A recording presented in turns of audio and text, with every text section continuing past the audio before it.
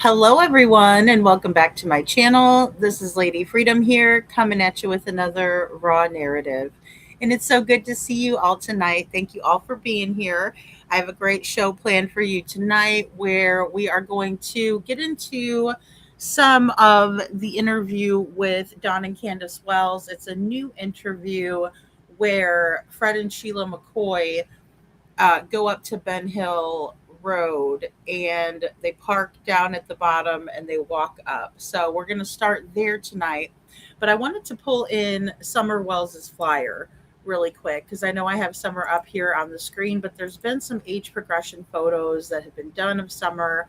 So I wanted to show you guys those. I don't like the age progressions ever, really. Some of them I'm like, wow, that's really, really good. And I know people work so hard on these. However, I just don't find it to be accurate. We'll just say that. So I just don't see them to be accurate, and I think AI does a better job. I don't know. Let me know what you guys think. But this one says, "Don't give up on me." Summer Wells, missing since June 15th of 2021 from Rogersville, Tennessee. She has blue eyes and blonde hair. Her birthday is February 4th, 2016. Okay, so please contact the TBI with any information you have. 1-800 TBI find. You can remain anonymous, right? So please help. Hashtag find Summer Wells. Hashtag find Summer Wells. This one is from, uh, this one has the TBI logo. And then, of course, Missing and Exploited Children did the age progression on that. That is, let's see, that was the one that they did the most recent one, I believe. I wanted to find a good one, but it's hard to find a good one. But here's a bunch of different pictures of Summer as well. She's as cute as she can be.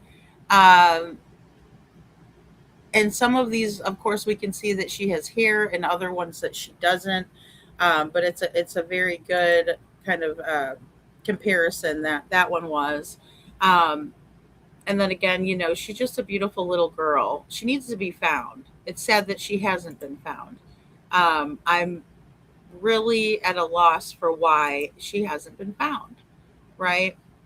So this is the Tennessee Amber Alert flyer as well. Um, you can see that. And her full name is Summer Moon Utah Wells. Um, there have been some very disturbing um, thoughts on why her name may have been uh, Utah, right? Moon Utah. Um, we're going to hear some disturbing statements tonight again from Don Wells. I think people need to hear them again. I don't like playing them again. It actually makes my stomach turn. The first time I heard these statements, I ran to the trash can and literally got sick. Um, and anybody that will want to defend the likes of Don and Summer Wells, I just can't. Now, I do understand that you have to build rapport with people, and you also have to, uh, be nice if you want something, right? You catch more flies with honey than vinegar. Um, Nevertheless, I'm just not buying what they're saying here. But I know there's a lot of people out there that are very much diehard Summer fans. Um, right there, she's got a very big following because people want her to be found. So please feel free to voice your opinions in the chat. Especially if you've followed Summer's case from the very beginning. I told you guys last night I did follow Summer's case from the very beginning. However, I followed the mainstream media coverage. I didn't know anything about the YouTube coverage. But when I decided to do some live panels, I did team up with someone who was very versed in what happened on YouTube. So, excuse me. I'm sorry, guys. I'm still not feeling like 100%. It's just hanging on here, lingering. Little Miss Sharon. Hello, Little Miss Sharon. So good to see you. Thank you so much for being here. Um, Yeah, I couldn't see it because I'm not a member. I have to buy some memberships, and I'm sorry I haven't. It's just, ugh, gosh, it's just I haven't been able to catch up, is what it is. Hello, Gail. So good to see you. Hey, Witchy Mama. Thank you so much for putting in our disclaimers for the night. And yes, I will be using some other content from Fred and Sheila McCoy, but I will stay within fair use and make sure that I put in proper commentary. I do appreciate this interview a lot too, as well. So, and definitely check out my merch store. You can find that at my channel in this link. Thanks, Witchy. And guys, we have some active petitions. One for Dom and Davian's law, another one for Haley's law. We have Javea's law, also. We also have numbers for the DV hotline, the suicide hotline, as well as the child abuse hotline. Right now, this one's going to be for tonight, right? Because we are talking about Sebastian and Summer tonight, mainly focusing on Summer. But I did a video that I wanted to incorporate into tonight's show, and into a video that I made tonight, and it's a comparison of statements from Don and Candace Wells and Chris and Katie Proudfoot. Now, the reason I did that and the reason I chose that video, just so everybody knows, is because I wanted to display that for one. I love talking about Sebastian. I always will talk about him until he's found. Until he gets justice is probably even better. Um, but Fred and Sheila kept mentioning Sebastian in this interview, and that they were covering Sebastian's case, and they just so happened to be in Tennessee. But we all kind of know that they haven't covered Sebastian in a little while, um, which is fine. I'm not throwing shade, but I'm just saying that's why I wanted to put that particular comparison in there because they kept on bringing up Sebastian, and I thought, well, what a great opportunity to talk about both kids, and maybe that's why they did that in their video as well. So hello, Witchy, and thank you so much. We are talking about very sensitive subjects, right? I even have this video is published that I'm going to share with you, but it's on a 24-hour review because of the content, because of Don Wells, not because of me, not because of something I've created. It's because of his own disgusting statements about his own beautiful little daughter who's missing. I want everybody to remember that. And I hope that it's not looked at as YouTube drama because I'm not about drama. My channel is about finding the missing. My channel is about victim advocacy, and my channel is about reporting the facts. And you can ask Gemini, Chat GPT. That's what they say about me. And that's what I say about myself. And I pride myself in that. So I don't want that to be misconstrued as internet drama or YouTube drama because I would rather not play this. It is absolutely grotesque. Okay? So don't get it twisted. Don't get it twisted. I just want to put that disclaimer out as well. And guys, please share out Summer's flyer. We have Devlin Tate missing out of Lake Odessa, Michigan. Hey, Shauna. And we also have Sebastian Rogers missing out of Hendersonville, Tennessee, and Michael Monkey Vaughn, Fruitland, Idaho. Please share their flyers, guys. It means a great deal. And if you send them to even two people and ask those two people to share it to two more people, it can make a great difference in awareness. And that's another thing that I pride myself and my mods. I'm so proud of my mods here for always dropping links for these flyers to share and awareness because it's so very important. And you know, Witchy, she is such a beautiful little girl. So much life left ahead of her. She went missing when she was 5 years old. 5 years old, right? And then she would be about 10 years old today. Sorry, thinking back, I'm not great on math. I just noticed that Summer's little peace sign fingers are almost exactly like Javea's pic too. Yeah, I don't know if that is just the way the littles are doing that nowadays. Like instead of doing a straight up and down peace sign, if they just do the side peace sign, I don't know because you know I noticed that too. I did. Well, when I looked at Javea's, I said, "Oh, that reminds me of Summer's picture," right? And this is one of my favorite pictures of Summer because she looks like, you know, she is a tough little cookie, and I think she is. I just think that something horrible could have happened to her. We still really don't know. And Miss Ann, I appreciate you coming in and letting us know how you're doing and everything. And we're always praying for you. We love you lots, and I can't wait till you're here to chat with us again. Um, and also my PTSD. So good to see you. Hey, Seth. Good to see you. And thank you so much for your prayers. And YouTuber is here. Hey, YouTuber. So good to see you. And we have, let's see, I don't want to miss anybody here. Christmas Swan. Good to see you, Christmas Swan. I am looking forward to speaking on Summer. It's been a long time, and I was saying I need to do a live on Summer. I need to do a live on Summer. And here we are talking about her. So, again, I do believe that that's a great. The great thing about the interview, right? We always look for the silver linings here too. And the silver lining is that people are talking about Summer again. And I think that's really, really important as well.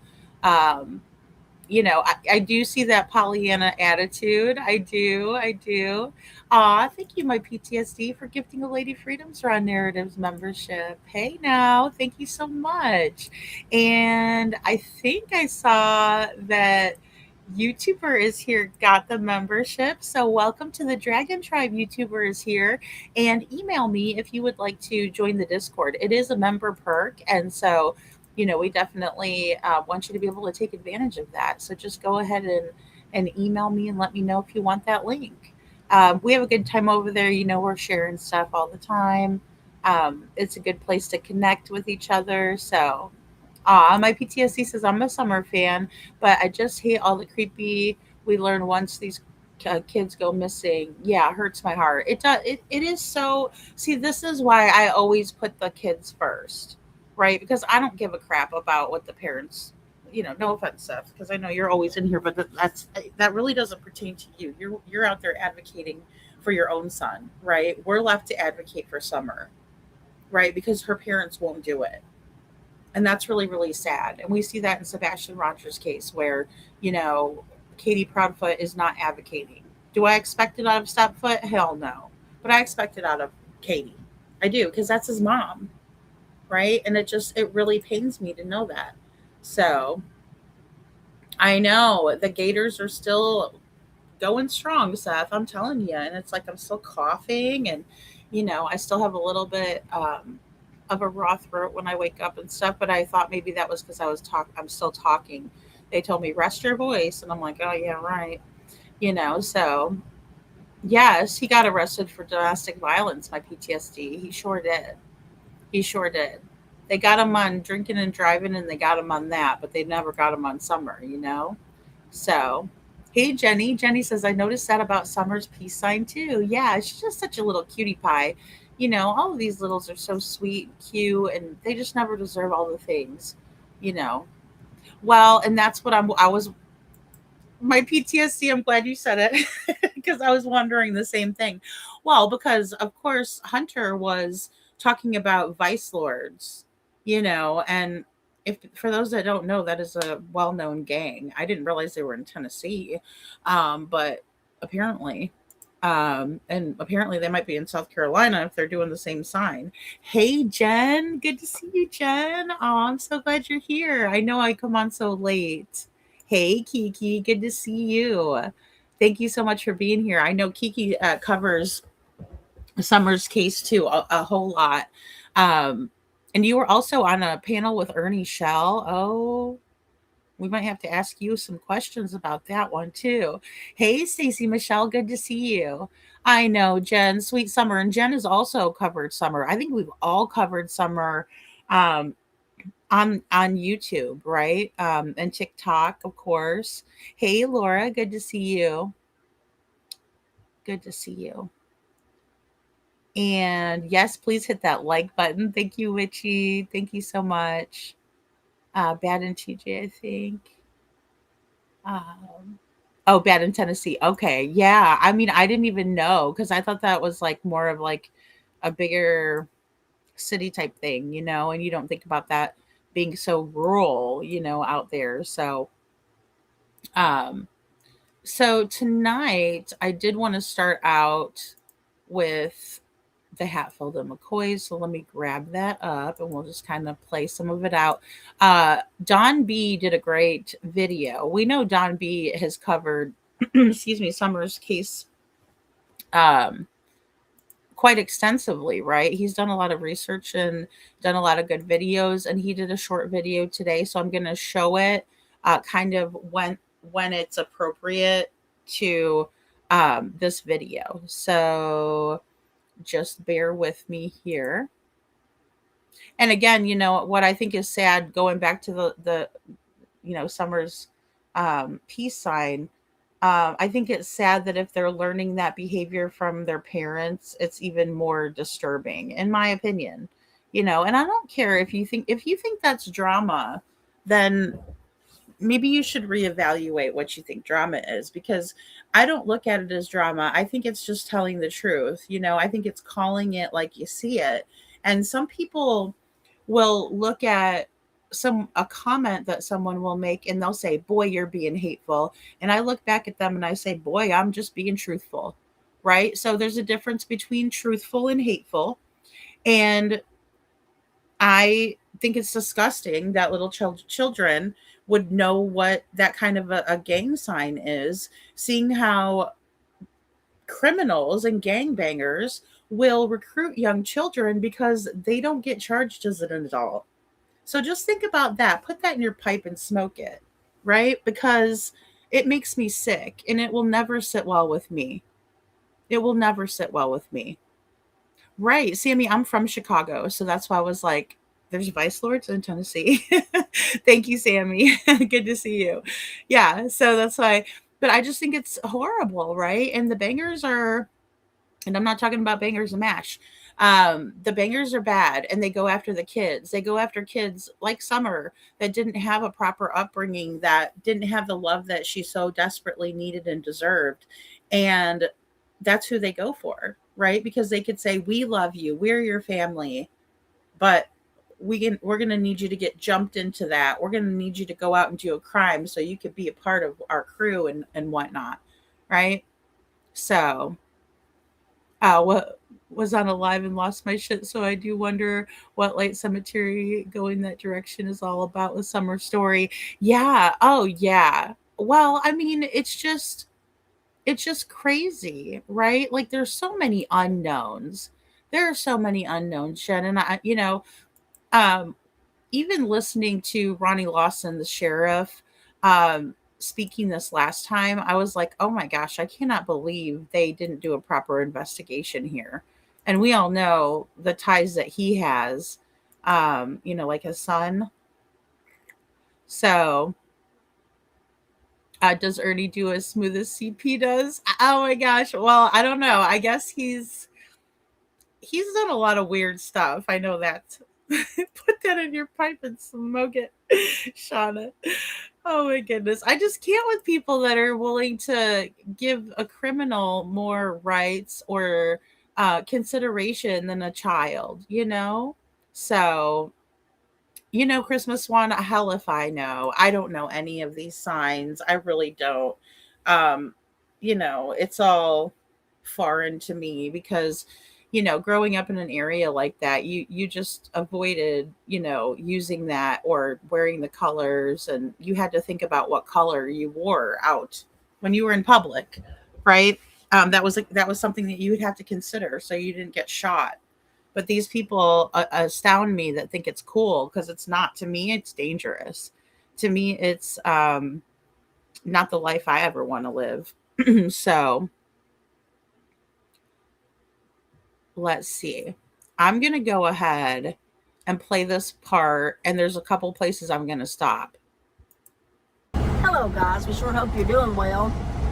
We are headed to Summer Wells's place where she used to live. We're going to go see what we can find up here. We were just curious about that. We were in Tennessee on some other business.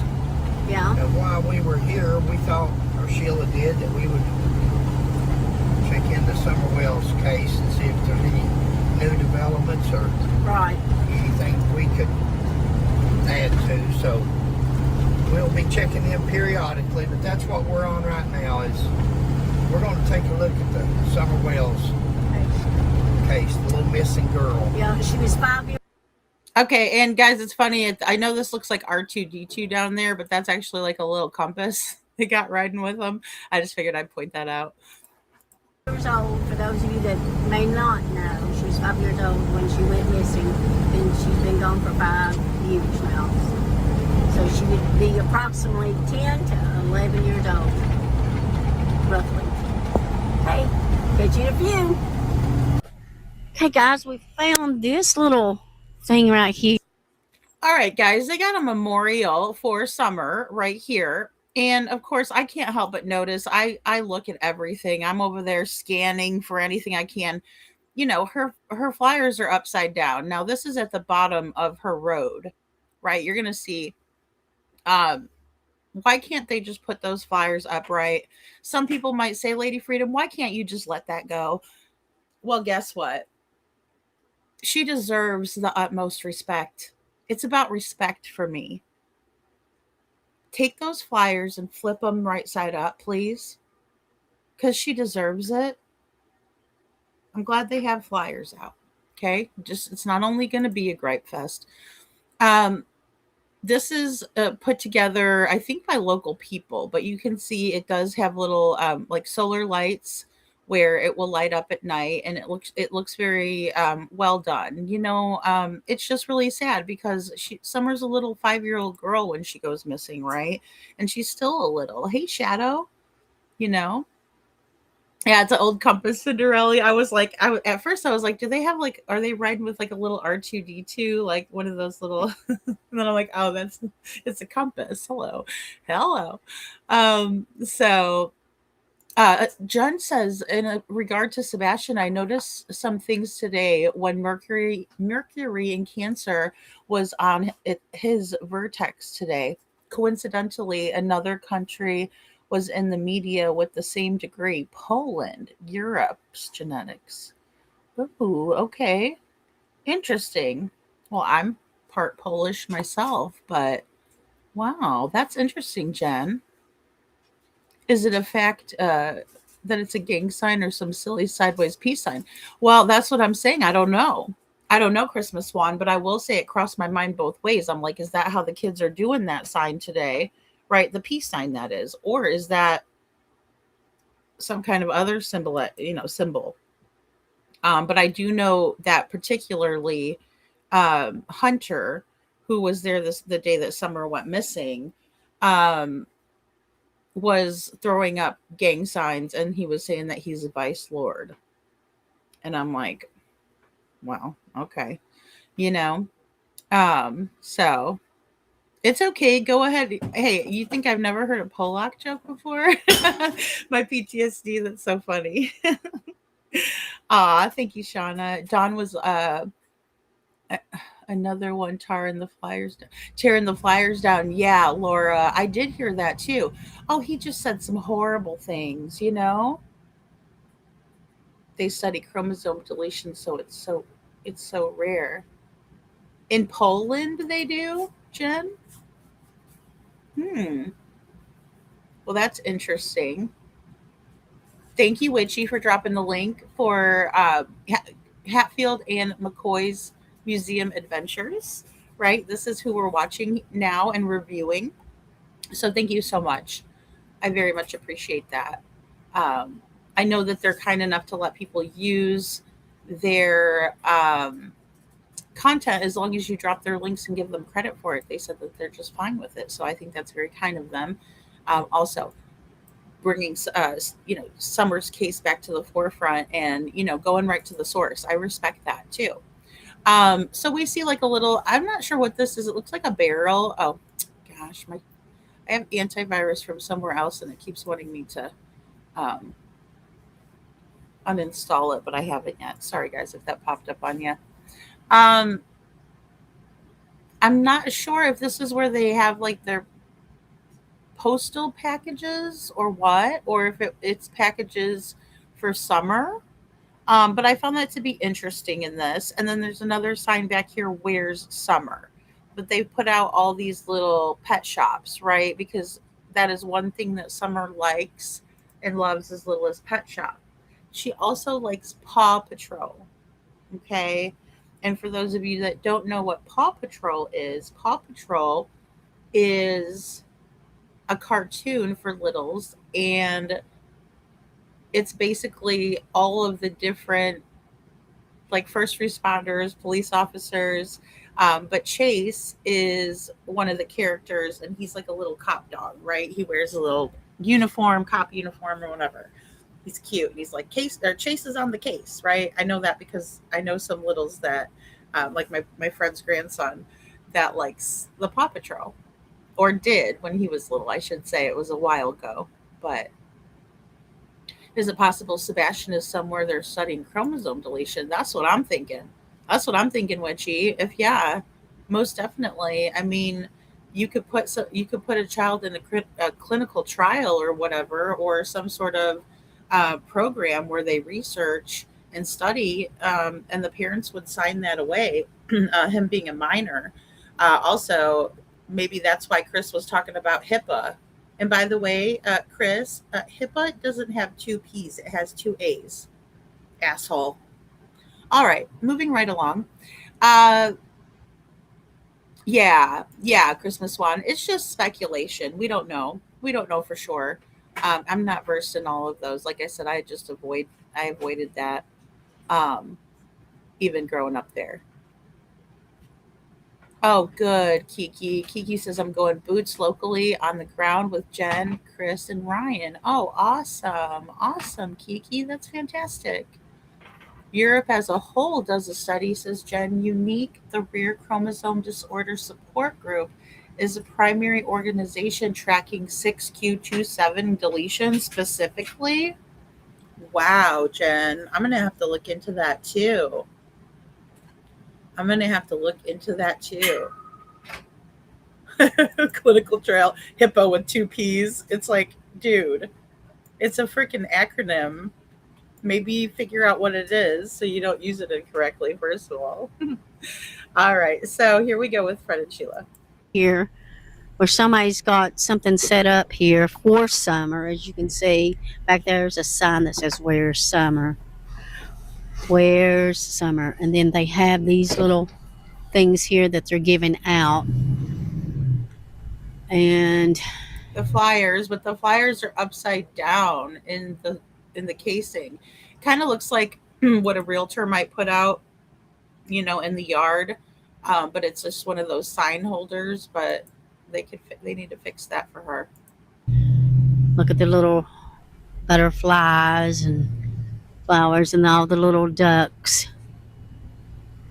Bless her heart. I'm wondering, what's this sign here say up here? See that on the tree? Oh, it's another one that says still missing. And, you'll see when she zooms in up here, you're going to see that somebody took a nail and drove that sign right in there. Right? Here. Summer's still missing. And here's the newest age progression. So I was wrong about that other one. I was like, no, that's not the so this is her actual picture.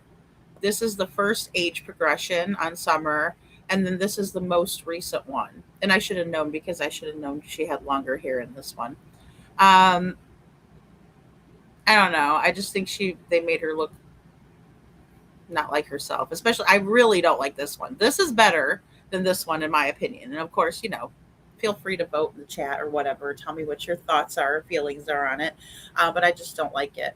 So now I have the Paw Patrol song going through my head, Gail. So oh my goodness, I was like, this is actually kind of a cute show that I don't mind watching, But yeah, those songs get stuck in your head, like Baby Shark, for crying out loud.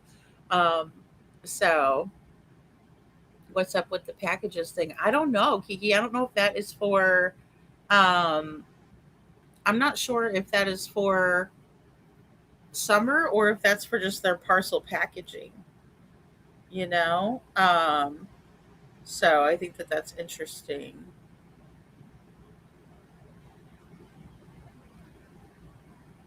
Yeah. We need to look into it. I think we need to look into that for sure, Jen. Yeah, that is so interesting. Oh, I'm sorry, Seth. I know. I hope I'm not tap dancing all over your last nerve. But I know what you mean. I know what you mean. All right, here we go, guys. 1-800 GBI find. And there's a sign down here on the ground. There's a road here, but I don't know if we're going up in there or it goes on around. So, what do you think? I reckon we should park here and walk up. Oh, I don't. Maybe. wonder how far up through there it is. I don't know. I wish there was somebody coming by that we could talk to. Let's try it. Okay. Road here and see. All right, guys. So they parked at the bottom and they're walking up, which is a good way for us to see it. Now, we've all seen this when Chris McDonough drove up the hill, right? Now they're walking it. And I don't know if they cut the camera and, or if they filmed the entire way up. But I do want everybody to pay attention and take it all in what we're dealing with, right? This is where Summer went missing from her house that's up on the Spin Hill Road. And I mean, it's a difficult trek, and you're going to see Sheila kind of out of breath from walking up that hill, and we're also going to see the dogs, of course, right? So this might be where we're at. It's kind of washed out.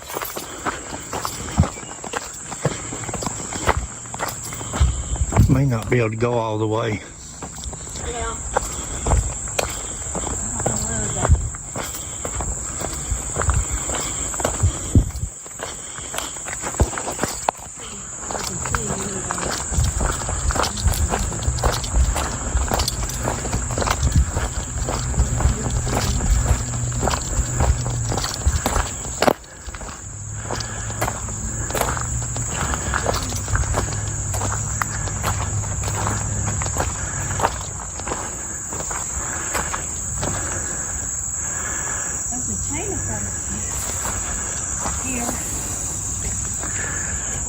There's a school bus right there. Did you see any? I didn't see any.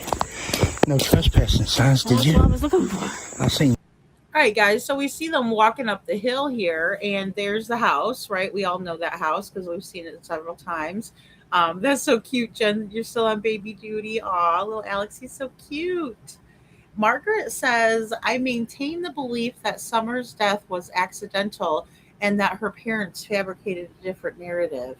I think that is one of the stronger theories to Margaret because, and it's good to have you here. Thank you for sharing that. Because,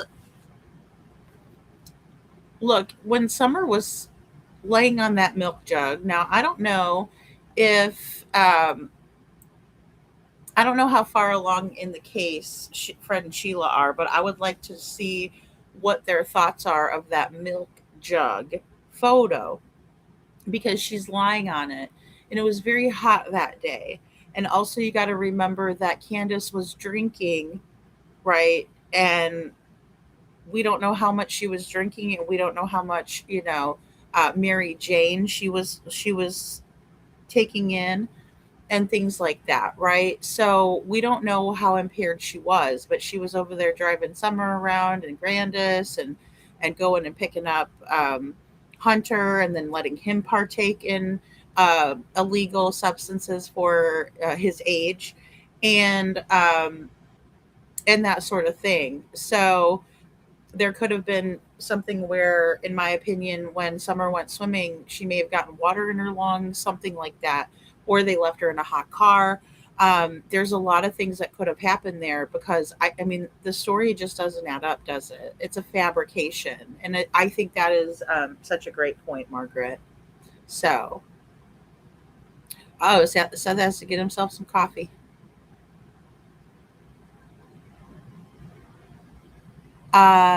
It was so hot and she was asleep. Yeah, supposedly in the store for over an hour. Yes, Jen. And little kids, they can't regulate their body temperature, because I mean, do I think that Candace could do that? I mean, I think Candace is a sensitive person. When I look at her, there's a lot of things that I kind of can see that I don't think that she would want to hurt her own daughter, right? Like I try not to go there, but that doesn't mean that she didn't.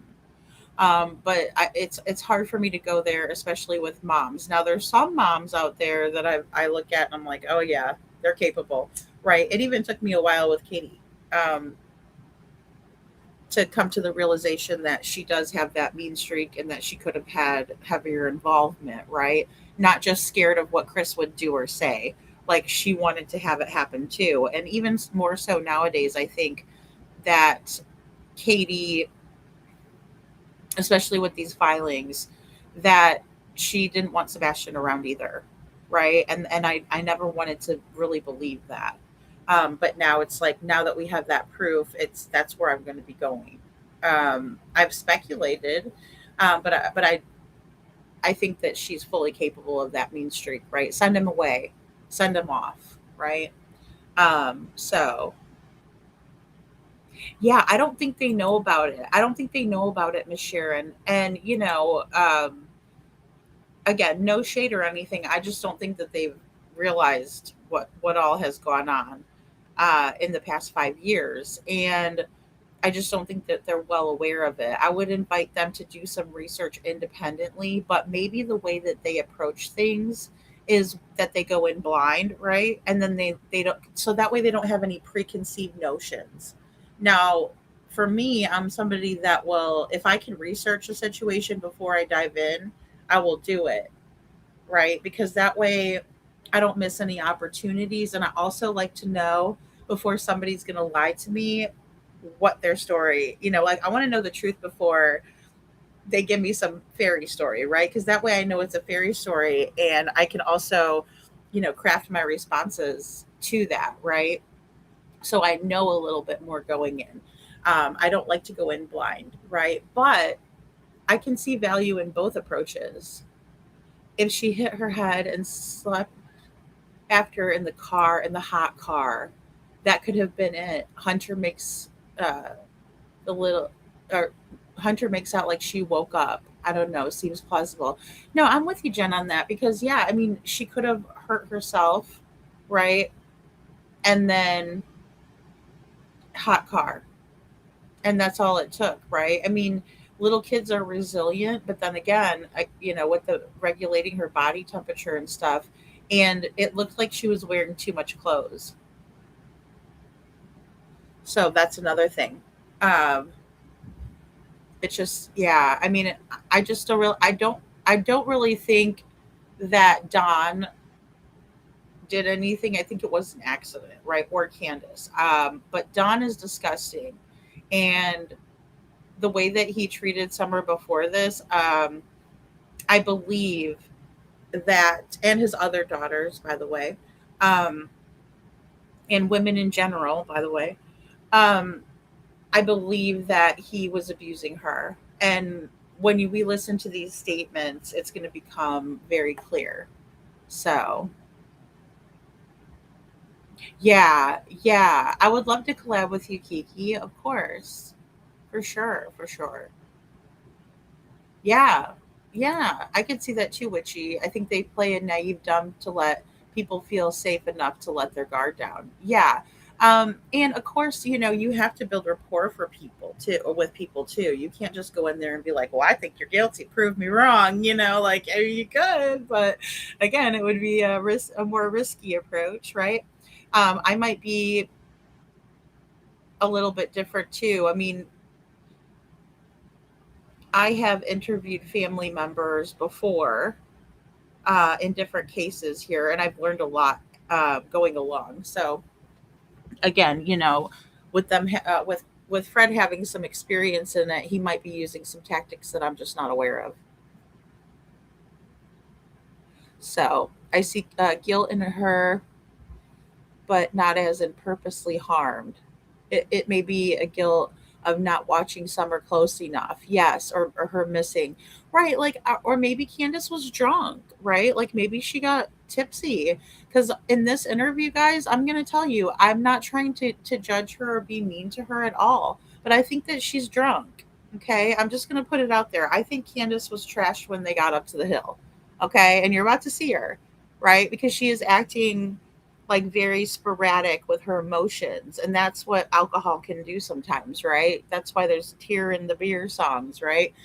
Because you can be sporadic with your, one minute you're ha ha ha laughing, the next minute you're bawling, you're crying, oh woe is me, you know pour me, pour me, pour me another shot of whiskey, right? And so she could be experiencing that. And then I also want to say that I don't think Candace is being um, disingenuine at all, or not genuine with her emotions against YouTubers. Like she has probably been through so much. We all know, and I just talked about it last night. How some YouTubers are friggin' assholes, and they don't care if they put the right truth in. You know, they're Fukushiman assholes, right? And they put themselves out there, and they will say whatever just to get a click, just to get a view, just to say something hateful and horrible about someone else. They know it's not true. The worst ones are the ones that know it's not true. Ignorance can be kind of an excuse in some instances, but if you know damn well that you're spitting a lie, like, I don't know. I just think that makes it more wrong.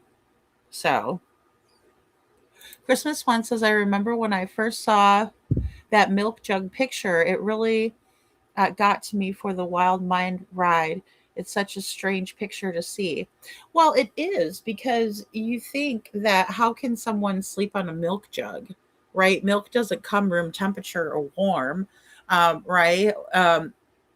It's cold. You when you get it out of there, and then and so I almost feel like they were trying to maybe prop her up against that to cool her off, and that she might have already had passed, right? Like that thought crossed my mind, right? Because they were trying to cool her off. They're like, "Oh my god," right? Which is so sad. Like that is horrific, and that might be some of the reason why Candace just can't handle it, because of that guilt. So, yeah, those are smart things to consider, guys. Thank you. Lady is so nice about things. Maybe I was salty today. Hey, I'll get into it, Kiki, because I'll tell you once we get into Don. I just wanna focus my anger in the right places, right? Because I mean, I'm about to show you guys some things, and I hope that it can help put it in perspective for other people. Like not just for me saying, "Hey, there's a lot of things that Don has said that I just can't get over." Maybe if you hear them again, like, or for the first time even, and then that way you'll understand where I'm coming from. Not just that I'm like, "Oh, I just think they're guilty because I'm a YouTuber and I like drama." No, it's not that. I promise you. It's not, because I consider all aspects of what we're looking at here. Detroit says, I saw somewhere that Hunter got arrested allegedly. Really, Detroit? I didn't hear that. I heard that it was one of, you know what I heard? It was one of, well, it would have been his sister. So, and I saw, well, actually, I saw the court filing, um, that was like on the internet, right? Like where you can go to I guess it wouldn't even be a filing. It was just like a docket where you can see that there was a court date and stuff. So sorry, I probably said that wrong.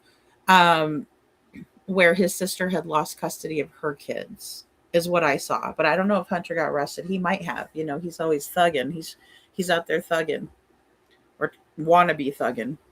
Not only was it hot, but she was fully clothed and had a jacket on. What the fuck? I know exactly, Jen. Exactly. And that was the thing, the long sleeves. I was like, "Oh, she probably overheated, right? She could have." And then they're like, "Here, we're going to try to cool her off with this milk," and propped her up against the milk. Why they took a picture is beyond me. I think they were trying to take a picture. I mean, look, people are not smart when they're trying to cover things up. They make mistakes big time, right? Cuz they're panicking. There are so many connections, in my opinion, we can't even follow in this one. Yeah, yeah, exactly. Well, I mean, I have to agree with Don when he talks about the corruption in DCS. I do. I have to agree with him on that. Um, but I think it's super creepy what he says, and I'll show you guys what I mean. I think that, he's the type of person that listens to those cases so he can, get his jollies off of listening to stories of children and women being hurt, right? And again, that's not just coming off the top of my head because I look at Don, I say, "Well, I don't like the likes of you." No, that has nothing to do with it. It's his own words that made me literally vomit, by the way. And if it doesn't make you guys sick, I'm sorry. Anybody listening out there, I'm not talking about the chat. I know you guys, and I know a lot of people are, like I said, diehard Summer people, as we should be, right? We should never let her be out there missing like this. And yeah, if that doesn't make you sick to hear him talk about his, well, for example, not even pertaining to Summer, but his other daughter and how she was RAPED'd on her 18th birthday and she took it like a champ. Hello. Disgusting. Blech, blech. Yeah. Sorry. Makes me sick. And anybody that doesn't have a reaction like that, I can't help you. Lady, do you think that Summer was buried in the cemetery in the other person's gravesite? It's been suggested before. I thought I heard something about that as well. Gee, I hope not. But I don't have any evidence to support that or debunk that. So I would have to say I just don't know. But I think it's a possibility if there's some evidence that's leading that way. I'm just wondering why people think that, I guess, is maybe, or what's led them there. Um, in my opinion, if it was an accident, they didn't want her found and have their abuse exposed. Yeah, definitely, YouTuber. Well said. Exactly. Exactly. Yeah, if he can throw a kitten to the dogs, he's capable of anything, in my opinion. Little Miss Sharon, I forgot about that, and thank you for bringing that up. How sick. And again, if that doesn't make you sick, nobody should ever torture another being, right? I don't care if it's human being or dog or cat. I don't care. I get that some people don't have that respect for animals, but I do. The word jump up sure was used a lot during the case. Yes, jump up was used a lot during the case, Christmas Swan. Yes, it sure was. Thank you, Witchy. Lady, I had an interview with the guy that was in the halfway house with FH, and they canceled with me 2 hours prior to me going live. Oh, wow. I wonder why. I wonder why. Fukushima, that's actually awful. Yeah, Fukushima. I love it. Jeff giving me a new word to not use the F bomb so much. I'm like, oh, it's perfect. I haven't quite coordinated it with not using it with other words, right? Because I just said Fukushima and a-hole in the same one, but I'm working on it, guys. I'm working on it. If I could afford a swear jar, I'd make one. I'd have to make it a penny. Not very effective. And Deborah says the boys were scared as hell of their parents, in my opinion. When the boys said it to Don, it wasn't my fault. Yes, I have Don saying that he said that. Yes. I'm so glad the boys are doing well nowadays. Yeah. Except for poor Josie. I think he was having a hard time getting adopted. And then he's aging out, so I worry about him. So yeah, he's always mentioning grape. He always is. It's really gross. It's really gross. Okay, guys, I will catch up with your comments as we watch. Where's guarded? There's a dog or something up here. The windows are up. Hello? Hello?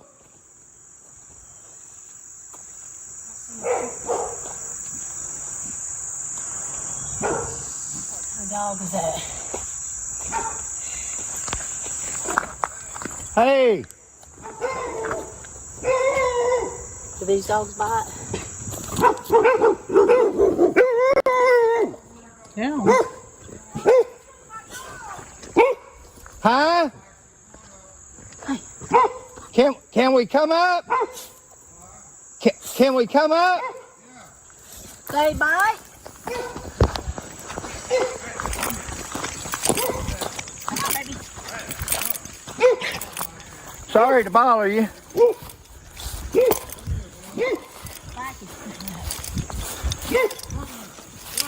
It's okay, buddy. It's okay, buddy. Yeah. It's okay. Sorry to bother you. We're probably in the wrong place. Well, I'm Fred McCoy. That's my wife, Sheila. All right, and then you can see Don is friendly. He's not like he's like get off my property, right? Like he's like, oh hey, nice to meet you, right? It's Candace is a little different. And Kiki, thank you so much for the super chat. She says, told me to leave it alone. Really? The guy that was supposed to meet on the live said that? And I'm praying with you, Seth. I'm praying that Summer is found alive as well. I mean, I feel like she could be. That does not escape me at all. I'll tell you that, even with the speculation, because they could have sold her, right? Too, or if she did get kidnapped, which I can't take that fully off the table, even though every sensibility of mine is insulted when I do put that on the table. Yeah, I mean, somebody could have taken her, I suppose. I mean, if you can make it all the way up the hill and not be accosted by 5 billion dogs, or Don or Candus coming out, hey, what's going on, right? And don't forget, Grandis was there too during this time when, Summer just supposedly went poof. I think the dog men would take better care of her than that family. Yeah, well, and that's the thing. I mean, you just don't know. People, what if people knew that she was being hurt and somebody came up and took her and decided to take care of her, right? We just don't know that. I thought she was gone in the car too, but Donna sisters were just giving their theory on TIR a few weeks ago. Eek. Oh no. Aw. Thank you, YouTuber. Deborah Dixon says, OMG, if those dogs came at me like that, I would have fainted. Right? I know. Exactly. Exactly. There was no doubt a Saturn connection when she went missing and she was at the store in the car. That's Saturn. There were workers, also Saturn. Her father is also Saturn. Oh, okay, Jen. Thank you. Anyone else want to weed eat? No. Well, I'll tell you, their lawn looks pretty decent. Her Saturn in Sagittarius is also connected to the courts and religion. Oh, okay. Well, we know CPS was involved. So, well, and they were very much a part of that church as well. So, you know, I mean, that church person like Candace had them take her for safety and to avoid more DCS. Well, that's a good point too. My PTSD, because those churches do have different programs, right? And we've talked about that kind of stuff before. Yeah, very, very true. I'm a retired police officer, 40 years, and we go out and look for people and do different things. And we was looking for the Summer Wells people. Yeah, that's us. Is that you? Oh my gosh, did you see Don's? Wow, hold on a second. We're probably in the wrong place. Well, I'm Fred McCoy. That's my wife, Sheila. I'm a retired police officer, 40 years, and we go out and look for people and do different things. And we was looking for. Oh my goodness. Is that okay? So he's wearing Crocs. I thought I just noticed that. Sorry guys. That's why I go into the other screen so I can make sure I'm like pausing on stuff. But he's wearing like a whole Croc right here, but then something happened here. Either that or he's wearing a crock and a slide. Actually, he's wearing a slide. He's wearing two different shoes. Okay, I'm sorry. This is where my attention to detail comes in, right? Where I'm like, wait, what? What the hell? And of course, there's a lot of trash strewn about, right? It looks like they're still remodeling the house, which it's 5 years later, but it doesn't look any better than it did 5 years ago, in my opinion. And that always worries me because for the time I lived in Missouri, um, when I first moved there, it was still the math capital. It was still the math capital. My PTSD, I can't help it. Uh, and here's the thing, guys. Those people will take things apart and then they won't be able to put them back together, right? And because they're so heavily on math, right? They think that they're actually doing a good job and that they're getting somewhere, but they're not. And that's what Don and Candace's house reminds me of.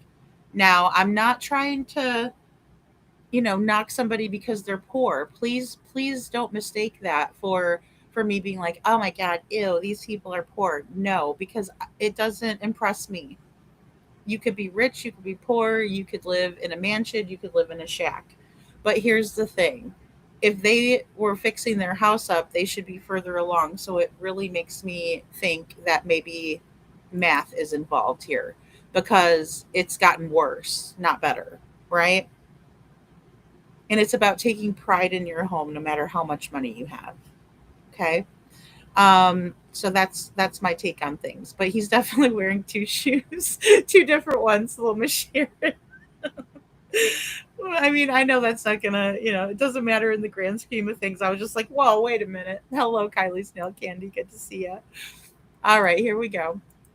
The Summer Wells people. Yeah, that's us. Is that you? Yeah, yeah. Good to meet you. Good to meet you, sir. Yeah, we It's all right. It's a steep hill. And well, we was asking right there if hi dear. That's a steep If hill. we seen any no trespassing signs or anything. I said we might better go back. And I thought I'd holler. We put them up there just for, Sure. Hello. I don't know who it is. It's Fred and Sheila McCoy. All right, so there's Candace, and she kind of has her basketball shorts on and stuff like that, but she hasn't changed a whole lot. It doesn't seem like, except for I think she doesn't have her teeth in right now. I'm a retired police officer. And, Let me get you a couple chairs up here. well, I hate to bother you. No, you're fine. We just going to see if we were in this area visiting some people, and I'll call you back. Sorry. we thought, well, I'll call you back, baby. since we're this close, Hear me? I'm sure for your wife. thank you, buddy. That might be a little dirty. I'm sorry. Oh, look at that little cat. I don't know. Oh, hi. All right, guys. So they have like a lot of stuff. When you come up to their house, you can see there's a lot of stuff. Gas can, just different buckets. We were in this area visiting some They even have like a chair out here that's like, for a computer chair. people, and I'll call you back. Sorry. we thought, well, I'll call you back, baby. since we're this close, Hear me? And again, just this collecting of all of this stuff and just having all of that stuff like that is, screams math to me, right? So, again, I'm not trying to judge them or anything, but I think that's part of the issue that we're having here is that we have math involved. And when math is involved, we have a lot of issues with trash and sex with little children and sex in general, right? Because that's what it does. It makes people want to do that, and it completely warps their mind. It just does. And I won't argue with anybody about that, because it's not up for debate with me. I've seen it with my own two eyes. I've seen somebody completely normal, and then I've seen them start doing that shit. And this is what they become. Sure for your wife. thank you, buddy. No teeth, all of that.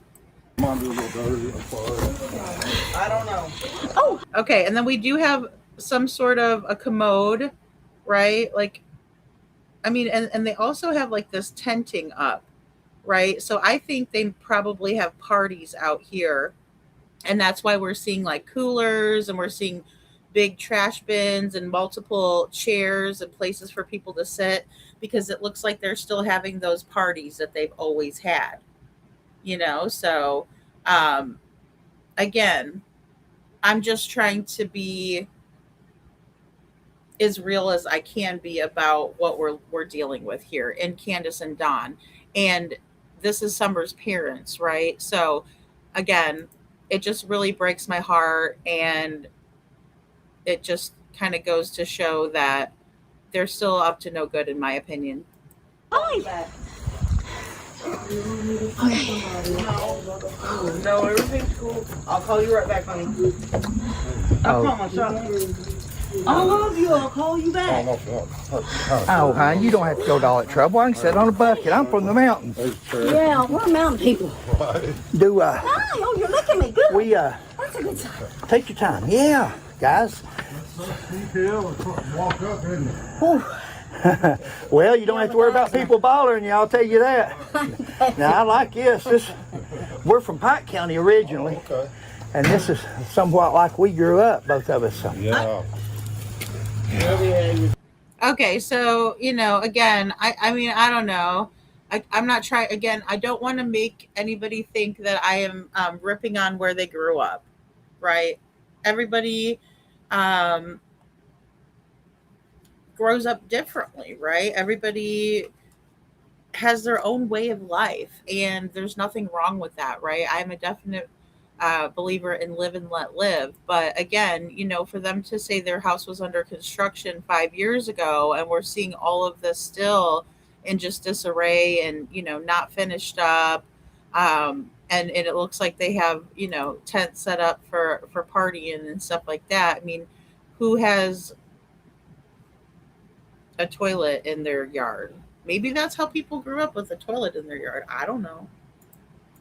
Yeah, we found that guy, I-75 shooter, over a year or two ago, Joseph and Couch. we go out and just do different things and look for different Oh, okay. look for different people. We're just gonna see if there's any updates. Have Don't you? bite, I'm good. I don't think you will, but I he wish tried there to buy was. me one. Sure. Are you?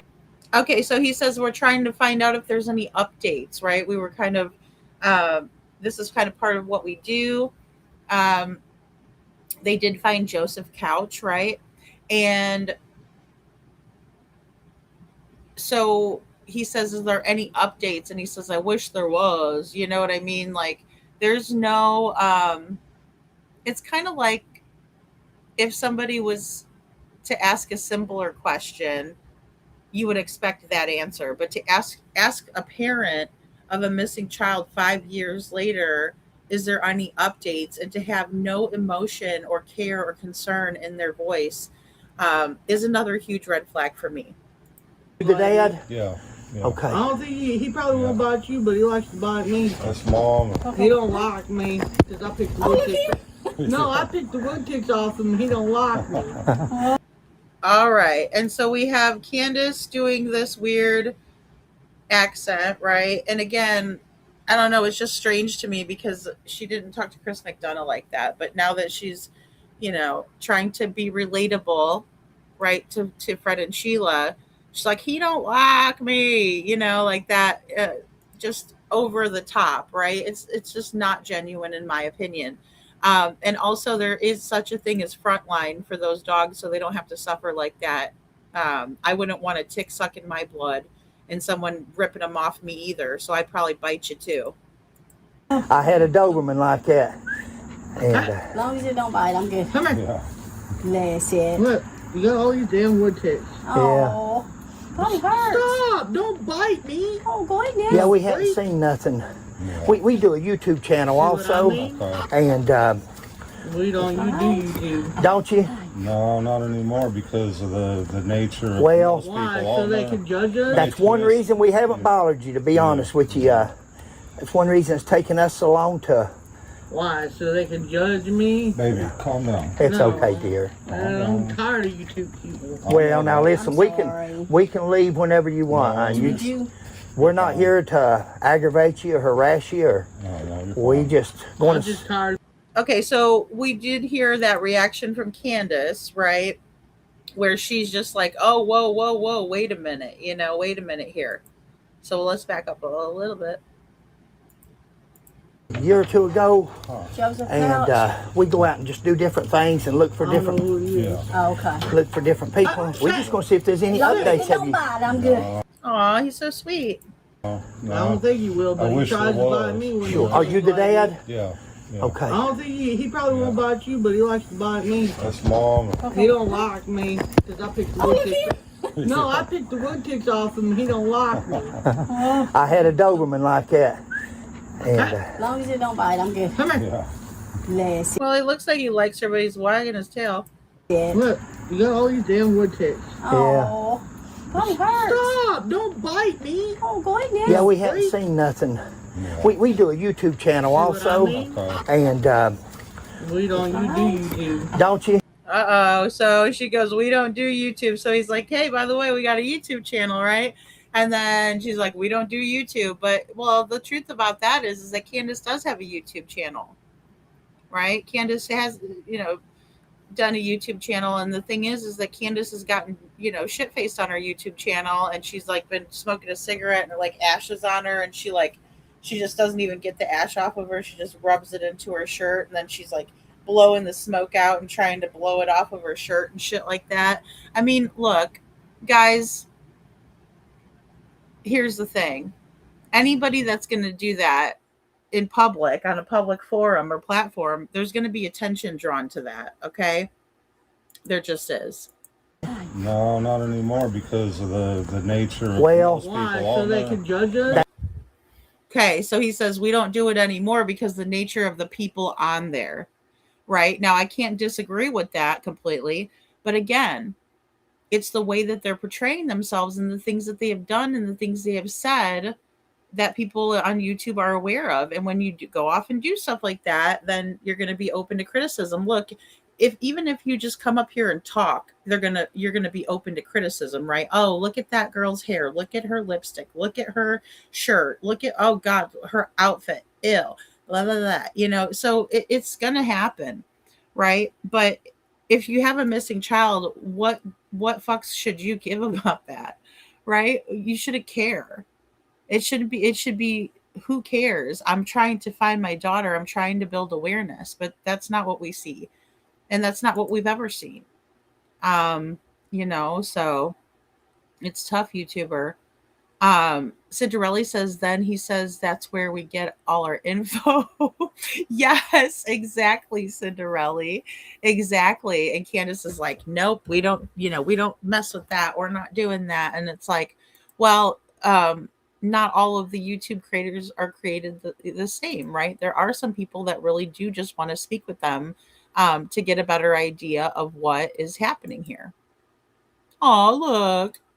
And, We don't. You do YouTube. don't you? No, not anymore because of the nature of Well- most people. Why? all So they that. can judge us? That's one reason we haven't bothered you, to be honest with you.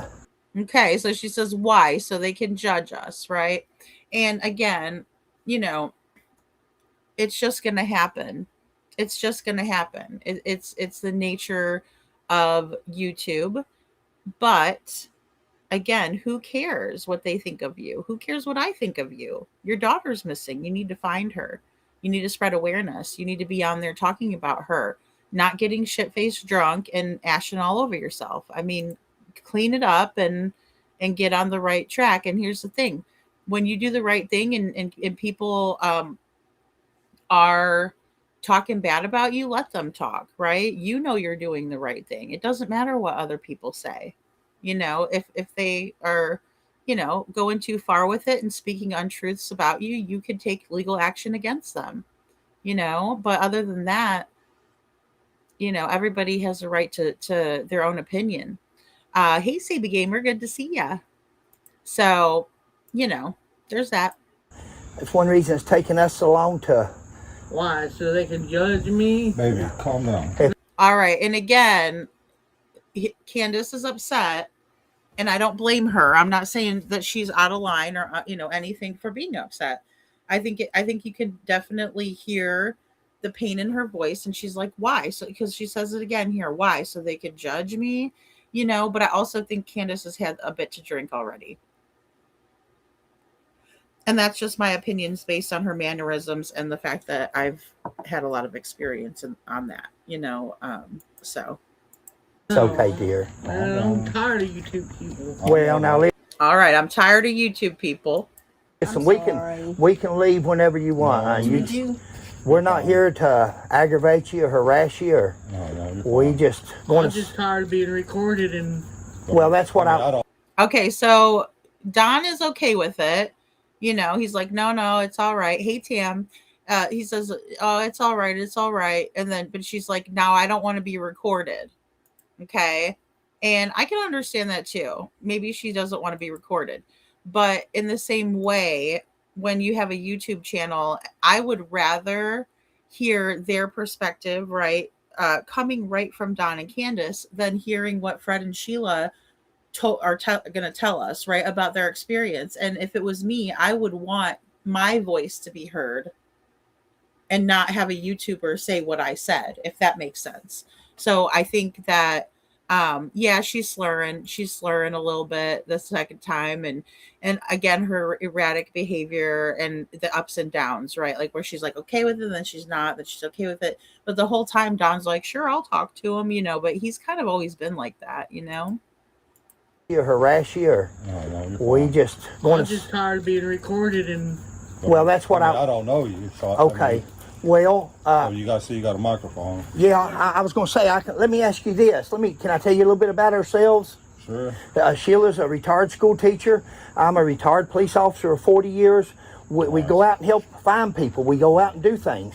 Right. But we do a YouTube channel. That's how we get a lot of our information. And I agree with you, dear.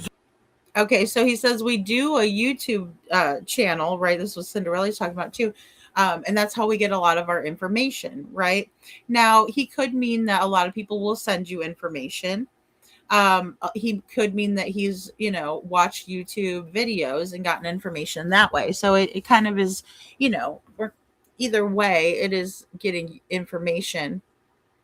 And again, I have to just say that I was shocked how much information was on YouTube rather than the mainstream media. And I understand why, right? Because mainstream media, they only have so much time, right? And they're not sleuthing like we are over here, right? There are people that are really deep diving and digging into these cases. They don't do that in the mainstream media. They have far too many cases to cover and they're told what to cover, etc. So I just want to throw that out there too. I would invite them to listen to some of Don and Candace's interviews, and I have the first one that they ever did that I'm going to show here in a little bit. That's how everybody gets their information. Well, sometimes do you know that they go back and lie on me? I understand. Oh boy. And see, this is where she gets really upset. And oh, look at the dog, he's upset too. No, I'm just kidding. I think he's yawning. He's not happy either, right? He's like, don't upset her. Right. And I will say, guys, this, and I say I'm tough. Oh, I got to be for the victim, but this does break my heart. I feel bad for her because I can see she's very much upset by the situation, and maybe is remembering back to some things that happened. But then again, she's got to also understand what she's put out there for herself, and that she needs to do what's right by her daughter. Now, another thing that does bother me, in my opinion, I don't want to stop it on her like that. So she doesn't cry for Summer. She has not shed a tear. She has not said, oh, Fred and Sheila, thank you so much for being here. Oh my gosh, it's been 5 years and I didn't know if anybody cared anymore. Or thank you so much for being here and reaching out to us. Oh my gosh, I just want to find my daughter. I haven't seen her in 5 years. And you would just think that she would be like that and crying for Summer and not herself. But again, I want you to watch and listen here as she is crying for herself and having a pity party, in my opinion. That's how everybody gets their information. Well, sometimes do you know that they go back and lie on me? I understand. And make money off of me and my kids. I understand. All my kids and my. All right, making money off of me and all my kids. Now, I do know that a lot of people did make money off of Summer's case. But again, hey, Diane, I just have to say that if it wasn't for people putting Summer's story out there, people wouldn't know. And there wouldn't be this big following of people that just want her to be found, right? And that care about her and really love Summer. How could you not? Husband? I understand. I understand your frustration. It ruined our lives. I mean, honestly. All right. And Don goes, well, they've ruined our lives, honestly. Right. And then Candace, my husband.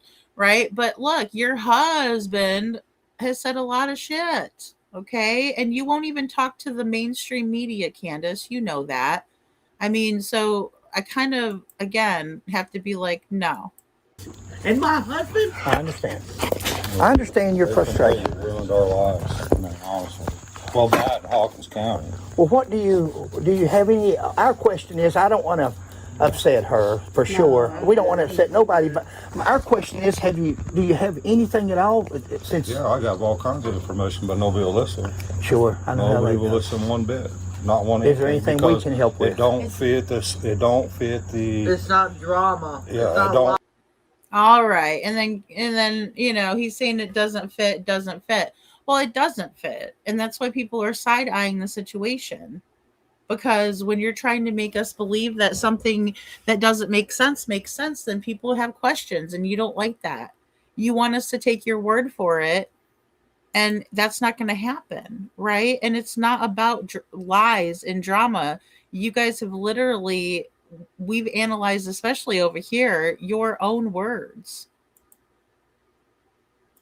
Thing we can help with. It don't fit this. It don't fit the. It's not drama. Yeah, It's not it don't lies. fit the. What is it? I'm the word. I'm Criteria. Yeah. Criteria. The YouTube garbage and all that, and Well, I hope we're different than that. I hope you can. Hope I hope. I'm sure we got the same goal. That would be to find Summer. yeah. And All right. And this is Don when he says, well, we all have the same goal, which is to find Summer. But look at Don's face. Again, what is with this 1,000,000-mile stare as if he knows that that's not going to be a possibility? What's with the fact that he's not looking that man, and I'm talking about Fred, in the face, in his eyes, and saying thank you? Right? Yes, that is the goal. And if you think you can help find her, then thank you. Right? Or something like that. Right? He's not going to say the same exact thing I am. I mean, of course. But here's the thing. It's just weird that he's not looking at him in his eyeballs and nodding his head affirmatively, yes. Because that's what I'd be doing. You bet your butt I want to find my daughter. You bet your butt that's the main goal. Right? But we don't see that. No, it is Fred and Miss Sheila. I've said Miss Sheila. Fred and Sheila McCoy from Hatfield and McCoy Adventures Museum. And they have an adventure museum. They're from Kentucky, and they also have been into true crime cases because of their their love of that. They found another missing person, helped out with Jaden Spicer's case, in my opinion, pushed them to go to law enforcement and turn themselves in. So I thought that was really awesome. So exactly, YouTuber. When are you going to give LE quote all that information, end quote, right? Like when? When is this supposed to happen? When is this supposed to happen? Because he never has. And he blames Hawkins County too. He also blames Ronnie Lawson, CPS, right? It's like pointing the finger everywhere except for telling them what could have happened to Summer. They would rather talk about any other subject other than finding Summer. And even when they're brought back to Summer, Don looks like, he's not on board with it. Anybody else would be looking and saying, yes, the main goal is to find her. They approach folks with the opportunity to get the truth, kind of a trust. They are God-fearing folks. If they find out the truth, no matter what it is, they will not abandon them. Therefore, there for it all. Yeah, and I mean, I think it's a different approach, Rosebud, than I would take, but that's not necessarily a bad thing, right? Because again, we all have our gifts, we all have experience, we all have, um, you know, different ways of doing things, and the definition of insanity is doing the same thing over and over again and expecting a different result. So, you know, I'm glad they decided to go out there, and I'm glad that people are caring to talk about summer again. Is Fred and Sheila? They have the thank you. Thanks to my PTSD. I didn't realize you did that. So thank you, Little Miss Sharon. Lady Freedom. I've lost a child after a same day surgery. The grief is devastating. What's wrong with these people? Oh, Tim, I'm so sorry, hon. I don't know, and I can't even imagine. I'm so sorry, and it's just so apparent to me, right? And I do. I feel for Candace, but then I'm like, damn it, why can't you show that same emotion and care for your daughter? It does. It gets me. And thank you for sharing that. Um, because it puts things into perspective, doesn't it? I mean, thank you guys. You guys are so sweet. And thank you, Witchy Mama. Please share Summer's flyer, guys. These are her parents who are, they're not looking for her. The only goal in life. Sure. But see, And then you hear Candace again, and she sounds like she's been drinking. She's like, "That's the only girl alive." Okay, yeah, Summer. yeah. And That's the only goal in life. sure. But see, what a lot of people don't understand that some things that we've learned, but people won't listen, especially. all right. He's like, "There's things that we've learned," and he's shaking his head no, like he knows she's never going to come back, and that's what scares the crap out of me. It really does. It scares me seeing him do this, and he won't look. Again, he's looking in past Sheila. Sheila is over here somewhere. Fred's over back here somewhere, right? They're sitting in the chairs. We saw where they're positioned. And he's not looking at anybody. He won't look anybody in the face when they start talking about Summer. And now he's saying, "Oh, if they knew what we know," and all this. Sounds like Chris Proudfoot to me, just not, he's not yelling it, right? Or being rude about it. But it's the same, the same old thing, it's same old, same old. Some things that we've learned, but people won't listen, especially FBI, police in general think I'm crazy or whatever, but I do a channel. I've got my own channel also, yeah. Fred McCoy 40, and again, as a retired police officer, I see a lot of things that I don't agree with, that police officers, and that's Okay, guys. So Fred's going to be relatable right here and be like, "Hey, I'm one of the good cops," right? So Candace goes back inside for a moment. And I do want to just watch this part right here again. Summer. Yeah. And That's the only goal in life. sure. But see, what a lot of people don't understand that some things that we've learned, but people won't listen, especially FBI, police in general think I'm crazy or whatever, but I do a channel. I've got my own channel also, yeah. She says she'll be right back, and then Sheila goes, "Okay." Fred McCoy 40, And she gets up, and then she goes back down and grabs something up. and again, as a retired See, I don't know what she grabbed up. police officer, I see a lot of things that I don't agree with, that police officers, and that's how I started that. But again, I do think that she's been drinking, and she'll go back. She's going to go back in the house now and grab something. But I think also that she's making some phone calls while she's in there. Channel, I started critiquing other police agencies and departments and officers, handcuffing people and beating them, tasing people over and over for punishment rather than because they had to. Right. And I think you're going to find Sheila and I, if you watch our channel, we're from a different cloth than some. Our motive, our motto is truth with proof. Yeah. That's right. We like things that I'm also a Hatfield and McCoy. I'm original from Pike County, Hatfield and McCoy descendant, and I do a lot of videos, Sheila, and I do on our Hatfield McCoy And I agree with you on a lot of the YouTubers, and Yeah. we it's all- it's- on for my the most channel I part. correct a lot of things dealing with the Hatfields and McCoys, so I know how things can go awry. Yeah, for sure. Now, our question is, since we haven't kept up with this case a lot, we went looking for Sebastian Rogers. We've done different things, but we haven't really fooled. Okay, so that's where he brings in Sebastian Rogers, right? So I also, like I said, that's the reason why I wanted to do a comparison tonight as well, with Sebastian, and Katie and Chris's statements, because I do think that Katie and Chris might have taken right from the Don and Candus playbook. It's just so uncanny, right? So I took both of their interviews and I mashed them up, right? I put their statements together side by side so you can see how similar they are. But here comes Candace with 2 cold RC colas. with this one. Oh dear, that's sweet of you, but don't do that. Oh, you don't I'll have go to for do it. All right, so she's calmed down a lot, and that was sweet of her to bring out the sodas. But I do think that she went in there and made a quick phone call to maybe Trudy, right? Because Trudy's about to come in to the picture. And I think she was kind of trying to get some reinforcements, right? Because Dawn is all good with this happening, and she's clearly not.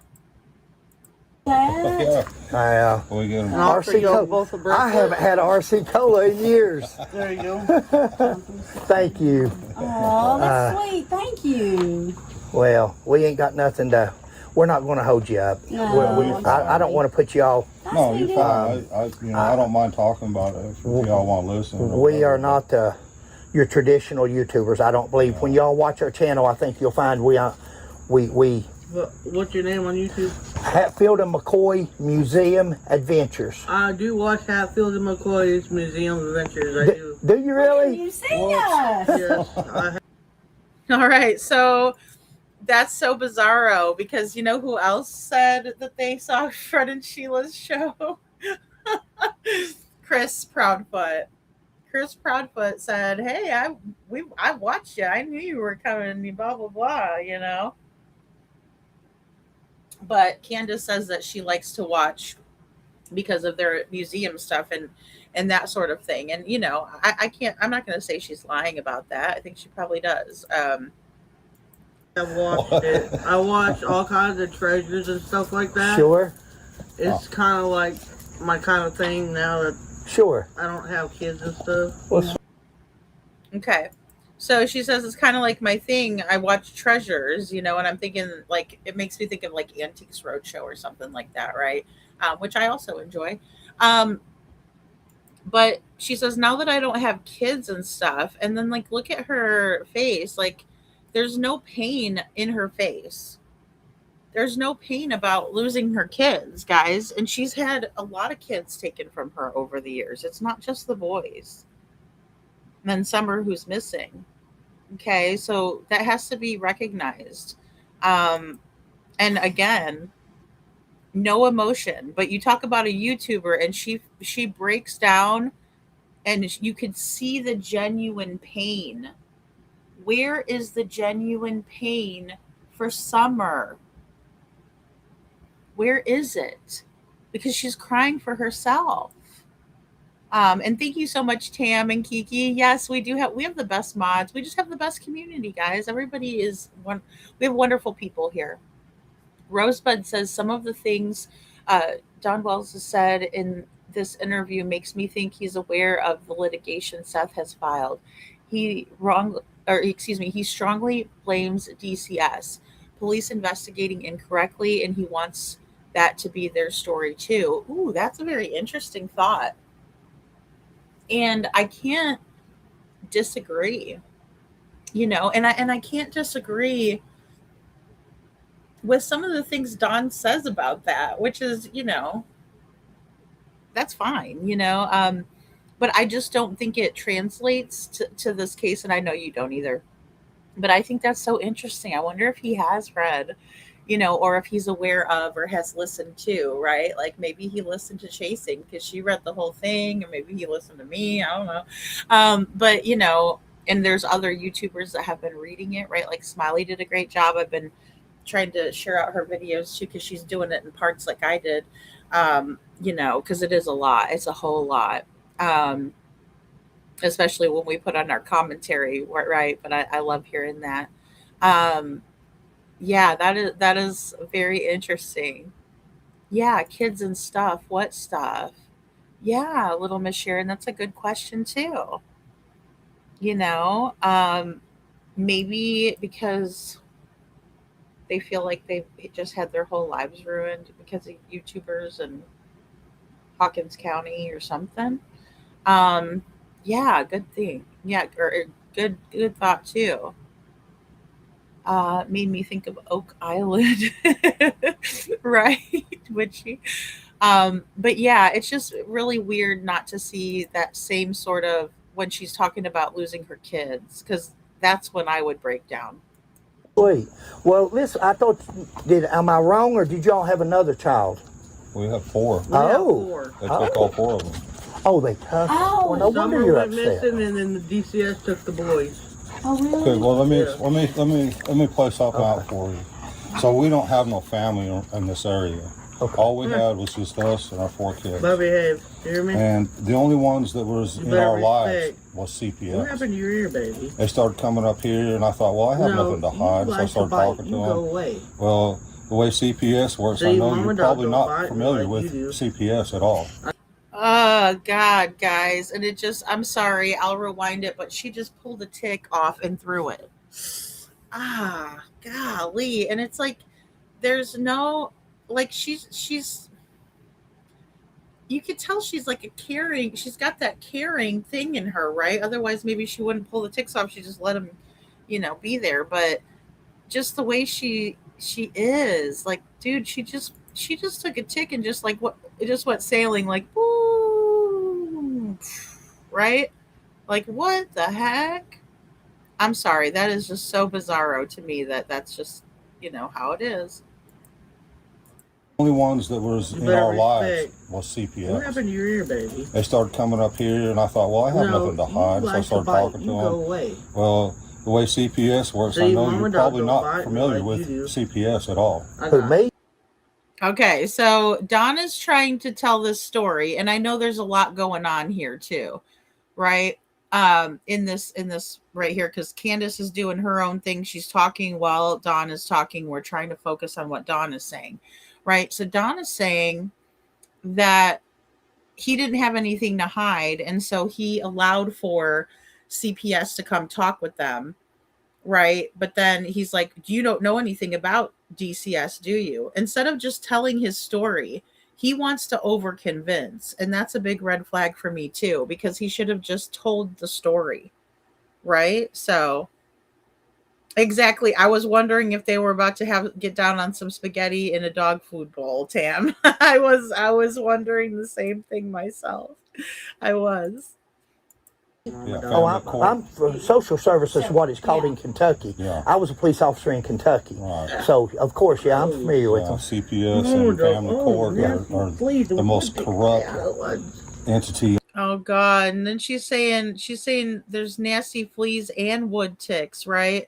I'm gonna break it down for you guys just as we go. So Candace is pulling the ticks off of the poor dog there, and she's like, oh, all these fleas and ticks, and oh gosh, please get them some frontline.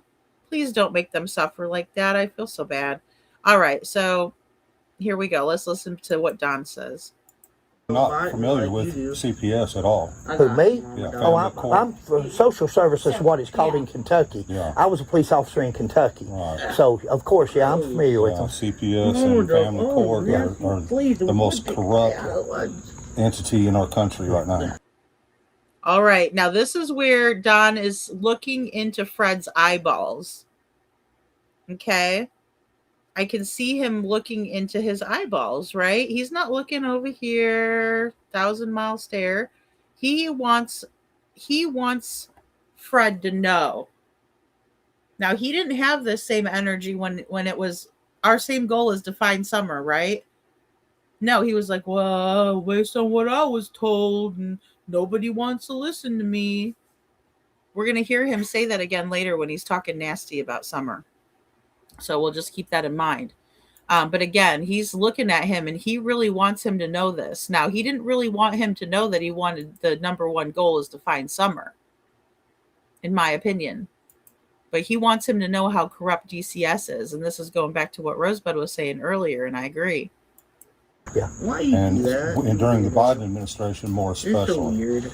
All right. Now, when he's looking at and talking about Biden administration, again, he's looking right at him and he wants Fred to know. He wants him to know, and he's looking directly at him. In our country right now. Yeah. Why you And, do that? and during the Biden administration, more You're so especially. weird. And 300,000 kids that come across the You're not Mexican even my border, dog. they all disappeared. Well, what happened is CPS and DHS took them all and adopted them all out. All right. So he said, well, what happened during the Biden administration, right, is that DCS and CPS took all these kids and adopted them out, right? And he's looking right at him when he says that. Oh, he's about to, Kiki. Yes, he is about to. He is. And he, yeah, well, I'll show you. Yes, took them all and adopted them all out. They give all them poor little Mexican girls an 800 number. If anybody hurts you or anything else, call us. Well, that phone had been, them kids called and called and called, and with no response. All right. So called and called and called with no response. Now he's about to say the grape comment.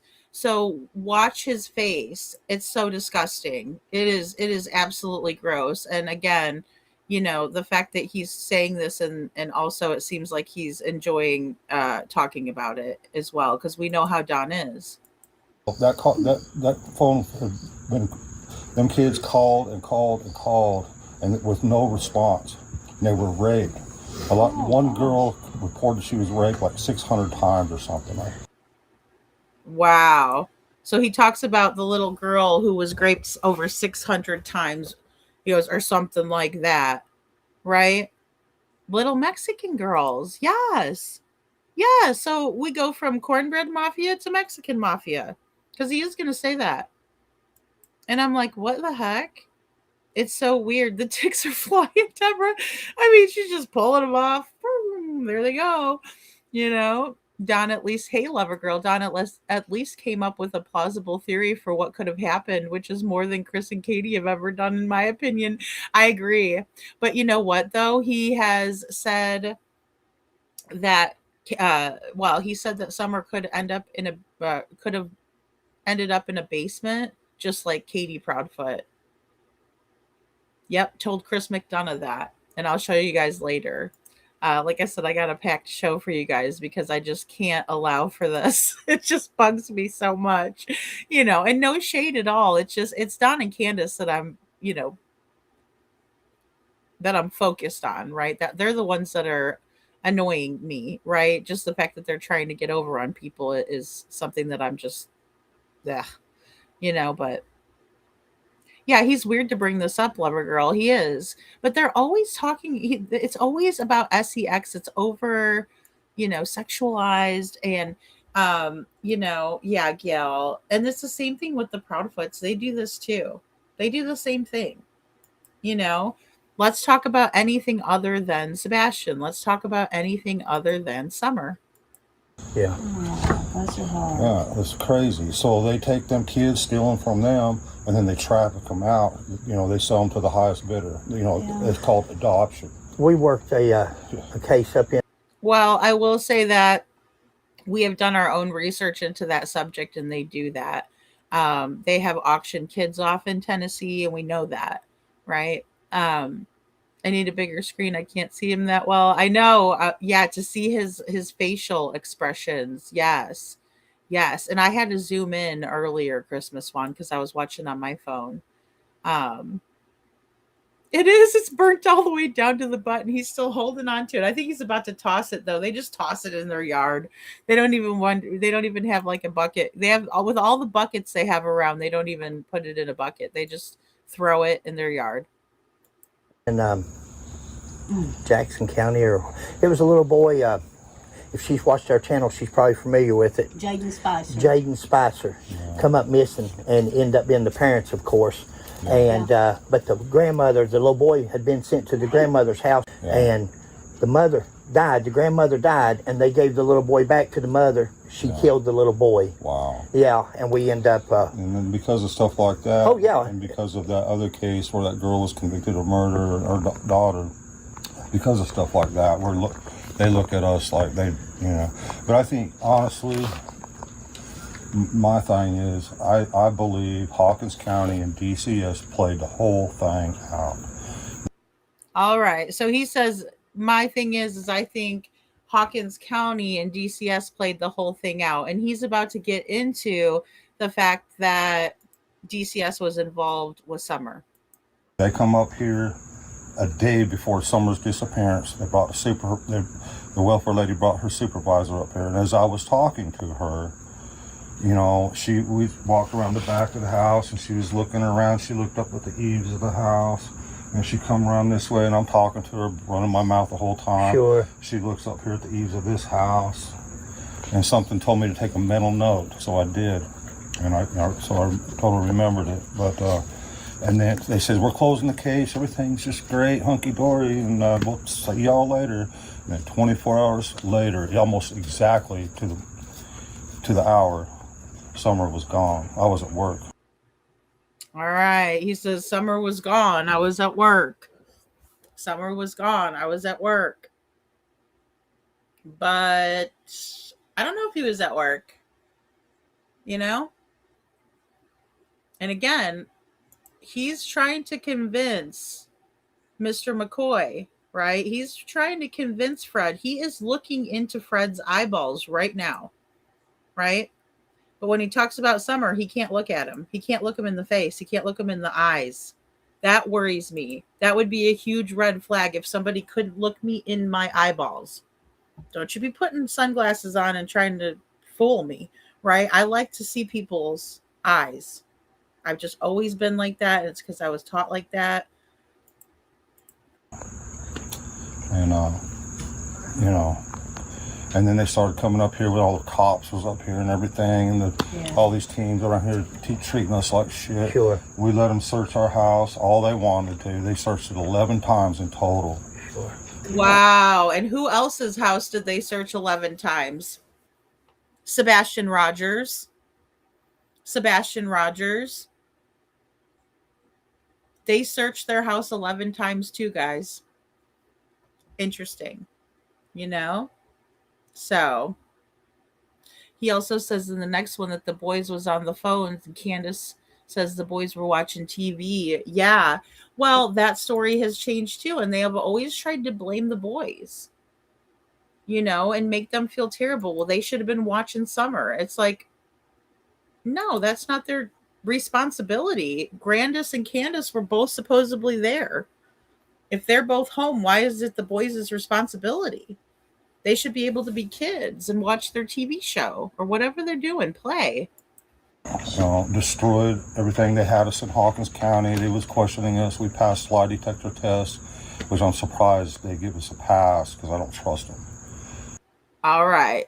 So again, he's looking at him this whole time, convincing him, trying to convince him, right? Because when you look in somebody's eyes, as I was saying before, it's more believable than if you refuse to make eye contact, right? Holding eye contact too long is creepy, right? And he is kind of taking a glance away. But when he's really trying to convince him, he's looking right at him. Yeah, little Miss Sharon, the foots as well. Yeah, the foots as well. So Don put some clothes on. Right? I know. I guess it's hot or something. Don, find some matching shoes. No. A little guy liner on. Well, I will tell you, he's got those piercing blue eyes. Don does, so,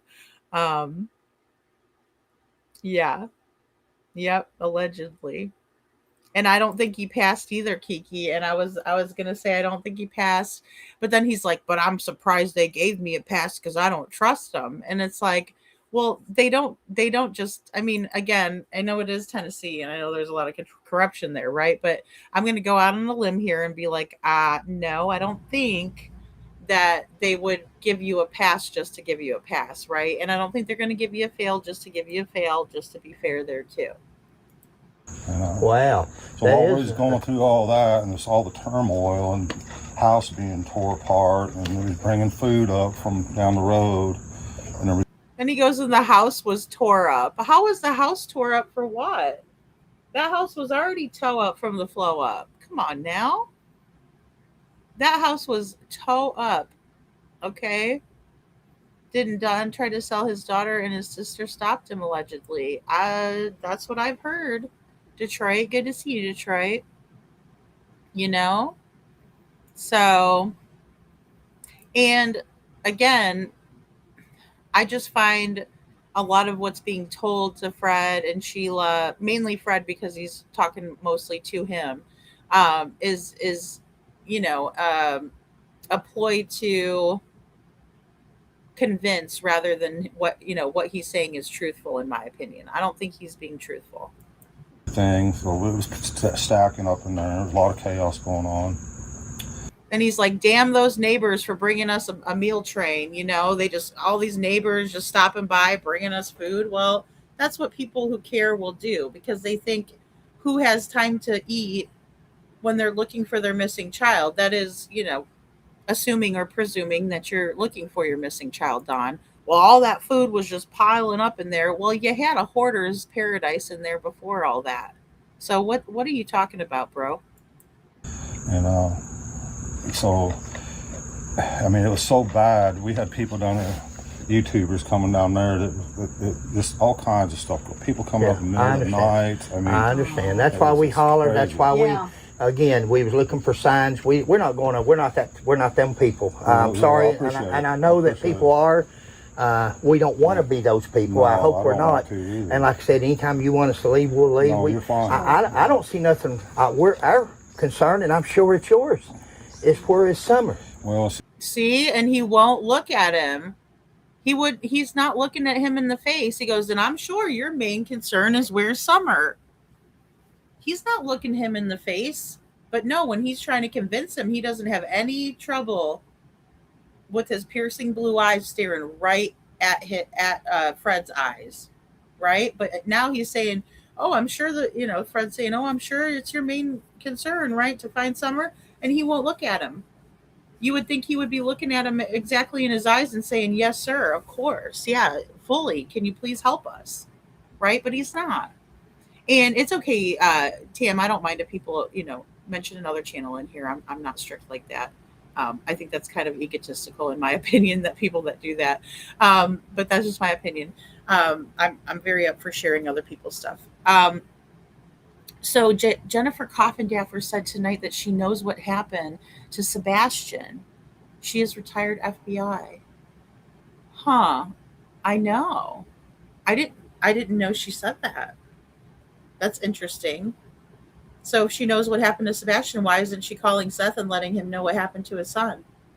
Why isn't she going to her FBI buddies and telling them what's up?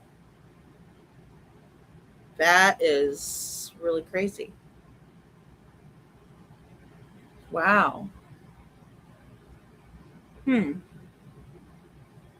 going to have to go watch her, I guess, and look in the transcripts, huh? Yes, exactly, Kiki. I don't mind. Yeah. Hey, Scranton. Scranton says, Don tossed the cig butt so that the tick would the tick could smoke it. That was what was left. Well, and it kind of makes me wonder, now that you're saying that again, it kind of makes me wonder if he's nervous and that's why he's letting that cigarette get so low that he doesn't even know that he's, because he took a drag off of it and it was like down to the butt, you know what I mean? And so I'm like, Lover Girl says, did she give any hint as to what it was? Yeah, I'm wondering too. And in Don's defense, I was recently at Baskin Robbins and I looked down at my feet and somehow I had a similar shoe situation going on. Sammy, I love you so much for being honest about that. That's so cute.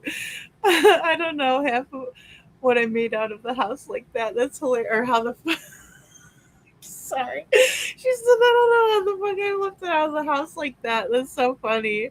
Right? And he's just around the house, so I mean I can't hate too much, right? Oh my gosh, that's so funny. Well, you're a busy mama too, so is JC has that info. YouTube is not the place to call it out. I can't stand that lady Rosebud. My thoughts exactly. She's not the smartest tool in the shed. I don't know how she made it in the FBI. Honestly, um, you know. So Seth. Oh my gosh. 2 weeks ago, she was saying Sebastian's case is cold, ice cold. Yeah, dead on the vine is her exact quote. Um, Take her with a grain of salt, I think. Yeah. But I mean, if she knows, if she knows, then she should. What is she doing? Like, ugh. Ah. Yeah, I'll have to go check it out. I'll have to go check it out. She just said that she knows. See, I think during the Biden administration, more specifically, CPS was off the chain, and Hawkins. Okay, you see him looking exactly in his eyeballs. I don't see nothing. Our concern, and I'm sure it's yours, is where is Summer? See, he was looking at him in the eyeballs, and the minute that he said, I'm sure the main concern is Summer, he looked away. But then watch him look back at him when he starts talking about the Biden administration BS.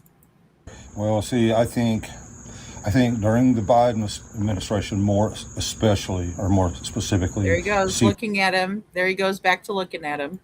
CPS was off the chain, and Hawkins County, and all counties across America, not just Hawkins County. This is the same thing that happened to us, happened to other families across America. Because I've been following other YouTube channels and some lawyers and stuff that are starting to try to crack down on this. That's just... Oh, Rosebud, there's the statement. There's the statement right there. I've been watching some other YouTube channels and some other lawyers that are cracking down on that. Wow. Views and clicks all in the back of Seth and Sebastian. She really is something to do that, and says she cares. Her interview with Seth was an insult. She didn't even know what to ask, in my opinion. Yeah, she didn't read the filing, and she also called the filing an outline, because Seth is like, did you read the filing, right? And she's like, no, I haven't. And I did see some sort of an outline that was floating around. It's like, that's not an outline. That is the filing. And you didn't read it before you had him on. You invited him on your panel. So strange. So strange. So that's all she said. She looked about like she was about to cry. She said something about Seth having a heart attack. I didn't hear. Oh. Oh. Oh, he's talking about a Florida attorney? Oh, okay.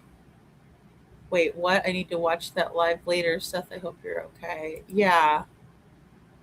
She has no business doing that, but I'll have to watch it and reserve my opinion until I see it. But I believe you, Tam. Not that I don't believe you. I'm just saying I'll have to listen and see. Wow. Oh man. I didn't want to have to roast her again. But I guess I'm gonna have to, because I can't with that one. Wow. Part of it. They get $9.2 billion in federal funding for kids in CPS. So the more kids they get, the more money. Okay, so He's right about that. He is right about that. were at work. Yes. You wasn't here, and then what? You heard that Summer was missing? She called me and says, I can't find Summer. And I said, well, just in case, call the police just to make sure. Sure. She got off the phone, called the cops. I was leaving Jonesboro, and I called You him myself. come directly on home? Come straight home. Sure. All right. So he says no, I wasn't there. Now, this is where I want to bring in our friend Don B. Now, our friend Don B has covered Summer's case extensively. And, yep, there's our friend Don B. And he did a short video. I'm just going to play some of this, so we'll stop to comment. But he talks about this very subject here. So I wanted to bring it in. Hey, Brad. Good to see you, hon. All right, here we go. Let's All right, guys, what is going on? Back again, going to be talking about the Summer Wells case, and basically just wanted to get on here and touch base with you guys. I know there's a lot of people saying Don Wells slipped up. Okay, uh, he didn't slip up. I think that he's actually playing more games with everybody. Um, Apparently everybody's saying that, well, he started to say he was in Rogersville and then said Jonesboro. I'm here to tell you that he was in Jonesboro when everything went down, and his phone records back it up. The Subaru data will back it up, and when he called 911, that will back it up. That backs it up too, because they did have to transfer him to Hawkins County Dispatch. all right, boom, guys. So listen to Don here, right? He's breaking it down for us. He's like, I think he's playing games. I think he is too. I think he is playing games, and I think they both are to a certain extent, right? And again, it's because of how they're reacting and their own words and everything else. But uh, just remember this when it's Don's words, right? And I hope that other people, especially that are covering this case, will consider this fact. He was in Washington County when Summer went missing. Well, let me rephrase that. Okay, let me rephrase that. He was in Washington County when Candus called him. I'll just put it that way. He was in Washington County when Candus made that phone call. Right. So when Candace called him to say Summer's missing, right? They know where he was at. Oh, thank you, little Miss Sharon. Thank you so, so, so much. Oh my goodness, girl, you're fast. Thank you. All right, let me go ahead and check it out while we listen to Don. Right. Now, where was he at before that phone call? He could have very well, you know, just got over there and was waiting for that phone call. But um, he was in Washington County when Candace called him, right? I'm under the impression, it's just my opinion. It's of my opinion, based off everything that I know. Just my opinion. I believe Don was in Jonesboro, Washington County, waiting on that phone call from Candace. I think he was waiting on that call. That's just my opinion, though, right? Uh, so no, Don was not in Rogersville. When Don says I was in Jonesboro, I think he's just fucking with everybody again. You know how they like to play games, and they're probably just trying to see how many YouTubers will run with it. You know what I mean? So, but yeah. The other thing that I really want to stress is Dawn and Candace in this interview with Hatfield McCoy. Uh, they they said that people befriended them and then turned their backs on them. Right? They turned on them. It said everybody's turned on us. Well, I want to stress again. How does it feel, Dawn and Candace? Because you were the ones that turned your back on your own kids.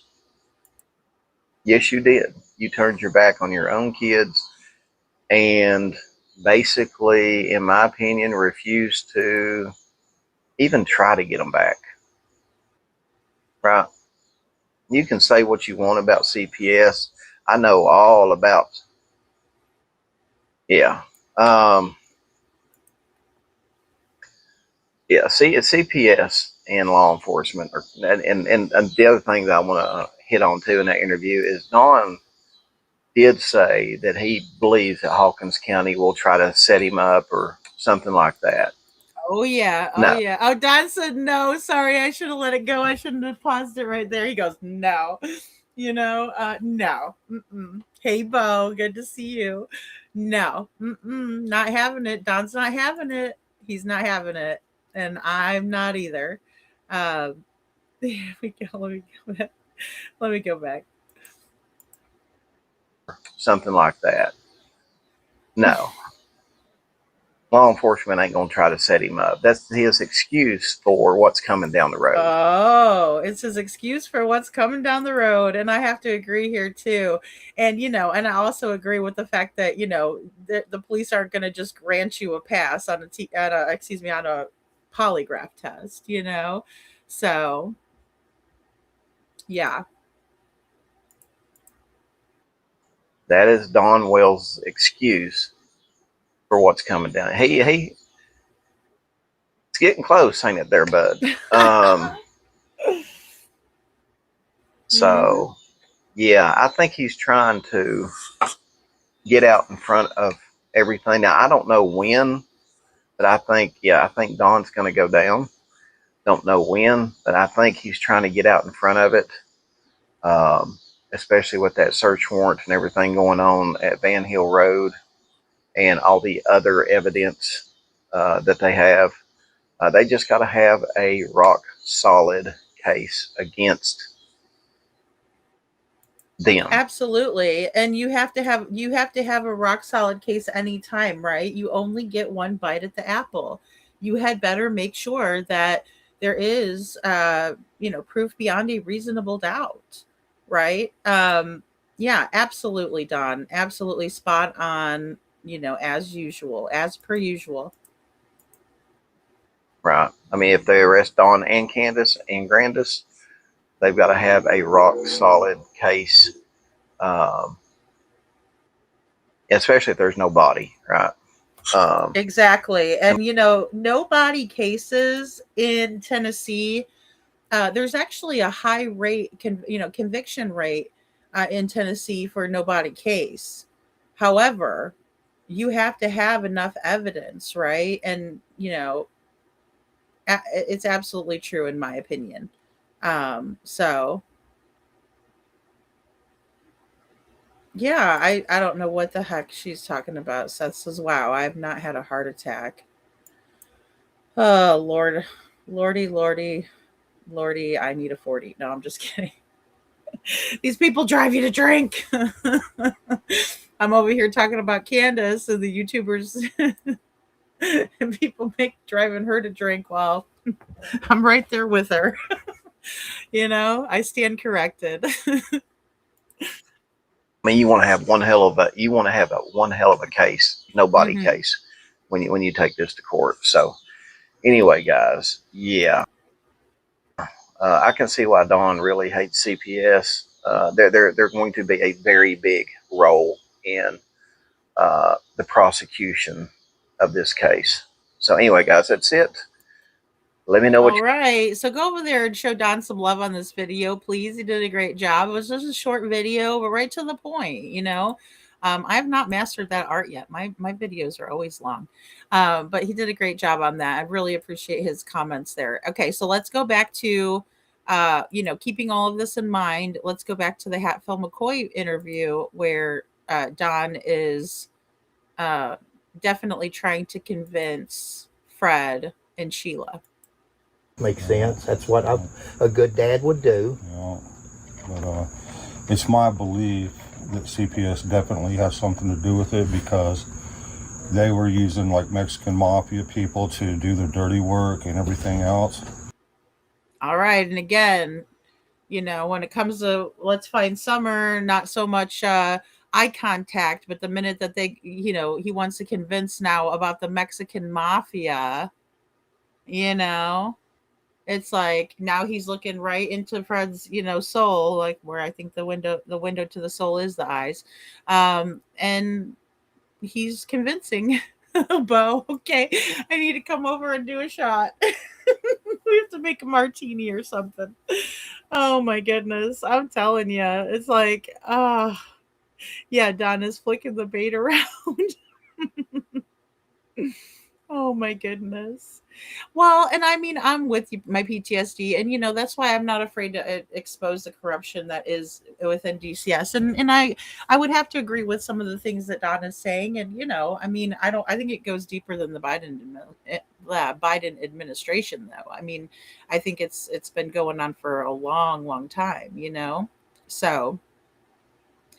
Deborah Dixon says Don knows how to attract the sharks by throwing the chum in the water. Yes, after all, he's been in prison, the school for learning shit, in my opinion. Oh, yes. Oh, definitely. I think you're spot on with that. Yeah, he is. He's looking dreadful. He's looking dreadful. Hey, Marion, good to see you. Um, Scranton says, please, lady, I don't want to see you sitting next to Candace picking picking and the smoking and the drinking RC cola on the porch. I'll tell you, my least favorite cola is RC cola, right? Like I like Pepsi, I like Coke. Um RC, no, it just has a weird taste to me. Like I don't like it. So I won't be drinking that, but Jello shots. There you go, Bo. Scranton, that's funny. Oh my goodness. I could have missed under her, but I was sure she said had talked to Seth. Yeah, I mean, I know she has because he just was on her panel, but um, I know I don't know, Brad. That is so weird. I'm about to listen to it real quick. Um, wow, it's crazy. Yeah, she needs to go tell her FBI buddies what she needs, So yeah, I don't know. I just never liked it, my PTSD. I never liked RC. But if somebody offered me one, I was at their house, I'd drink it, right? Because that's polite. That's what you do. And it was polite of Candace to bring it, but I think she's in and out of the house because she's on the phone, right? In my opinion, because you're about to see. They were bringing, the borders were wide open. They bring all the drugs in they wanted. They was taking kids back across the border. What? She wants to talk to you. All right. So you can see the look on her face. She's not a happy, right? And then she's got her marijuana tattoo and stuff like that. Candace is tatted up, but so is Don. But okay, so she's bringing this out, but she's also putting it on a speaker on speakerphone, right? So, ooh, I do like vanilla Coke, Brad. It is tasty. Yes, I actually do. Vanilla Coke is really good. Um, so I've also had vanilla. speaking of speaking of vodka, Bo, I've had vanilla vodka and Coke, and it's pretty good. It is pretty good. Um, no, it's okay. No, it's okay. We're talking about Sebastian and Summer tonight, because also, like I said, Fred and Sheila were, mentioning Sebastian too. So I just found it to be appropriate, to show that as well. But okay, so now she's going to bring Trudy out. Now Trudy's husband's a PI, and Trudy is on the phone with Candace, and Candace was going in and out. But I think she was also trying to get a hold of Trudy. Looks like she finally did. Okay. Hey, Donnie. Hey. Who have you got up there? It's Fred and Sheila McCoy. I'm a retired police officer of 40 years. Okay. I know who you are. You all found that gentleman, did you not? Yes, we did, dear. Yes. Yes, you did. And we've also worked a I couple. thought I had seen I'm sorry. you. What? We also worked a couple other cases where a little boy was missing on the other side of London, Kentucky, and Oh my gosh, guys, Fred has not cracked his drink open yet. I wonder why. Is he nervous to drink it? Like, I don't know. This is just a speculation, obviously. I don't know. But is he like not wanting to drink it? And I don't know, because it looks like it's closed up, right? And you could tell when you open it, like the seal will crack or something like that. So ooh, a caramel tequila shot? I've never tried that. Don Wells threw shade at Chris McDonough. I laughed. Yes, Chris may not have gotten the truth out of Candace or Hunter, but he did get a skid of conflicting statements. Yes. Yeah. Well, he did talk to Chris McDonough, because that's where those statements were coming from. A lot of them that I collected from Deception Detective. So yeah. Very interesting. So here we go with more of now Trudy's on the phone. uh, Jaden Spicer, Jaden Spicer. and we've also looked for Sebastian, of course, and Right. different things. And we just in this area, and as we was coming Right. through, we thought, we've heard, no, everybody's heard about Summer, but there's always been so many people, and I knew that these people had probably been beat to death with interviewers and YouTubers. I know. They absolutely have, and we're the private investigation team that's been with them since a month after Summer left, and we're very protective over the case and what is being discussed. You know, All right. So again, this is the reason why I think that Candus reached out to Trudy, right, and her husband, because when Candus was sitting there, maybe stewing over the fact that she did that, right when she found out they were YouTubers, she went in the house and grabbed those RC colas, and then she went back into the house, after sitting on the porch for a couple more minutes, she went back in. And I don't know if that's what she picked up was her phone, or if she already had her phone in her hand and she picked up a drink that she had or something like that. I don't know because you can't see it, but it just makes me wonder if she contacted Trudy, and Trudy's like saying, "Hey, I've been on the case since the beginning, and we're the private investigating team for Don and Candace, and so we're very protective of what's talked about." And hiding behind their PIs, Rosebud. Yes, that's what I'm thinking. you know I don't think in this part either one drink their sodas. Yeah, I was surprised, I just noticed that myself, um that he didn't crack his soda open. So I'm like, interesting. you know Crazy. as far as inside information or things they've talked to TBI about. So, I know Donnie, they want to get her face out. They want to get her Sure. name out, and we need that because some Okay, so again, she's, very much um like a spokesperson too, right? Because neither Don or Candace has told Fred and Sheila that they want to keep Summer's face out there. But the minute that this person gets on the phone, right, she's like, we want to keep Summer's face out there. We want to keep her name out there. But neither one of them has said that thus far, which I find to be interesting.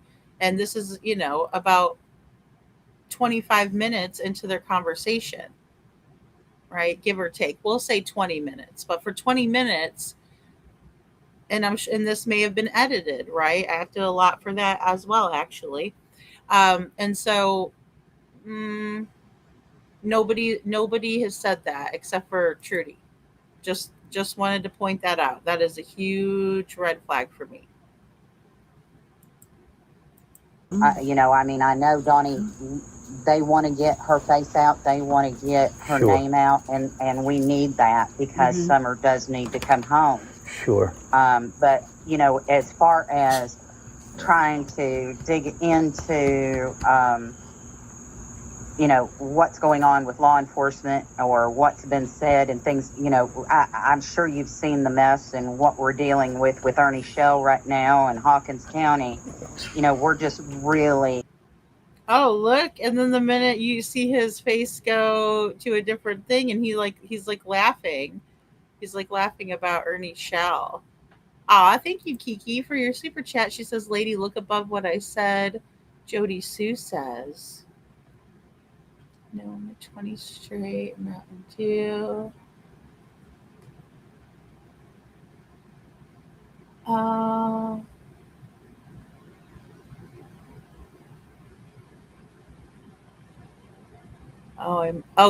Jody Sue said, "Don't drink that RC." Really? Oh my goodness. Oh, that's crazy. Then she said, if you drink it, one of y'all are at the age that they like watch out in 5 minutes. Oh my goodness. Huh.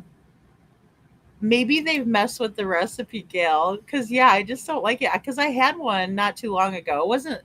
It was probably like a year ago actually now, but yeah, Don actually shows the lady's face on purpose, I think, too. You know, thanks, Kiki, so much for your super chat. That is so sweet. Thank you. Good night, Witchy Mama. Thank you for being here.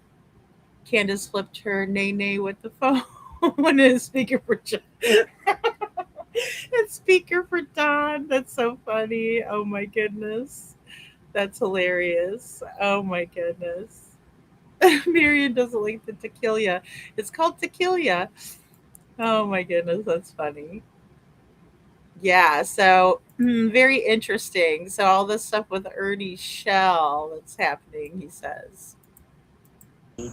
Um, there's just so many that comes in, Okay. you know. But as far as searching for her, Uh-huh. yeah, God, she needs everybody looking for her. Sure.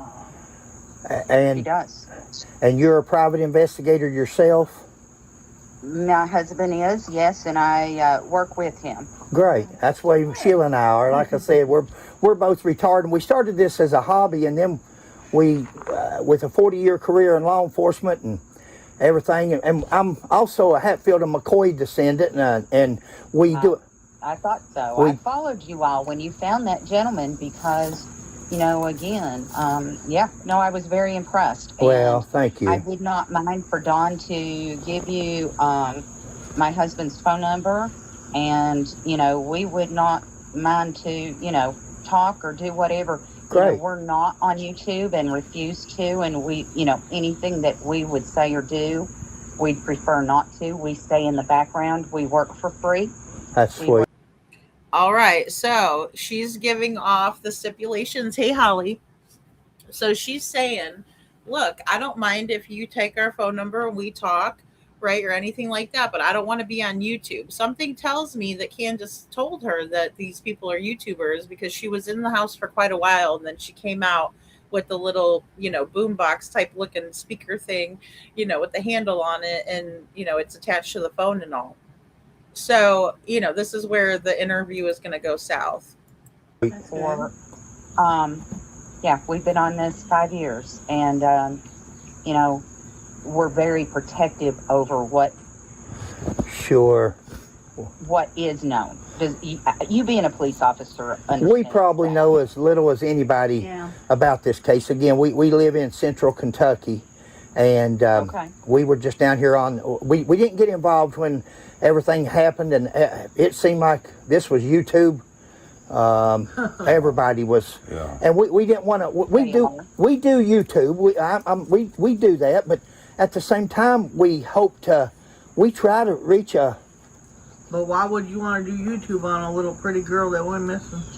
Well, that's so, like she said just now, hun, to get her name out there, to get her picture. Wow. So Candace comes out and says that. She says, why would you want to do YouTube on a little pretty girl who just went missing? Or a little pretty girl that went missing? Why wouldn't she say, well, what makes you think, or what makes you want to do a YouTube videos on my missing daughter? Talk about distancing yourself from the situation, Candace. Wow. But let somebody mention a YouTuber that's filming you and you have a whole fucking come apart. Wow. That is amazing to me. YouTube on a little pretty girl that went missing. Sorry, let me just go back a little bit further there. And you got, you know, Fred over here seemingly, you know, I don't know Fred and Sheila, but they seem like they have genuine concern and they're really wanting to try to find Summer. And he's telling her, you know, and trying to convince her, hey, we do YouTube, yes, but, and, you know, full disclosure, transparency. However, we're here to help you find Summer, right? We really do want to find her, right? And as another YouTuber that does care and really want to find the missing kids and, you know, get their stories out there and spread awareness, I might say the same thing. But to have Candace turn around and say this is odd to me. That, but at the same time, we try to reach a. But why would you want to do YouTube on a little pretty girl that went missing? Wow. But why would you want to do YouTube on a little pretty girl that went missing? How come you're not saying, why would you want to do YouTube videos on my daughter? Right? Because again, when I speak to people, I listen for that kind of thing. And Seth, I hate to use you as an example, but you call Sebastian or your son. You don't call him that little boy that went missing. I've never heard that. And if I did, I might side eye you. I'm sorry. Wow. Really, really interesting. Again. But why would you want to do YouTube on a little pretty girl that went missing? Well, that's so, like she said just now, hun, to get her name out there, to get her picture out there, to get to keep it. That. You've got to keep it you've got to keep it out there. If I people, get that, but what about all the Romish ass people? we're both retarded, and we really, I'm not talking about y'all. really, this is just our Don't do nothing hobby. about them, Candus. All right. He's like, there's nothing about them, Candus, and he's trying to tell her. And again, when Don's trying to convince you, and he's being true, he looks you in the eyeballs. He's looking at Candus in the eyeballs. I know that this is weird, and a lot of people might not understand why I'm putting so much emphasis on this, but I want you guys to pay attention to his body language. And when he's trying to convince somebody of something, like he's trying to convince Candus right now that it's okay to talk to Fred and Sheila. Right? Because she's very skeptical. She's like, oh, well, wait, though. No, I'm asking you why? Why? Right? And he's like, hold on, Candus, everything's okay, right? Like, it's don't snap at them because it's not their fault and they're just trying to help, type of thing. To get to keep it, you've got to keep it you've got to keep it out there. If I people, get that, but what about all the Romish ass people? What about all the rummish ass people? I don't know what rummish ass people means, by the way. If anybody can help me in the chat what a rummish ass person is, I would love to know. both retarded, and I'm not talking about y'all. Really, this is just our Don't do hobby. nothing about them, Candus. This is just our hobby. I can understand her frustration. I understand that. I don't I understand it. But again, we're trying to help, and we've told them. I forgot your name. Myself, I'm Trudy. Hey, Trudy. My husband is Chris. You can look us up under C&C Investigations out of Elizabethton. All right, C&C Investigations out of Elizabethton. Okay, and excuse me, it's probably, she said Trudy and Chris, so it's probably T as in Trudy and C as in Chris Investigations out of Elizabethton. Just so everybody knows that. Did she mean to say rubbish, Little Miss Sharon? Maybe she meant to say rubbish. I think she's drunk. Okay. Okay, and no shade. She's at home. She's not driving. She's old enough to drink and everything like that. Hopefully she's not giving it to any little kids or anything. But in the same way, it's like rubbish ass people. You know what I mean? Yeah, okay, so that's it. I bet you she was saying rubbish, right? Yeah. Well, I mean, you'd have to deal with little kids. Little kids lie all the time. I'm just kidding. No, little kids are truthful. But I mean, having to try to decipher between, little kids like, oh, he hit me first. Now he did, things like that. And yeah, Sheila is tough, in my opinion. And she's kind of like taking a back seat and just taking it all in and listening. Right. And she's not really questioning anybody. She's there and she's sitting back and listening.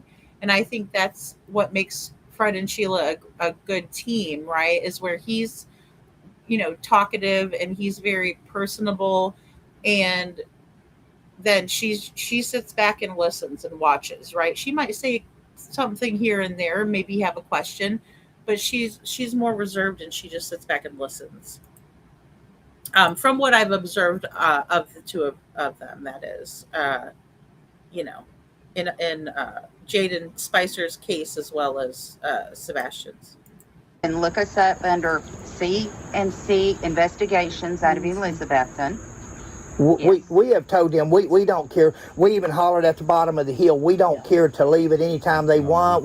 We have nothing better to do, and we're just trying to. You never know as a police officer what a question may be asked or something may come up that maybe somebody has overlooked. Maybe, I know it's hard to, out of all this case after 5 years, but anything's possible.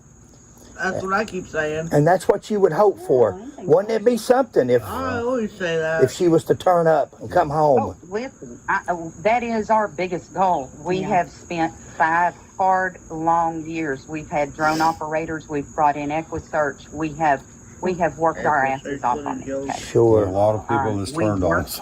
I understand. I understand. Yes, and they do, and they put it all out. I understand. And they, so that's why I say we're just very protective over Summer's case, not for looking for her. It's just because it ends up really hurting us. Right now, what Ernie Shell is doing is costing Hawkins County bukus of money, where he's just running his mouth. See, we're not familiar And with they are doing- Ernie. Who's that, Okay, sheriff? He's another YouTuber. Oh, right a now, YouTuber. saying Okay, he's see, coming He's to- supposed to come up here and whoop me and everything else. Oh God! So here's Don, and he's laughing, and he's like, he's gonna come up here and whoop me, and all this stuff, and it's like, okay, you know, whatever. But I guess he thinks it's funny, and that's the thing too. Don likes to poke the YouTubers, and then he'll be like, "Oh, they turned on me," and "Oh, I can't believe they're acting this way." This is my best Don impression. But really, what it is he's over there baiting them and stuff like that. Good night, Kiki. Good night. So, yeah, it's just strange, right? Just okay. YouTuber. He's caused more trouble. He's a Yeah, method. he's threatening and doing all that. So that's why, at first we were very much just like, who is this? Guys, we look at, Trudy, we look at things just like in police work. Everybody's innocent until proven guilty of anything, and accusations or things like that is something we don't like to. Of course, Trudy, you know as well as Donnie or anybody, when a child comes up missing or anything happens, a spouse disappears or comes up, who's the first people you look at? Oh, they would. So you've got to understand, if Sheila come up missing tomorrow, they'd be looking at Fred. And I would, yeah. Always. So it's don't. Well, and my problem with Trudy's way of thinking too is that I feel like it's highly suspicious. And here's why. When you want to take full control over a situation and only tell certain people certain things, but you're willing to spill the beans to everyone behind the scenes to paint a narrative or to make them or convince them to think that there's nothing to see here, these parents are innocent and that sort of thing. It definitely makes me side-eye Trudy and her husband, right? I don't know anything. Well, I can't say I don't know anything about them. I know of them, right? Because of Summer's case. But it just makes me wonder why they would rather talk to people behind the scenes and convince them and tell them all this information, but they don't want it put out there, right? And that to me is suspicious. It's almost like they want to get to into people's ears and tell them and paint their narrative and tell them what they want them to know and believe, but they don't want it talked about, right? They don't want Summer's case talked about, and they don't want any of the facts out there. And that's the only way that the public can help, is if we have the facts, in my opinion.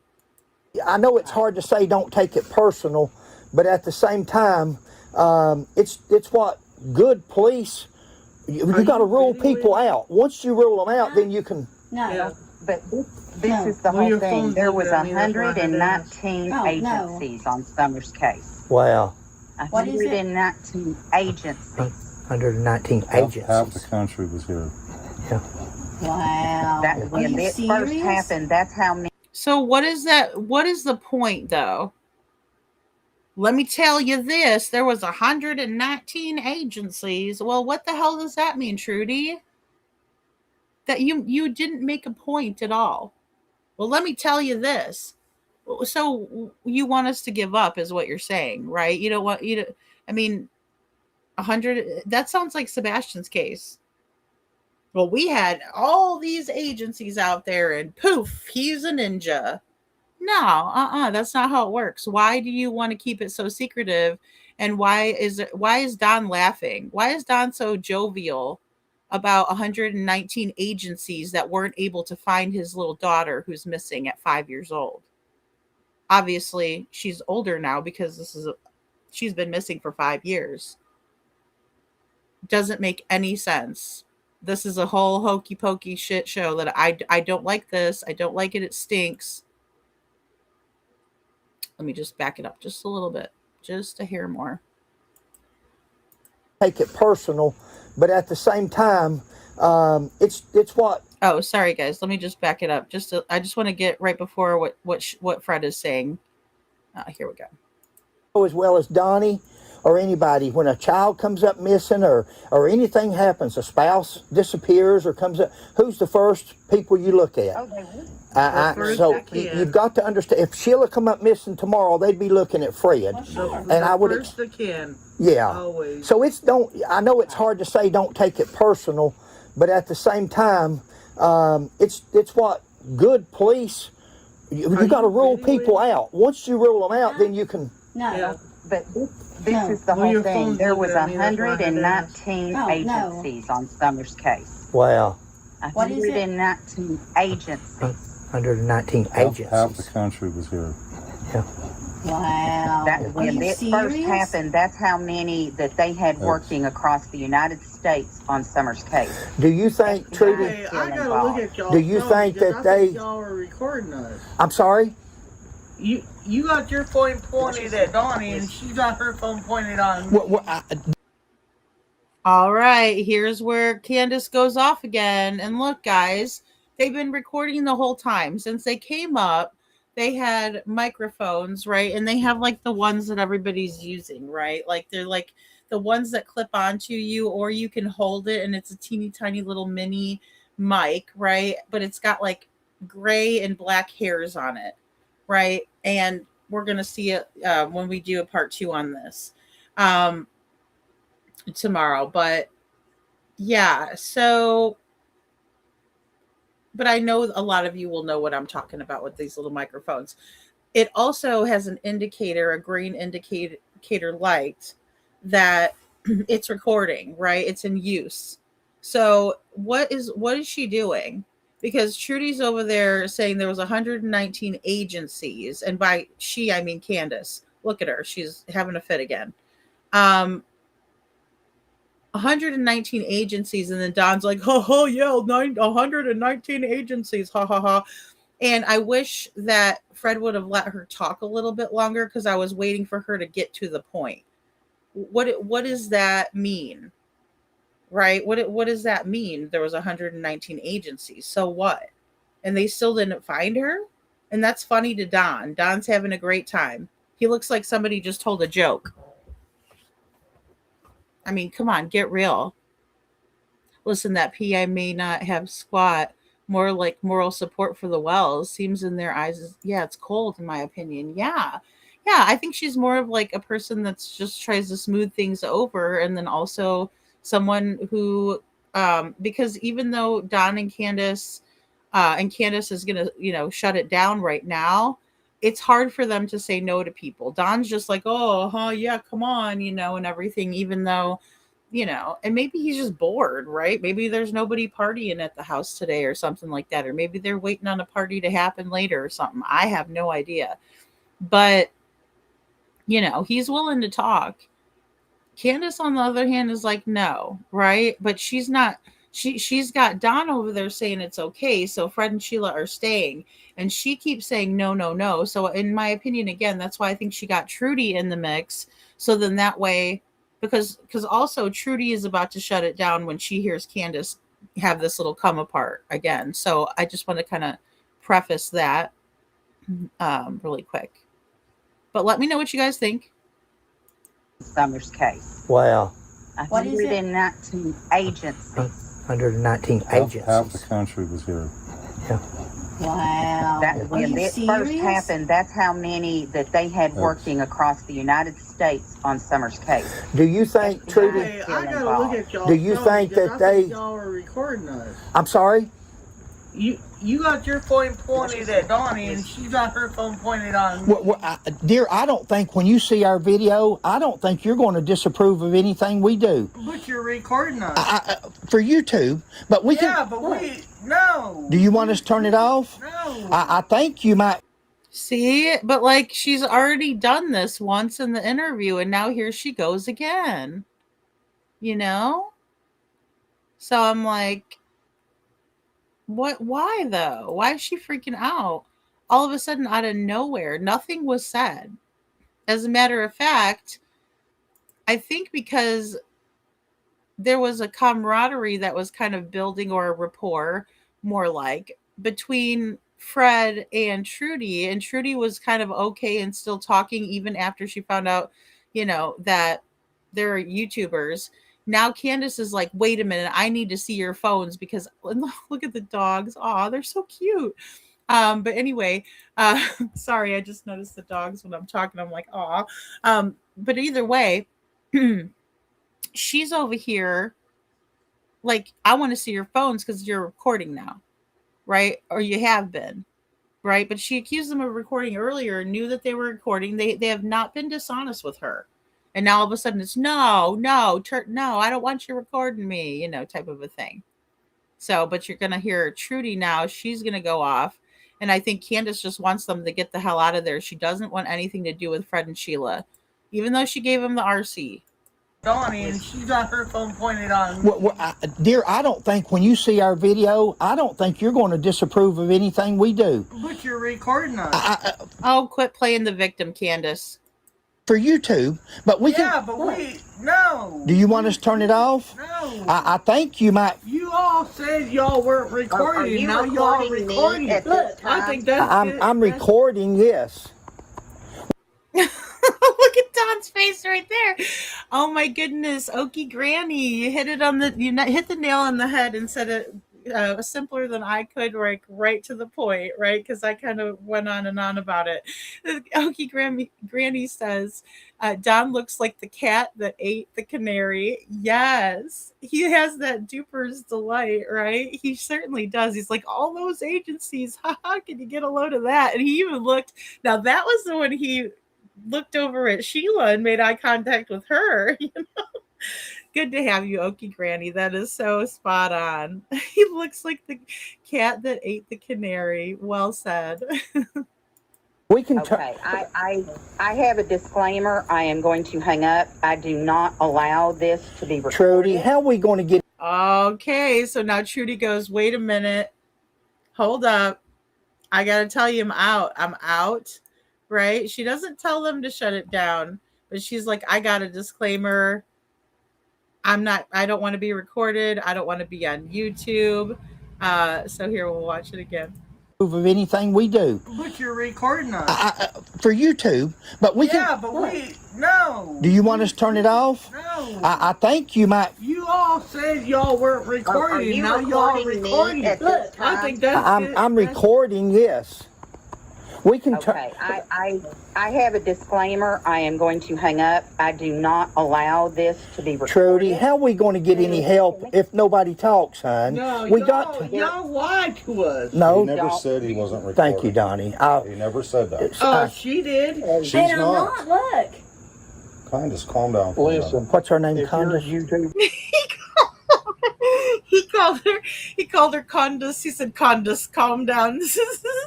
Don goes, Candus, calm down. And then he goes, what's her name? Candus? Oh my goodness. You just can't make this stuff up. You just can't make it up. No, y'all lied to us. No. He never said he wasn't recording. Thank you, Donnie. He never said that. She did. She's And I'm not. Look. Kindest calm down. For Listen, what's her name? Candus. What's her name? Candus? Oh my goodness. Fred and Sheila is just so funny, right? He said, wait a minute, what's her name? Candus? Okay, I'm sorry. I had too much fun with that one. All right. One more time, let's listen to it just because it's just silly. My goodness. Donnie. He never said that. She did. She's And I'm not. Look. Kindest calm down. For Listen, what's her name? If you're a Candus. YouTuber, we have nothing to discuss with you. So All right, thank sir. you very much. Thank you, sir. Appreciate you, Thanks for Donnie. And do not use what you have recorded. Oh man. And then she's like, and do not use what you have recorded. YouTuber. He keeps forgetting her name. I know. It's just so that, when little things like that, hilarity ensues for me. I'm like, oh, I just get so tickled by it. So I apologize, guys. I just think that's funny. Candus. What's her name? Candus? I thought her name was I thought her name was Candus. Oh my goodness. They're gonna get to know the Candus and the Grandis though, right? And then we have Grand Bun and we have okay, so we got a lot of people in the mix of this. You want this, Sammy? Do you still want me to rewind it, Sammy? Oh my goodness, that's so funny. Suddenly her husband is there. I think shit hit the fan. My PTSD, I think shit hit the fan at the moment where, they realize the moment that they realize, oh shit, you're recording right now, and Candace was like super loud about it too, so she made sure that Trudy and everybody, even her husband, was probably watching the game on the couch and heard Candace is like, wait, what? We can't have this.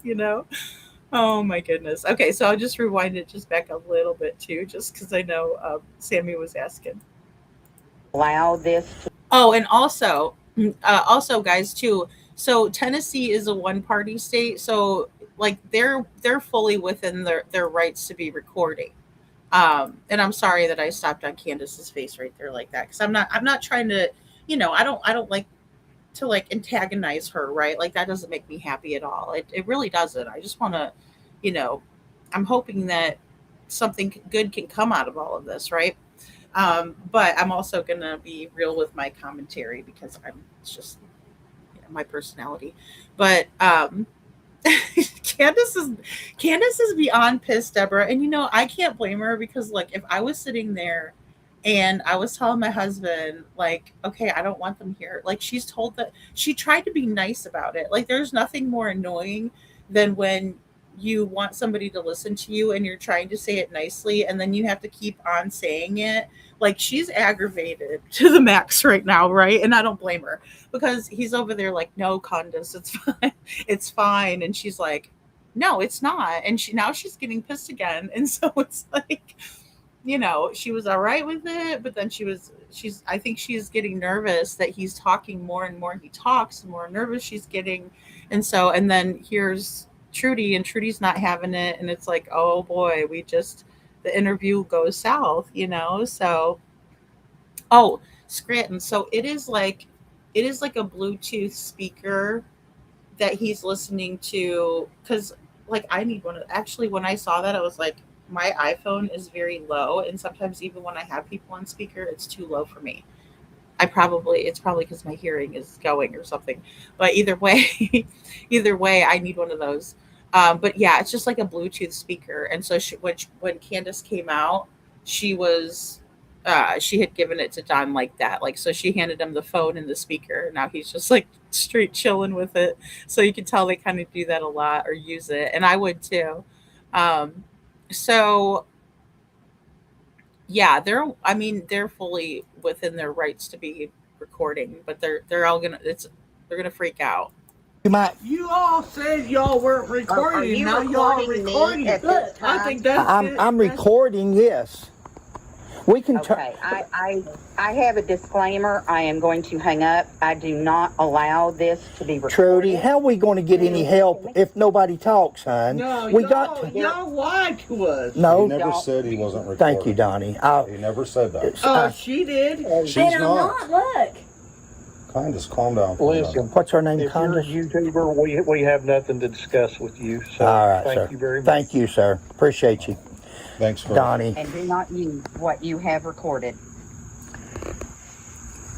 That's how it's been with the YouTube. I understand. I can understand your frustration, but go ahead. No, I'll talk to somebody that's not going to record me, but I'm not talking to somebody that's going to record me. I'm not doing that. Donnie.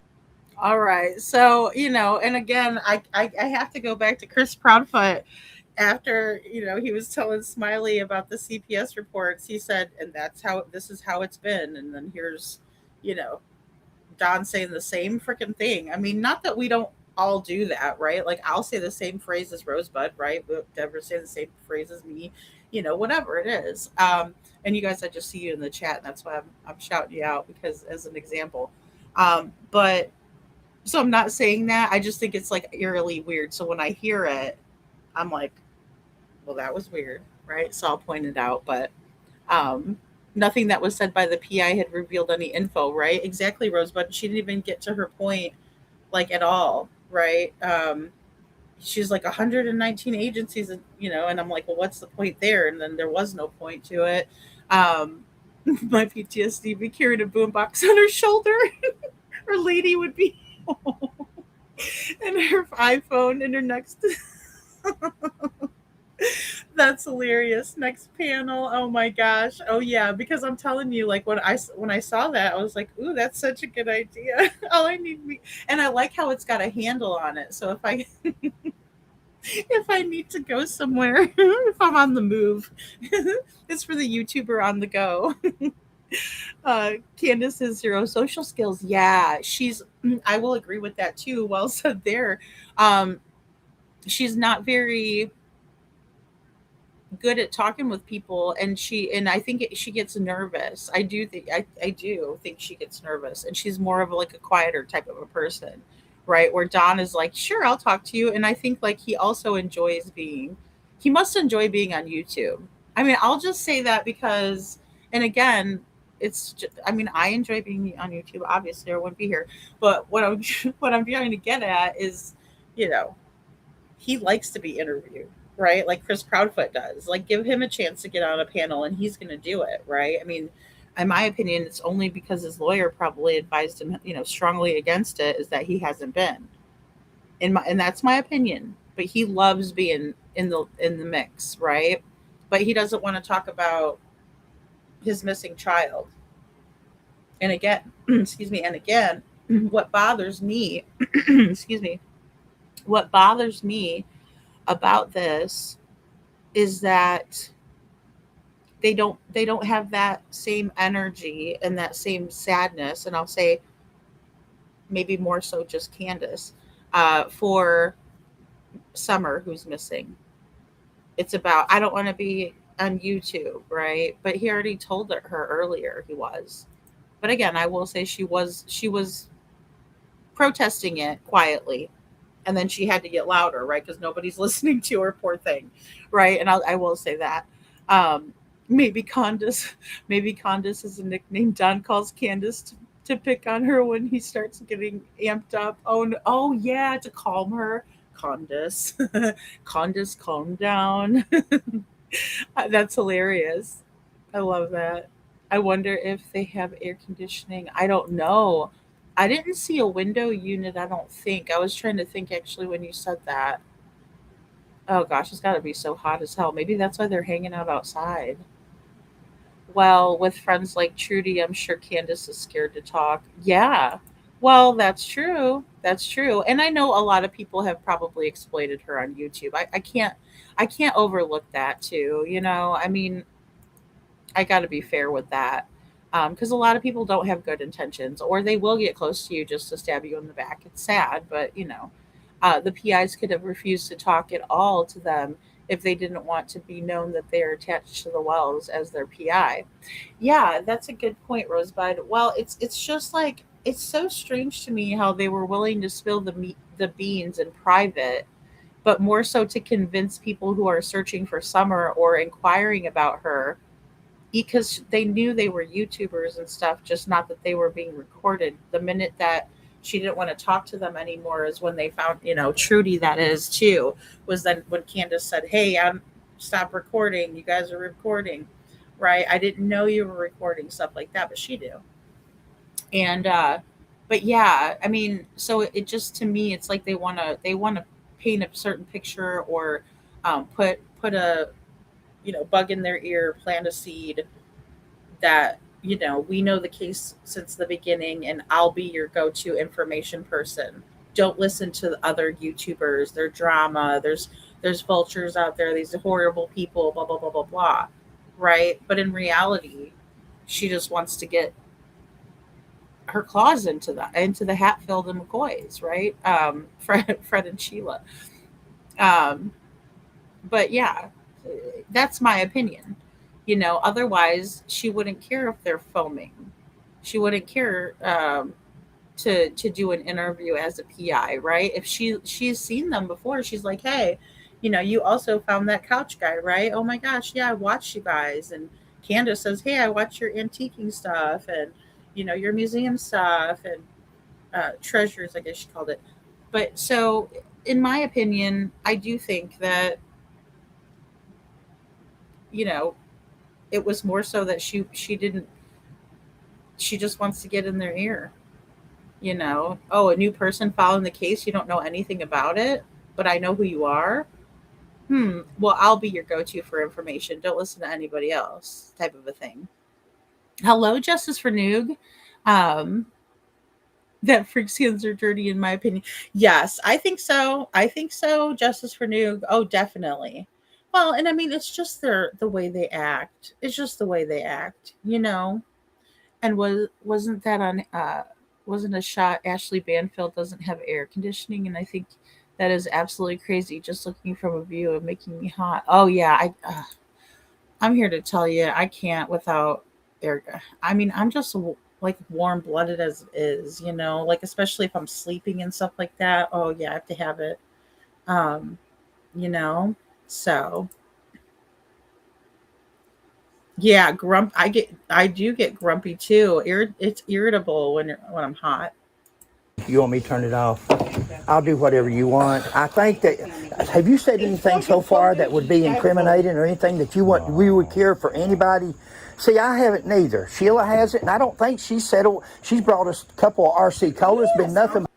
All right, so she's over there now. She's texting somebody and she's really upset, right? But never about Summer. Never about Summer, who is missing for 5 years, her beautiful little daughter.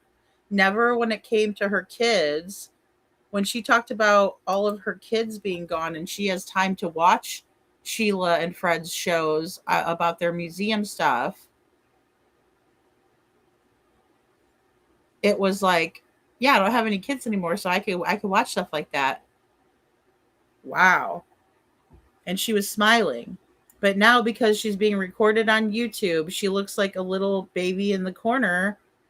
In my opinion, I'm sorry, you know, I have to keep it real. But she's been nothing but nice to us. Oh, and then look here, they have cameras up. They have cameras up, and they're, you know, just so everybody knows, smile, you're on camera. That's what the sign says, by the way. But what about the cameras when Summer was missing? You guys didn't have cameras then, but you do now? Another big red flag reminds me of Sebastian Rogers. Why can't you let people see the other side? I mean, what? Look at you. You invited us up the hill. Yeah. Come on up, you said. Come on up. No problem. It's just don't stress, because there's been so many people that have come up there that said they's going to help. Chris McDonough's. I don't know that we can help. I don't. All right. He said Chris McDonough. Chris McDonough's been up here. We know. And I would recommend starting with Chris McDonough's interviews. If I was to tell somebody, like if somebody said, hey lady, where should I start on Summer Wells's case? Chris McDonough, right? You could also watch the interview we're about to watch. This one's a mashup with Katie and Chris, but you know, it's in order. I put Chris, I mixed up Sebastian's interview, right? So I took the interview that the Wells did that I'm about to show you guys. And I put in Sebastian's interview to match that interview, if that makes sense, but I'll show you what I mean. So also let's see, let me see what Fred's about to say here, because I didn't want to show the whole thing. Guys, we're gonna stop it right here. And that's the way this conversation went 2 or 3 times back and forth. Yeah. During our interview or meeting with Donnie and Candus. Okay, so yeah, I just wanted them to be able to give their commentary though, so they could say, you know, what happened from their points of view, right? So here, we'll just listen a little bit more. The people that was on the phone there, again, that evidently that's some friends or some investigators, or let me make sure, Sheila and I are not private investigators. I am a retired police officer. We are 2 YouTubers. Right.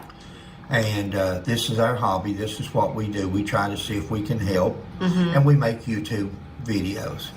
And we've had several people ask to look into this. We have had a lot of success on different things. In fact, for those of you that just got a call last week from Indiana, and guys, just because we don't contact you back or anything doesn't mean that we don't read your emails or messages or texts us. We do. It's just that some places it's just too far to travel, or we're just not able to do it. And to be, we're nothing special. Right.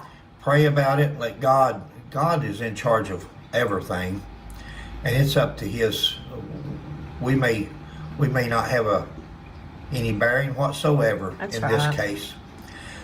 There's 2 or 3 things up to this point I want to clear up. One is the people that was on the phone just now, and she said I have a disclaimer and I do this and I don't want on YouTube. And well, Tennessee is a one-party consent state, which means so is Kentucky. As long as one party is in on the conversation, as long as you're not secretly recording each other, then it's fair grounds. It's fair game for anybody to record anybody. I've always said I'll never say nothing on Tuesday. I'd be afraid to repeat on Wednesday. Well, and I will say that's a good point in my opinion. I mean, we should pretty much proceed that way, especially when we go to a gas station, when we do this, when we do that. It's always going to be on camera. Everything that we're doing is on camera. And if you act in your life as if no one's watching you and do the right thing, then you don't have anything to worry about, in my opinion. So I'd agree with that. Not that, people aren't perfect. We all make mistakes. So forth. So, and again, I asked the lady, how are we supposed to help? How are we supposed to get, if everybody's afraid to get out there and put themselves out to try to find Summer or try to keep her in the news? Right or wrong, I don't know. We'll let each person, that's in the eye of the beholder. These people, when they thought they were going to be on YouTube or be recorded, they bowed out. And no doubt they're sincere about their dedication to finding Summer, but so we're going to stop this video with them. They hung up, and she goes in the house here in a minute. And that you're going to hear a comment later on in case I forget to discuss it on one of these videos. This is going to be a 2 or 3 part video because it goes in different directions. But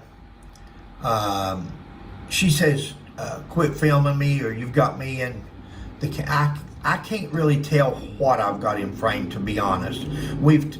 Donnie's already acknowledged he sees our mics, and they're lit up on our collars. The little green lights are on. He sees us holding our phones.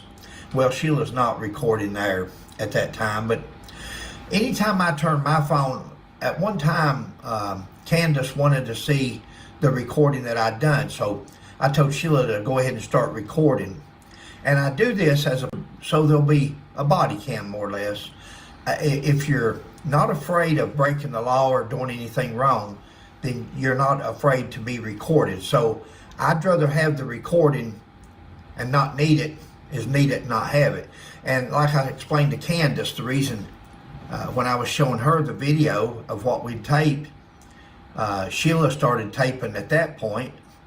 And that's in case something goes awry. We don't know these people. They don't know us. Anything can happen. Police show up and it's our word against theirs or so forth. Oh, 100%. I mean, you're literally going up that hill and you don't know if you're going to come back down or not. Like, holy shit. No, It's really to cover both people's arses at that point, right? You want to cover both people, right? So if it's recorded, the recording doesn't lie. People lie, the recording doesn't lie. I would absolutely be recording, and especially what they've been transparent the whole entire time. And that camera's that third set of eyes that can show what did or didn't happen. So we always try to have at least one recorder going at all times, and that's for our safety. That's right. It's for everybody's safety. It's for everybody's safety. It's for Don and Candus's safety and their safety. Because again, like he's saying, it's their word against his, or vice versa. Of mind.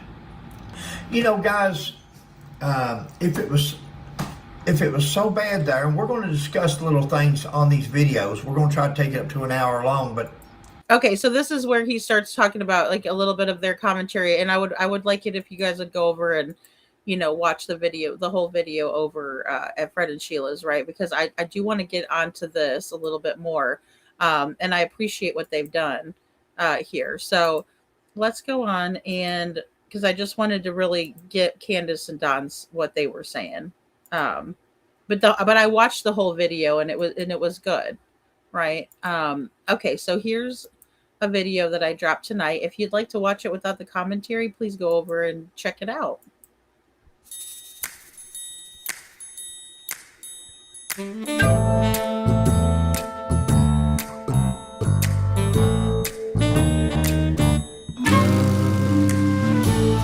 A lot. I know she didn't walk away from this property by herself or off this yard by her swing. So here we are, 8 days now searching for him. So what's going through both of your minds? I mean, are we panicking? Is it this, oh, I think he's probably at a neighbor's house, or what are you thinking? My son doesn't run. He's not a runner. He's never run away before. I don't know why. I don't know why he walked out that door. I feel All right. So just that little piece right there. So I took the beginning of Candace and Don's interview and then I matched it up with Katie and Chris's interview. I'm just going to go back here. Oh, hold on. We'll just play it through. So where's Summer? And this is when this should all hit the fan right there. I do want to also point out that, they were saying that the kids were always clean and everything like that. I just think that there's a lot of pictures out there where, you'll definitely see that the kids weren't always clean and well taken care of, in my opinion. All right. So Candace and Don waited 13 days to do an interview with the news. Summer Wells went missing from her home on June 15th of 2021. And this is an interview that happened on June 29th, 2021. Okay, so 13 days later. And then Chris and Katie Proudfoot didn't, and there's Summer on her swing. Chris and Katie, they didn't do their interview with the news until 8 days later. Or excuse me, 9 days later. The first interview was 8 days later, but they did it on YouTube with Duchess for the Missing. Okay, now this is little Summer on her swing. It's like a tree swing. It's attached to the tree. And I want to just point out a couple of things on this picture. She does look like she's having a good time and loves her swing, but you can see that her haircut is cut like a boy, right? In my opinion. And now, look, sometimes people like short hair. I'm not knocking anybody that does, but there's so many pictures where we see Summer almost even, down to nothing. Her hair down to like a buzz cut, right? Like with nothing there. Pretty bald. And Candace liked to keep her looking that way. And I don't know why. I thought at first it might be lice. I just don't know.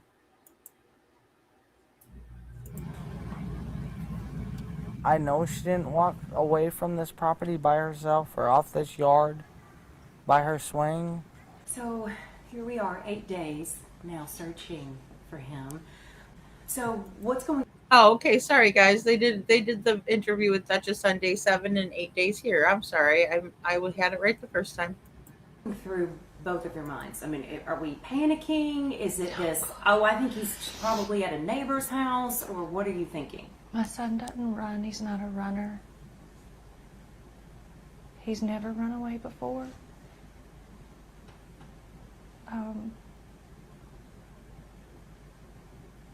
I don't know why. I don't know why he walked out that door. I feel in my heart that somebody has came up here and took her, has lured her away from here. Me and my mother and her were planting flowers. And we went in after we got done washing our hands, and she got a piece of candy from Grandma, and she wanted to go back over and see her brothers. And I said, okay, and I walked her all the way over to the porch, and I watched her walk into the kitchen where the boys were watching TV. And I told the boys, I said, watch Summer, I'll be back. And within 2 minutes I came back, and I asked the boys where their sister was, and they said, she went downstairs, Mom, to play with her toys in the playroom. I said, okay. And I yelled downstairs for her a couple times, and I didn't get no answer, which was unusual because usually she always answers me. And so I went down there to check, and she was nowhere in sight. She was just gone. I don't go on walks. That Sunday night. That he All right, guys. So she was just gone. And again, when we listen to Katie's statement here, it sounds a lot like Candus's, and it's so strange. Missing. So kind of just walk us through that night. We were out and about that day. We were having a really good weekend. We got home. Everything was pretty normal. He was playing in his room. When I told him Both children were said to have been playing before disappearing. to go to bed, he did. He said, "Good night, Mom. I love you." Said goodnight to his puppies. A little bit later, I wound up going to bed, and when I woke him up for school, he wasn't there. When do you normally wake up? Around 6 o'clock? 6. So were you instantly thinking something's wrong, or were you like, he may just be already in the shower? I took a in the living second. room? I took a second and walked through the house looking for him in case he'd gotten up and was trying to get breakfast or something, because he did that sometimes. About 3 minutes in, give or take, I was on the phone with my husband. I said, I can't find him. He said, what do you mean you can't find him? I said, he's not in the house.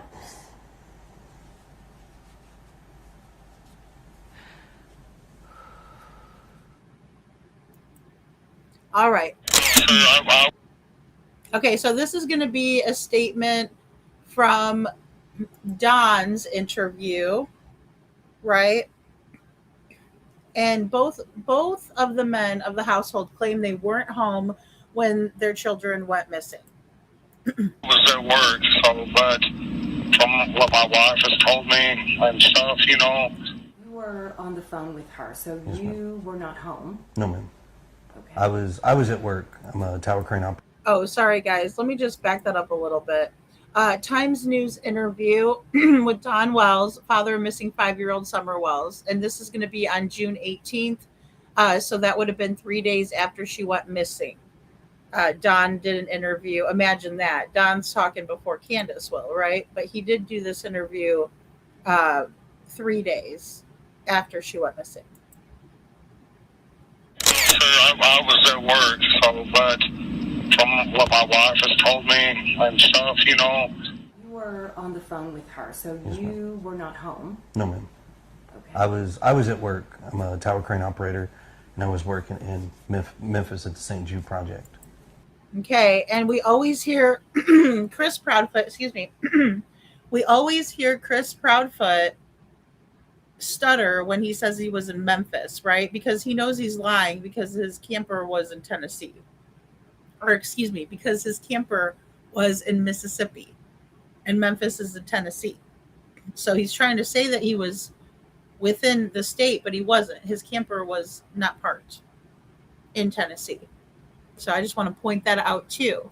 And they're both, excuse me, they are both willing to lie for their wives, in my opinion. So it's, you know, I have an earpiece in that talks to my phone. I have another earpiece in that does the radios. So when she was talking to me, it was like, what? I was confused. we talked about where he could possibly be, and then we went from there and led to calling the cops, and here we are now. Her and her mother and Summer were planting flowers by her grandma's trailer, which is about, 20 feet from the house there, real close to the house. And Summer all of a sudden said, "Mom, I want to go in the house."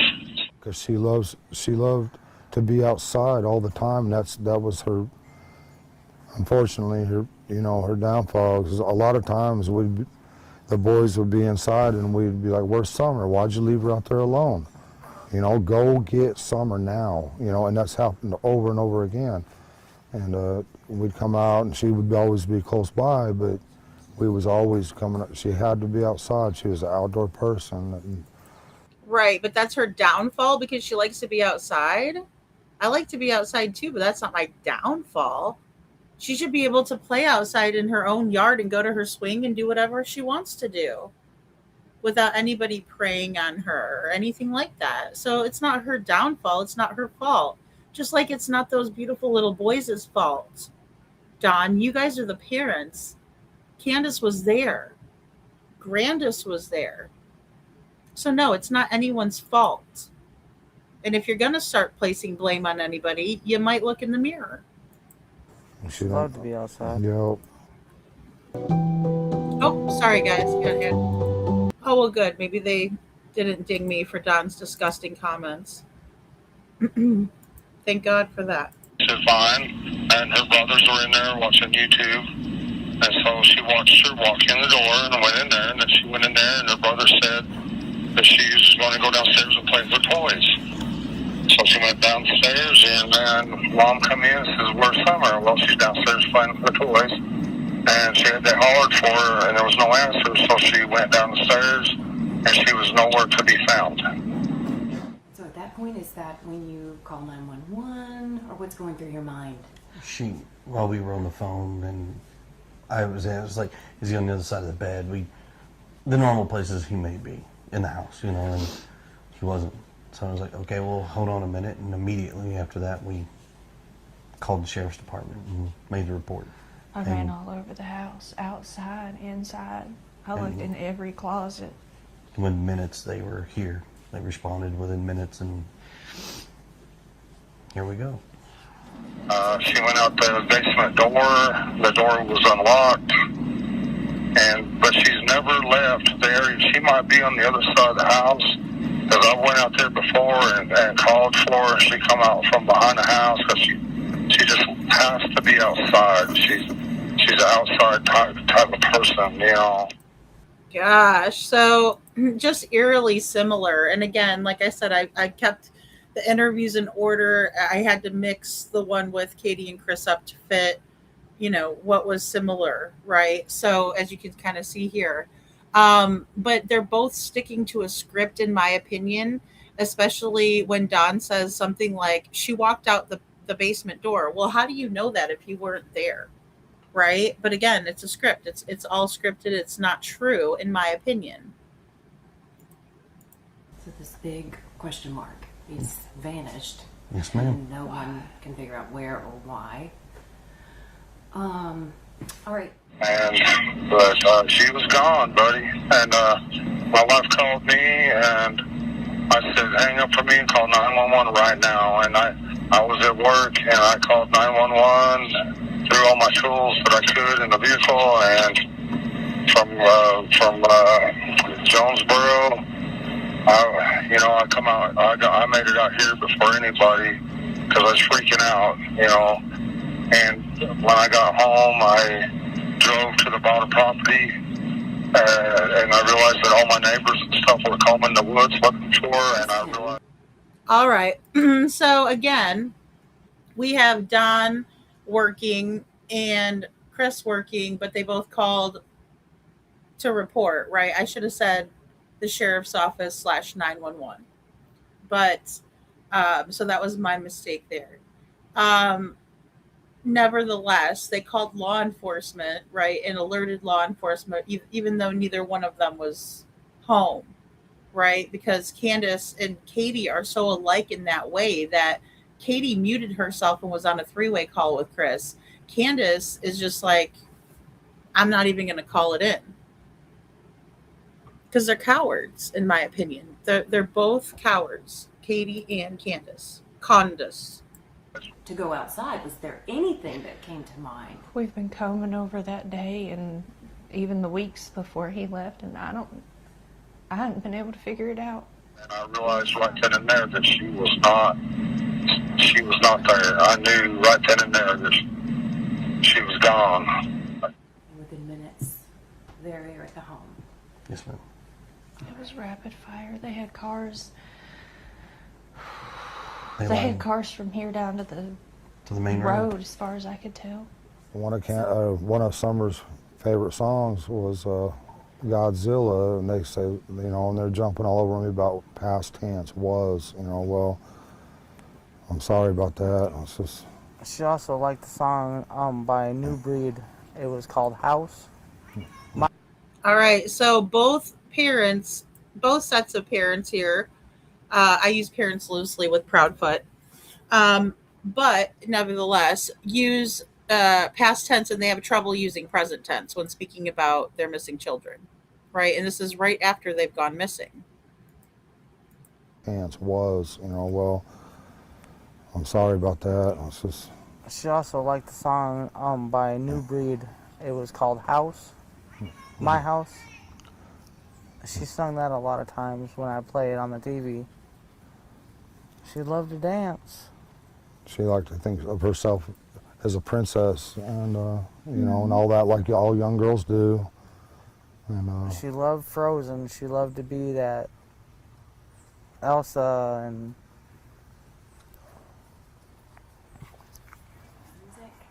Oh, he loves music. An eclectic taste. An eclectic. I mean, from, as everybody knows, Eye of the Tiger to Eddie Vedder.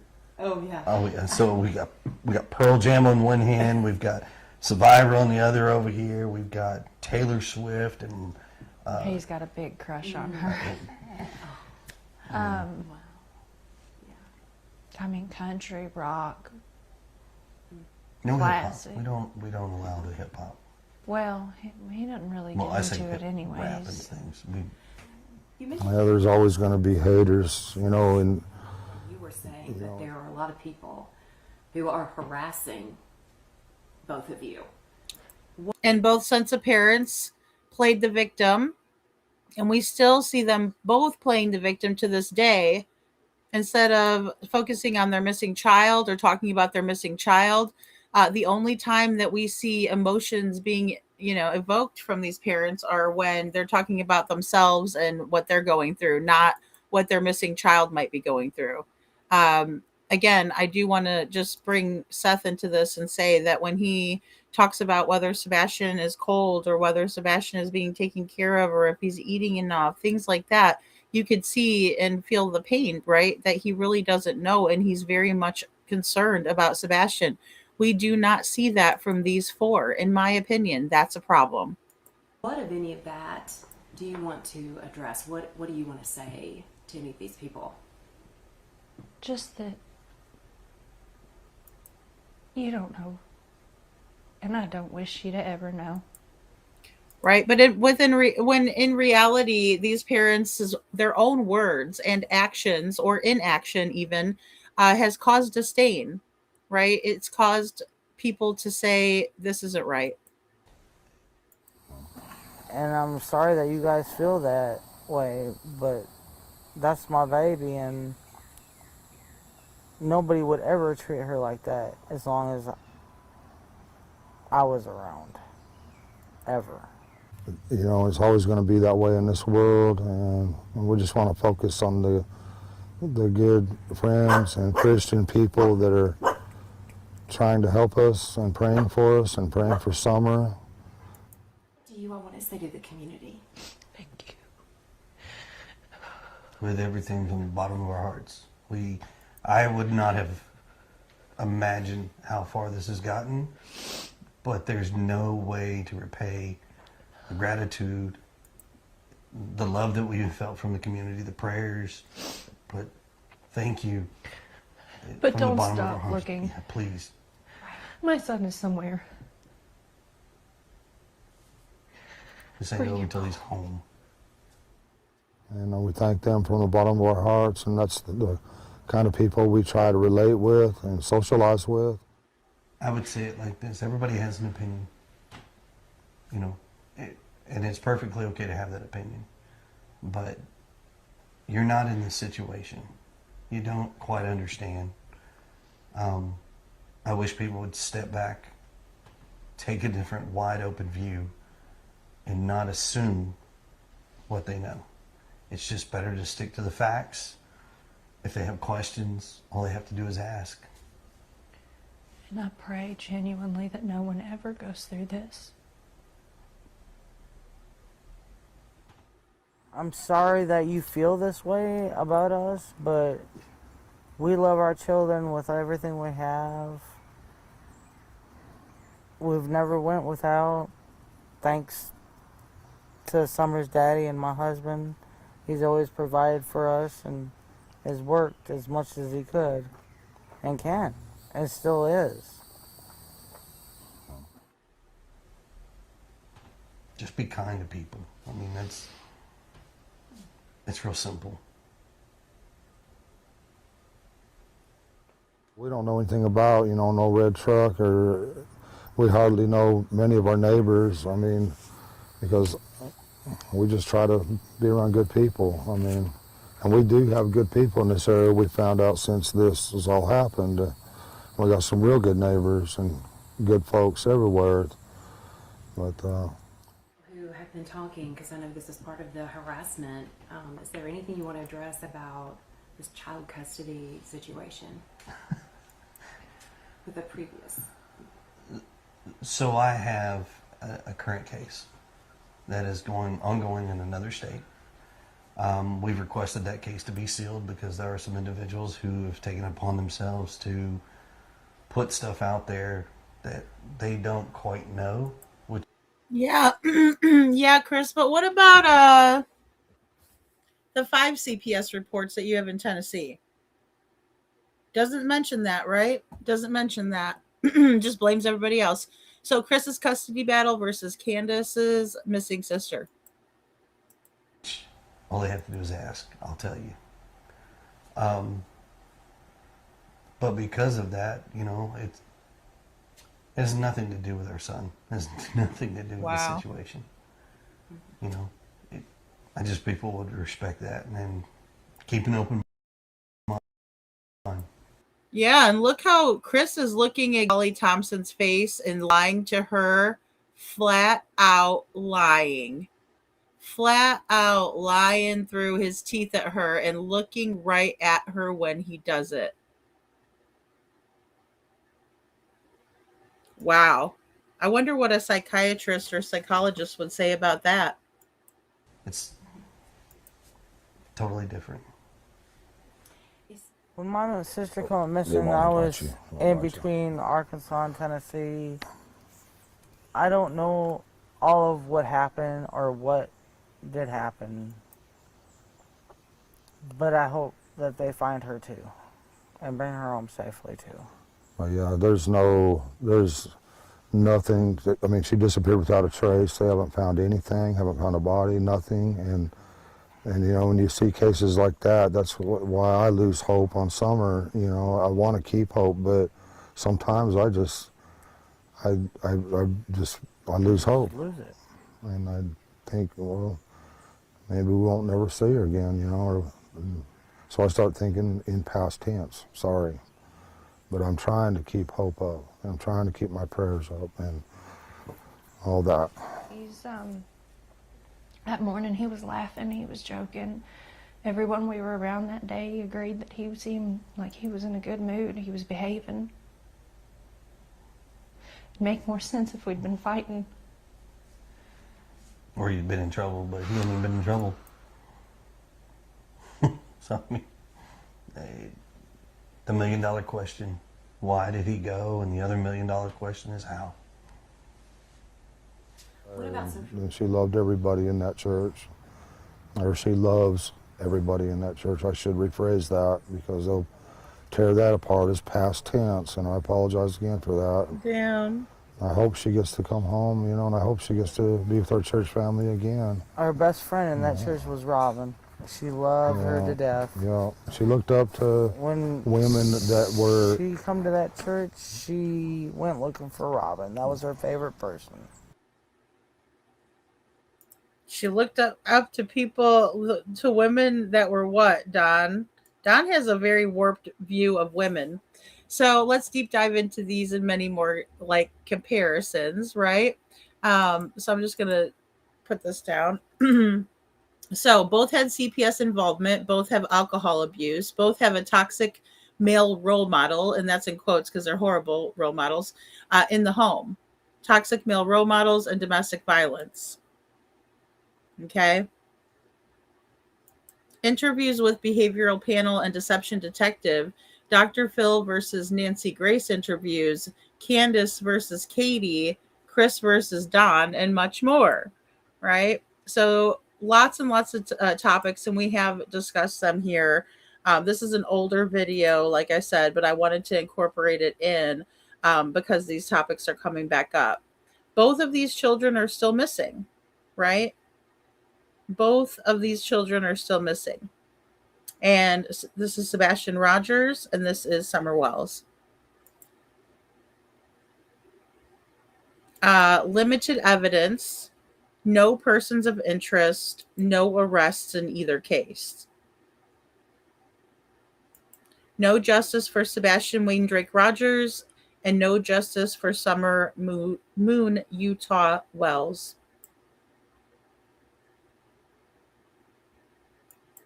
All right, now here's back to the Times News interview with Don Wells, father of missing 5-year-old Summer Wells. And again, this is 3 days after she went missing.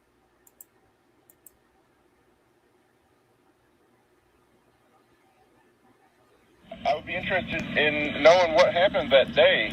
I know it's going to be hard for me to have to relive, but... Well, sir, I was at work, so, but from what my wife has told me and stuff, her and her mother and Summer were planting flowers by her grandma's trailer, which is about, 20 feet from the house there, real close to the house.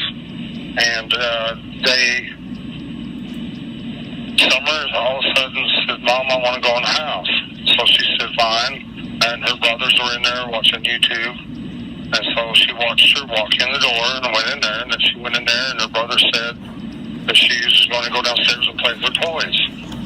So she went downstairs, and then Mom come in and says, where's Summer? Well, she's downstairs playing with her toys. And she had that hollered for her, and there was no answer. So she went down the stairs, and she was nowhere to be found. She went out the basement door. The door was unlocked. But she's never left the area. She might be on the other side of the house, because I went out there before and called for her, and she come out from behind the house, because she just has to be outside. She's an outside type of person, All right. So again, with Don and him saying she's an outdoorsy kind of girl, Summer is. And thank you, my PTSD. That's so awesome. And little Miss Sharon for gifting a Lady Freedom's Raw Narratives membership. Thank you so much. And also that's awesome that we have a new member, Blue Skies. Welcome to the Dragon Tribe. Thank you so much for watching too. Thank you, Blue Skies. And Miss Sharon, thank you so much for gifting a membership. That's so awesome. You guys are amazing in my PTSD. So again, just odd statements, blaming Summer for going outside. Oh, she should have never gone outside. And again, they don't live in a rural area, right? They live in an area, in my opinion, that is very they don't live in an urban area, right? Like, so if Summer had gone out the back door and she lived in a bigger city, there's more opportunities for her to get snatched up, in my opinion. They have a secluded wooded area around their house. And so, she should, in theory, be able to just go out and play. Now, that doesn't mean that somebody couldn't have abducted her. I just don't think that is the case. Aw, thank you, Bo. Okie Granny says Candace started that all the door stated, excuse me, Candace stated that all the doors were locked when she was in Kingsport and the boys home alone. Yeah, see, there's so many conflicting statements. Yes, and I'm glad that you brought that up. I mean, it's in my opinion, in both of these cases, we have these elements where by design they're confusing people with their statements, right? And then they're like, well, don't get mad at me and, blah, blah, blah, right? Um, but really it's because they're frustrating people when people are trying to help and we can't get to the bottom of things, right? And it's because they're making all of these wacky statements and changing things as they go. But she was gone, buddy. And my wife called me, and I said, hang up for me and call 911 right now.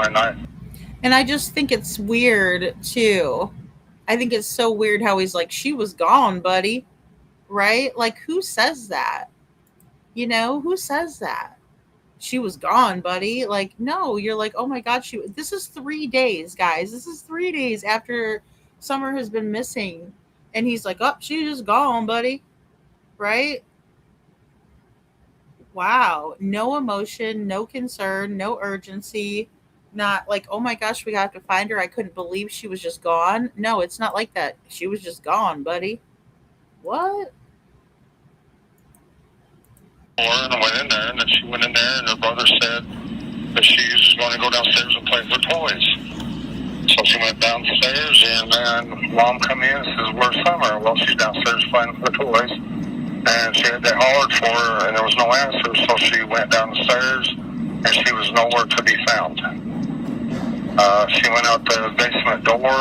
The door was unlocked, but she's never left the area. She might be on the other side of the house, because I went out there before and called for her, and she come out from behind the house, because she just has to be outside. She's an outside type of person,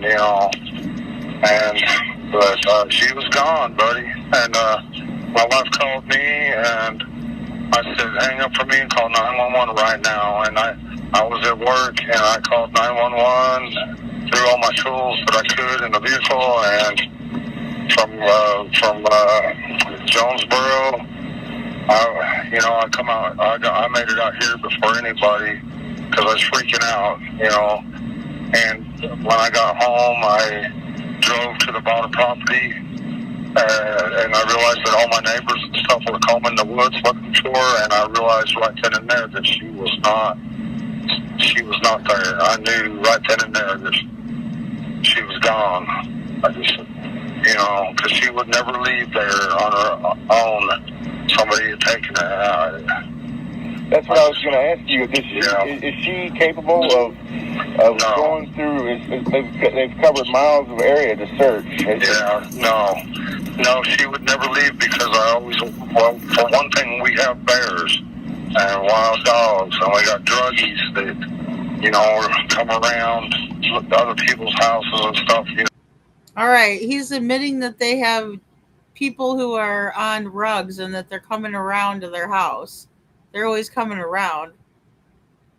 That's so strange, And I do think he was home too, Bo. I do. Yeah, she's got gone.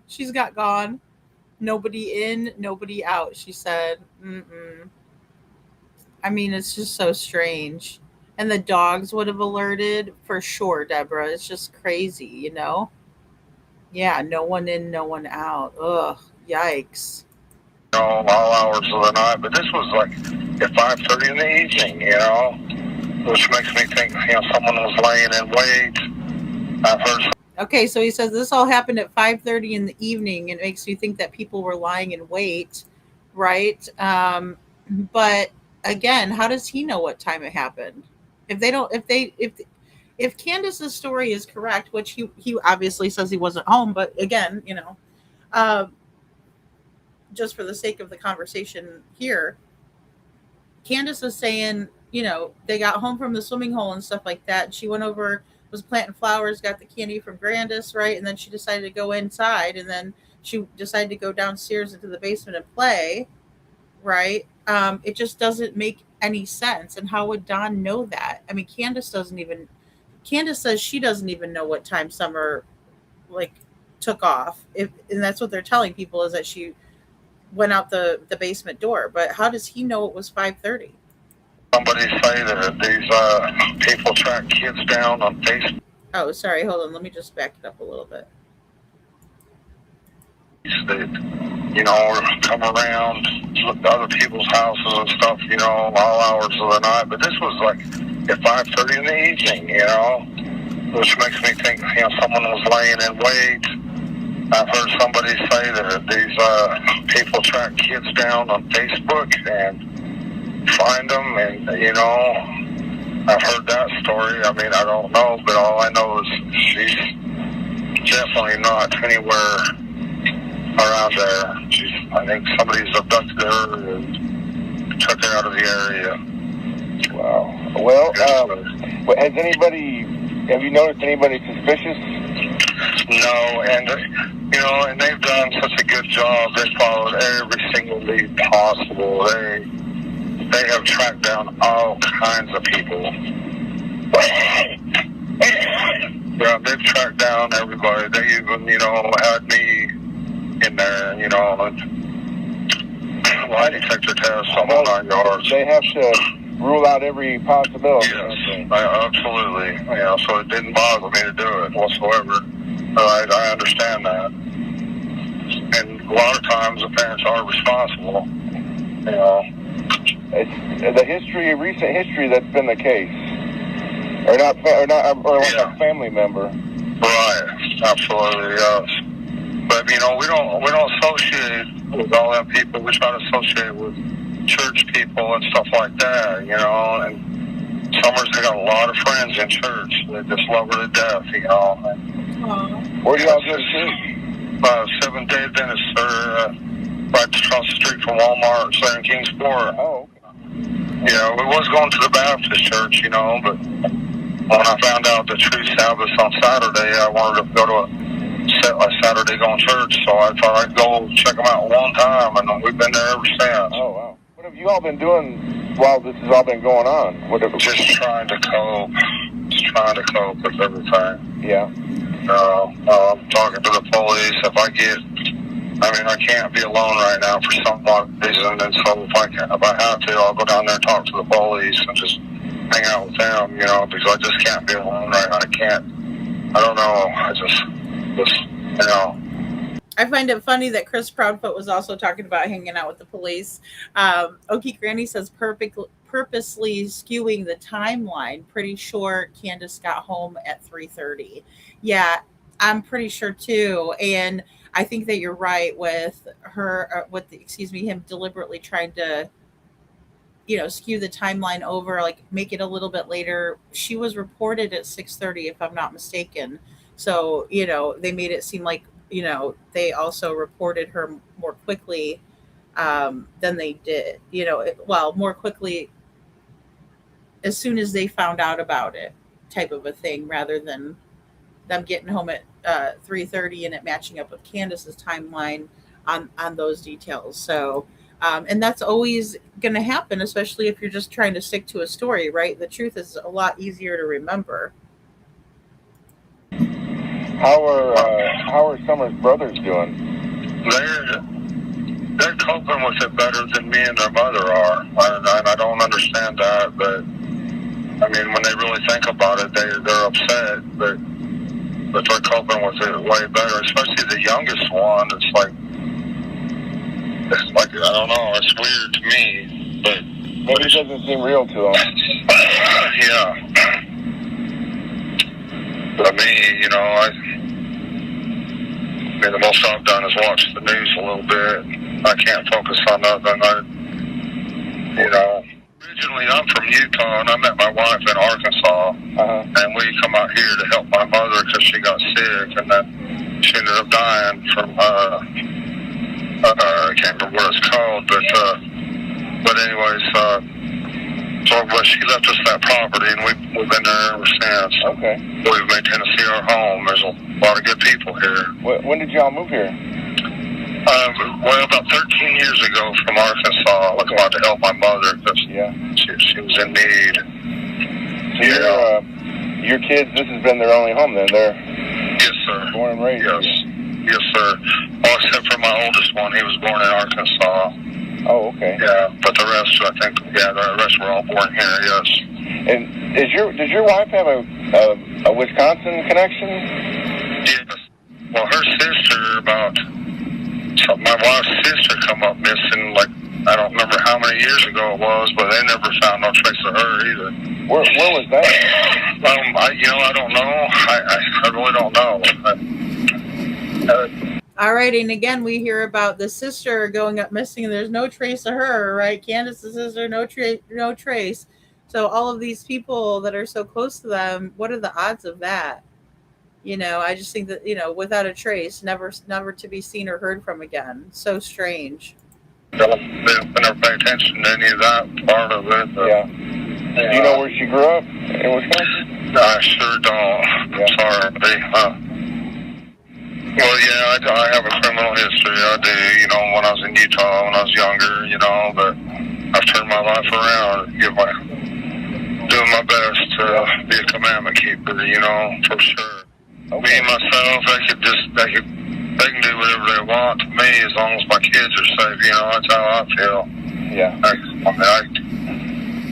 Okay. Well, and so what is your plan now? I mean, what is your outlook?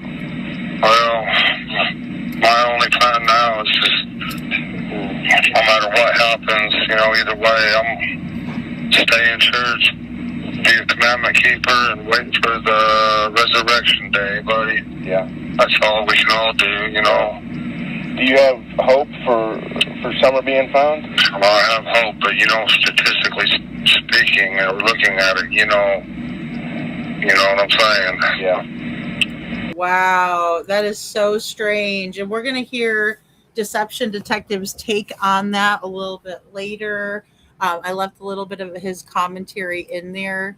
But who says that, right? I mean, and this is 3 days after. I just want to keep reiterating that this particular interview that Don is having is 3 days after Summer went missing, and he's already saying, well, just wait for the resurrection, and that's all we can do. And I get that he was talking about his religious beliefs and how he's coping with things, but in the same way he's saying statistically, speaking, and usually parents of missing kids don't think that way, in my opinion. A tough thing to think about. Well, yeah, of course. I'd feel for anybody in that position. I'm sure you would too. Absolutely. And I love how he talks about other people in this position, like Katie Proudfoot does, right? Other people in this position. Why would you ever? I mean, I'm sorry, I'd be selfish as hell. I just would be. I would be so selfish, and I'd be like, I need to find my daughter. Right? I mean, it's not that I would never repost a missing flyer or anything, because I think it does hit differently, right? When you know how the situation and how it feels. I'm not saying that. What I'm saying is I would be not talking on day 3 about other people. And Katie was doing the same thing the first week that Sebastian went missing. Any kid that's being tortured or hurt in any way, and missing their parents and. All right, I'm going to rewind this part back because I want you guys to listen to this, because as we go along, he's going to say worse things than this, but he's saying that I feel for any kid that's being tortured, and he uses present tense on that one. So let's just listen back a little bit here.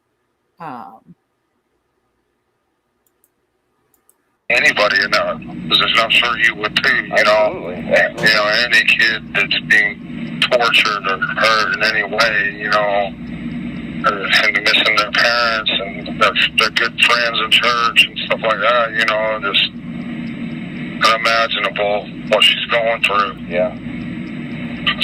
It's unimaginable what she's going through, but you just said that she's being actively. So, The only thing I pray for is for peace for her somehow. I wish she could have got to know Jesus better or something, but she's so young. She don't know what all that stuff means in church, you know. He wishes that she would have gotten to know Jesus better. Jesus loves all of his little children. They are innocent. Don. Ugh. Yeah, but I don't think God holds that against children. Oh no, not at all. I just wish she had peace of mind. That's all. Do you have any hope that this is all going to end well? I have hope, buddy, but you know, you look at the statistics of it all. You know, I mean, through our church and other churches, the worldwide prayer, you know, is going on for her. So, plus all the law enforcement agents are praying, and everybody, you know, we're just hoping that God will turn it around, you know, somehow, some miraculous way. But you know. Okay. All right. Well, I know I'm taking up a lot of your time, and I really appreciate your time. And statements like this right here, Take care, and I'm praying. where he's talking about someone trying to sell her for a little bit of crack cocaine, is the reason I think the possibility that he sold her to someone or pimped her out to someone is not nil. I think it's an actual possibility in this case. And I can't believe I'm saying that. As you guys know, I try to explain everything without having to resort to the totally bizarre or conspiracy theories. But in this case, it's a non-nil possibility. There is an actual possibility just based on the projection we're seeing here. I know where she's at. She's in a motel room somewhere with some weirdo. What is projection, and how can you use it to understand people and uncover their lies? I'm Deception Detective. I'm an attorney trained in statement analysis, and this channel exists to expose lies and manipulation.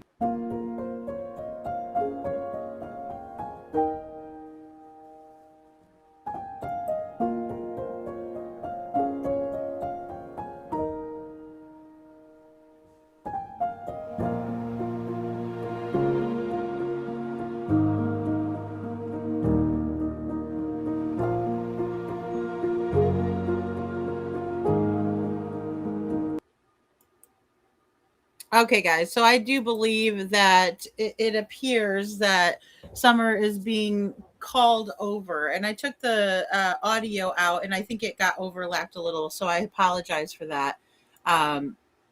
But she kept getting called over to this. I'll have to get this other video because I think I do have it in the audio posted.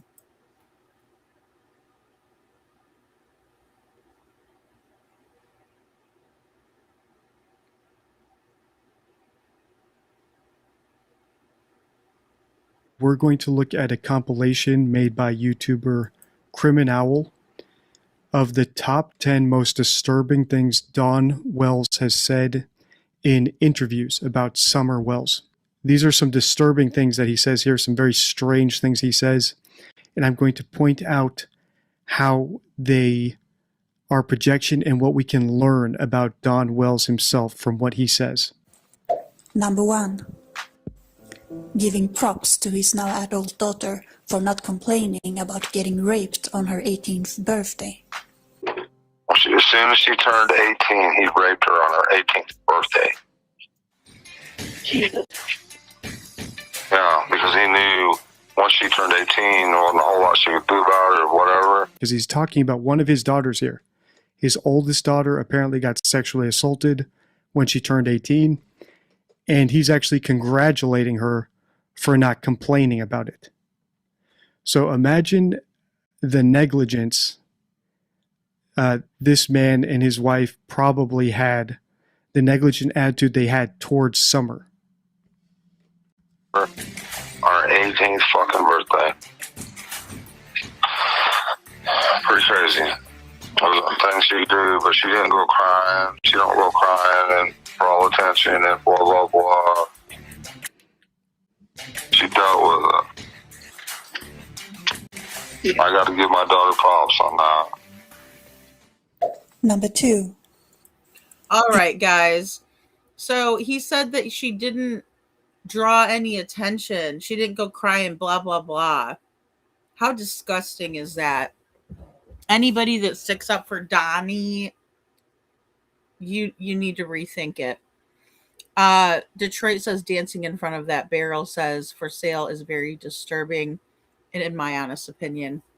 And thank you so much, Bo, also for dropping the link for Deception Detective. Isn't that terrible? Isn't that terrible? I agree. I agree, Detroit. Yeah, Bo, WTF is right. You know, Deborah says I agree, Detroit, with you. And like I said, Don likes to throw chum in the water to stir up controversy. He does that. He does, and steer us away from what really happened. He'll make up the most absurd scenarios. He'll make up the most absurd scenarios, in my opinion. I agree with that too. Yeah. Oh, I didn't know that his ex-wife had passed away. And oh wow, in June. Oh, Pamela Wells. That's sad. Yeah, he is a vile predator. I agree. I agree. Yeah, exactly. Who raped her? Yeah. What was she? Yeah, the one trying to sell. I know. That's what I'm saying. I mean, who knows? And this is his first daughter. Like, this is his daughter. That's older, and she turned 18. Unbelievable. Things she do, but she didn't go crying. She don't go crying and for all attention and blah blah blah. She dealt with it. I got to give my daughter props on that. Number 2. If Dawn said just one harsh word to Summer, she would break down crying. If I said one little word to her, she would just start crying, and I'd have to apologize 10 times. Say, Summer, I'm sorry, I didn't, she would just, it killed her if I said anything like that. Number 3. Bringing to words the most vicious acts which he thinks might have been done to his missing daughter.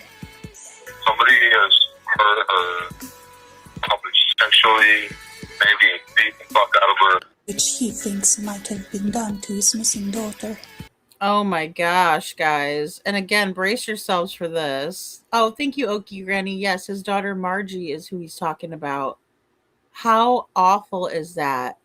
And I do think Don does use words like like earlier in one of the interviews we just watched, he said, everybody at the church loves Summer to death, right? And it would kill. Now he's saying it would kill her if I said anything. So I think he does use those words. And he's not talking about anything that's relevant to his little girl being missing. He talks to people like he's having a therapy session. Exactly, Rosebud. And it's very off-putting, right? And he's saying it so matter of fact and just it's just so wrong.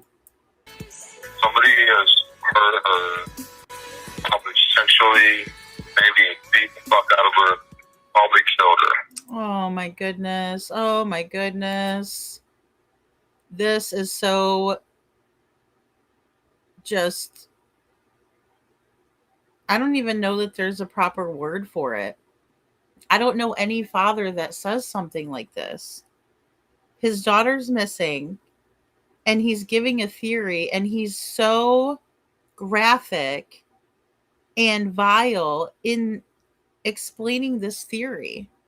And there's no type of emotion in his voice, as if he's not even, like he doesn't care, like he knows and he doesn't care. He's indifferent. Number 4. Not wishing prison upon the person who took his daughter. So what do you think should happen? What do you think should happen? I have to leave it to God. All right, this is where he's talking to Chris McDonough, and Chris McDonough asks him, which is a great question, and Chris is great at asking these questions, right? What do you think should happen to whoever hurt Summer? And he goes, I have to leave it to God. And I know what prison's like. And I have mercy for anybody who's in prison. Because you're lucky if you get out of there alive.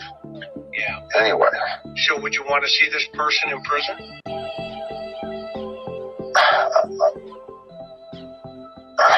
I could do that, to be honest with you. Yeah, no, It just depends on all the circumstances, you know. Number Wow. So you don't even know if you could put the person who hurt your precious little baby girl in prison? Because it would be so hard on them, they might not make it out alive? Is that what?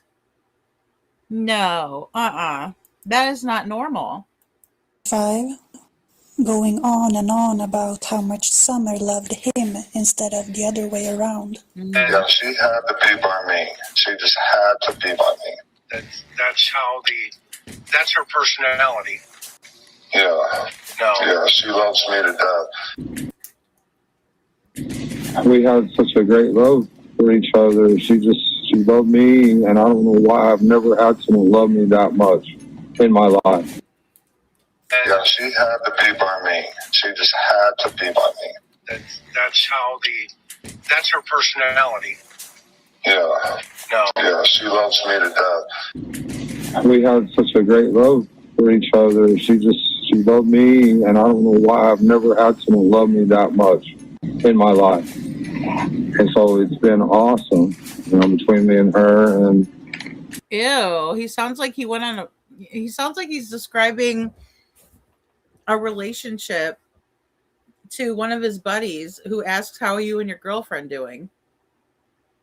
And I hate to even go there, but the way that he talks about his daughters, and because of what we know about what Summer had to go through living in that house,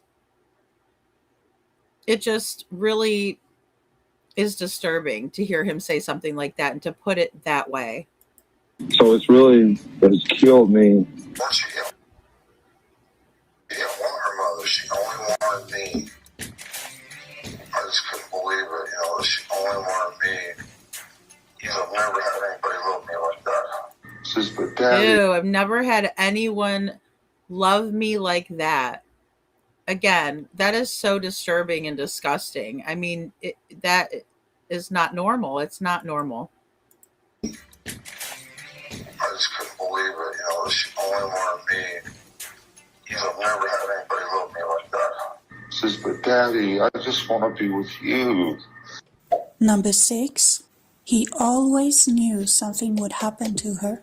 I just always had this feeling that something was going to happen to her. I've always knew that something was going to happen to Summer. It's just something in my gut has always told me. Number 7. So if someone tells you about something they knew in their gut, just be aware that you're probably being manipulated. Or if they tell you about a dream or a vision they had, your skeptic antennas should be shooting up at that point, that someone's trying to persuade you of something that they do not have evidence for. So they're trying to appeal to your gullibility. See if you'll take the bait. Blaming the children. They're all glued to that damn TV and their game. All right, so the boys were inside playing downstairs where Summer said she was going. And now Dawn is trying to pass the blame onto her siblings for not confirming that she went downstairs. In reality, this is a great indicator of a negligent parent. Someone who does not take responsibility but tries to pass the buck onto others. They don't take responsibility for their own kid. Number 7. Blaming the children. They're all glued to that damn TV and their games on their phones. He just started crying. I don't even remember what I said to him or what. And he says, Dad, it's not my fault. You know, and he was crying. I said, I know, son. I know it's not your fault. What was your other voice saying? I told my wife that if he would have went downstairs with Summer like she wanted him to, she probably wouldn't be gone. He feels like he's kind of guilty. A lot of times the boys would be inside and we'd be like, where's Summer? Why'd you leave her out there alone? You know, go get Summer now. You know, And it's so horrible that those little boys had to feel responsible as if. And, you know, why would you even put that on them? You know, Okie Granny says, I'd love to hear what psychologists has to say about both Don and Candus. Yeah, same here. Same here. And again, I do think that Candace has a lot of issues like with substance abuse and things like that, just, from watching and observing her and, some of the things that she's put on her own YouTube channel too, by the way. But yeah, well said. And um, it's just horrific. Some of these statements are just completely awful, and then blaming the boys. That's happened over and over again. I don't know why, but they're dealing with it okay more than me, and they're doing a lot better than me and Candace are. Not why that is, but I don't know. She loved to be outside all the time. That was her, unfortunately, her downfall. All right. So, she loved to be outside. Unfortunately, that's her downfall. Again, we heard that earlier.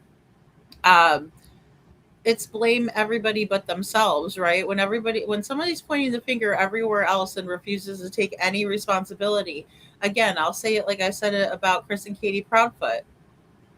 You can tell that Candace and Don don't even feel the least bit guilty that Summer went missing from their home, right? There's no guilt there, which there should be. Even if you're innocent, there should be a guilt, and there's not. There's nothing. Why isn't Don kicking himself in the ass for not being home that day? Why is it Candace kicking herself in the ass for not watching Summer more, properly or better? Right? That would just be the normal guilt that you would feel. And then people would say to you, it's not your fault, right? Don't beat yourself up. But they don't give us the opportunity to take up for them in that regard because they never do act like they give a crap. And I'm sorry, that's on them, not on me, right? Because I'd be like, well, it's not your fault, right? If they're blaming themselves, obviously that's because they're feeling guilty because they wish they could have done something differently and they wish they could have done more and maybe if I did more. But instead they're putting it on the kids. Well, those boys should have been watching her better. We've told them before, go get her. Don't let her be out there. And that happens all the time. It's happened several times, kind of a thing, right? It's always blame them and then blaming Summer for liking to play outside. She's a little girl. She's a little kid. She should be able to frolic outside and play carefree and have a good time. And to try, sometimes I think you're in my head, but I mean, I'm thinking that too, because of their relationship. I think that Candace may have had a jealousy towards Summer, but I think Don is probably trying to make it look that way too, right? In a small way, because I think she had that. Um, because look, we're looking at a very sick and toxic situation where Summer was most likely um, abused, by her father that way. And oh man, I think that Candace was jealous of that relationship, right? And then also Don doesn't help matters when he says she wanted me, not her mother, driving a wedge in between. But that's what abusers will do. It's the same old story, same old song and dance. Yeah, yes, it's like she loves me better than you. Yes. And they do that. And they love to triangulate, right? I've even heard stories where abusers will, you know, favor one person or another, right? And use that against you. Like, oh, you're not as good as this person over here, right? They triangulate, they do it.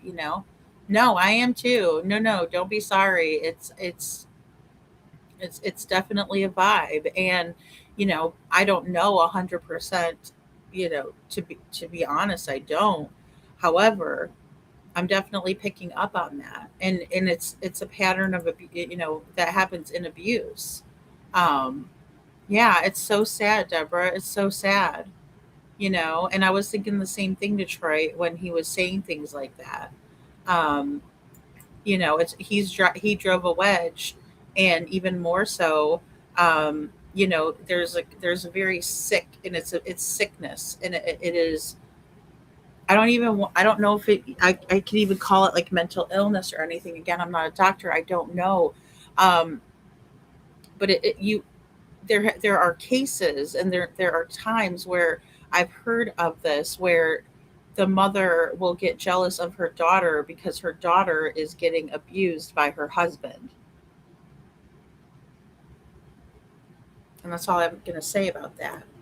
And I think you're right, Detroit. She loved to be outside, and that was her downfall. So he's actually blaming Summer for what happened to her. If she didn't love to be outside so much, she'd still be alive.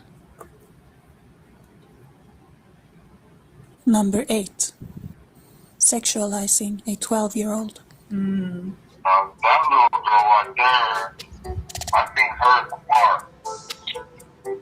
That poor little girl, she got a body from hell, and I think all kind of black all over her. Oh my God. He said a little girl who's 12 years old has a body from HELL.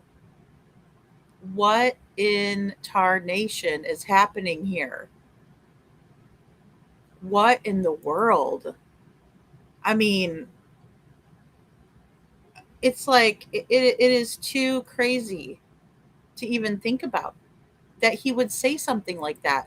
So he's describing, in my opinion, from what I've gathered, to the best of my knowledge, I should say, that he's talking about one of, oh gosh, I just drew a blank. I think it's Hunter's little sister. I'm trying to think of what Hunter's mom's name is, and I don't know why I just drew a blank on her name. But either way, I'm sure you guys know in the chat, and then also know who I'm talking about. So feel free to tell me if you know, because I don't know why I'm just drawing such a blank. Allie, there we go. Thank you. Allie's daughter, Okie Granny. He is talking about Allie's daughter. Okay, and I do believe that, and that's what I've come to understand, and that's why I say, to the best of my knowledge, she's talking about Allie's daughter, right? And so here we got, in my opinion, Candus grooming. Thank you, little Miss Sharon. Grooming Hunter, giving him alcohol, giving him vape pens. You just don't do that. There's plenty of time for them to do that, and they're gonna get it. I get that they're gonna get it. If there's a will, where there's a will, there's a way, right? Type of a thing. But for an adult, a mama, to give another, child, it's another mother's child, alcohol and tobacco products, whatever you want to call it, and God only knows what else, maybe even Mary Jane. Look, their brains are still developing. That's not your place to be doing that. And I think it's grooming behavior. Now you hear Don talking about his sister like this, saying she's got a body from, why are you looking at a 12-year-old's body? Disgusting, Don. And this is who people want to stick up for. And don't get me wrong, it doesn't escape me or anything that just because he's doing this behavior, that doesn't mean that he did something to Summer or anything like that. I'm not saying that. But what I'm saying is he's vile. He is a foul, very manipulative, nasty, nasty man. And this proves it, you know? Yeah, they have no boundaries when it comes to children, Okie Granny. They have no boundaries. And it's just utterly gross, right? Again, this 12-year-old should be able to be at the park and or wherever and be doing kid things and not have to worry about some skeevy old man over there Googling her. Oh my gosh. I mean, it's just unbelievably awful. 12-year-old. That little girl right there, I think her apart. That poor little girl, she got a body from hell, and I think all kind of black all over her heart. She'll be pregnant. She ain't pregnant. All right. He says she'll be pregnant if she's not pregnant right now. Like, what the hell? And it's just, again, like I said, it's so wrong that he's sitting there. Well, I saw her at the park, that poor girl. And then he's talking about these poor little Mexican girls that were, RAPED'd 600 times. He just said that to Hatfield and McCoy, right? I'm sorry, Fred and Sheila McCoy, right? He just said that to them in this interview we just watched, right? They're part one. And here he is talking about another little girl and saying that she has, this body disgusting. Disgusting. Yeah, I don't know if it's the same one, but I heard one of the kids there lost custody or something happened. I'm going to have to look that up after the show because I do remember something coming about that. But Okie Granny says that she hears she's pregnant right now. How old is she? 1 second.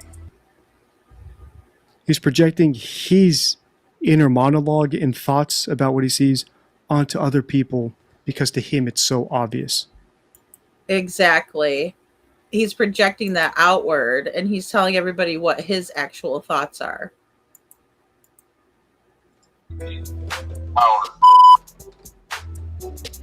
What is she half black? 12. Number 9. Claiming he knows where Summer's at. Candus, my daughter's probably on the fucking streets right now somewhere. Nobody's listening to me. All right, what did he just tell Fred and Sheila? That he knows, but nobody listens to him. And they didn't even elaborate on it, probably because they didn't, they weren't keyed into that. Had they listened to one of these, some of these interviews from the past, they would have keyed into this, in my opinion. Now, I'm not telling them how to do their job. They're doing fine how they're doing it. It's, everybody does it differently. But again, they would have keyed into this. Candus, I know where my daughter is and nobody's listening to me. Right? Okay, True lost custody recently. Thank you, Okie.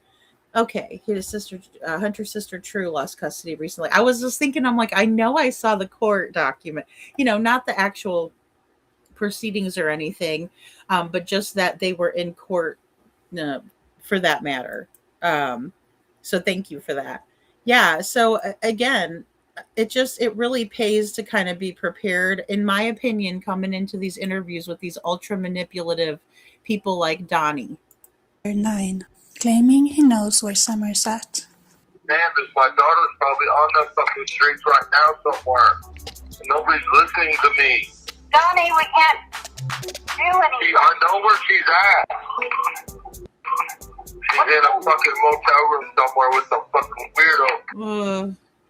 Fucking some motherfucker trying to sell her for a little bit of crack cocaine. I know where she's at. She's in a fucking motel room somewhere with some fucking weirdo. Fucking some motherfucker trying to sell her for a little. All right, so he's saying she's effing some mother effer, trying to sell her for a little bit of whack rocaine. Okay, I'm sure I can't say that, and he said it enough for me to get, in trouble with YouTube. But again, I don't think I should get in trouble for replaying this. I think he should be in trouble for saying it, and that's my opinion. Disgusting. The correct way to say something as disgusting as that would be she's getting abused by someone, abused by some MFer, not effing an MFer. That implies. Wow, well said. I'm sorry, he's about to say that implies something different. Something as disgusting as that would be she's getting abused by someone, abused by some MFer, not effing an MFer. That implies that she is actually consenting to it and participating in it. It's a distorted view of the world, of children. And the fact that he can say this like it's obvious is him projecting his worldview onto the case. And it's a sick worldview. It's a scary worldview. Yes, it is. It's very sick and scary. Well said. Deception Detective does such a great job, guys. And he's very easy on the eyes as well. So Detroit says, listen to the interview from Chris McDonough with Dawn's sister. I wanted to throw up. I don't think I've heard that one actually. I'm going to have to go look. Is it on Chris's channel? Is it on Mr. McDonough's channel? Because I'd like to listen to that. Ooh, wow. Mm-mm. And I would love the opportunity to depose someone like him. Because he's leaking lots of weird stuff here. Yeah, he is. I'd be very curious what he would say under oath. Me too. A little bit of crack cocaine. I know how it works. Here, I know how it works. I wouldn't be surprised if he's done it himself. Somewhere pulled up in a fucking motel. The fact that he's saying he knows how it works. I wonder what his history with these seedy hotel rooms with children is. Mm. Donnie, don't let your fucking mind go there, okay? I've already been there. I've seen Stop it. Listen to these admissions. I've been there, I've seen it. Gross. So the first thing with statement analysis is you take what people say at their word. We don't go in there trying to interpret what people say. Right now, I'm just seeing these as clips out of context. So they do jump out to me, but I'd like to know the full context of them. But right now, if the context is him just straight up saying, I've been there, I've seen it, I'm going to take him at his word. And I'm going to take him at his word too. And I'm going to take exactly their statements, and I'm going to let their statements speak for themselves. Now, do I do commentary? Yes, I do. Am I a professional? Am I a lawyer? Am I a doctor? Am I anybody special? No, I'm just a YouTuber, right? With an opinion. I'm just calling it like I see it. I'm making commentary on it. But I'm absolutely going to take exactly what they say, and I'm going to work off of that. And exactly what he's saying here is some absolutely vile and disgusting things. And he's absolutely projecting his own opinions and being so outward. And he's also sharing his own experience. I've already been there. I've seen it. Right? Well, he obviously admitted that he knew that his daughter, when she turned 18, as soon as she turned 18, and it makes me so sick, was RAPED'd, and there was nothing she could do about it. But boy, did she take it so well, and she didn't go crying, and she handled it. I mean, nasty. And I don't know, Detroit. Scranton Strangler. I didn't even look to see what his new ones were. I just went and grabbed this one really fast because I knew. And I did a live on it before, and I couldn't remember which live it was. And so I was like, oh, I'll just go grab it from his page again. So that I just went, but I didn't see if he had anything new out.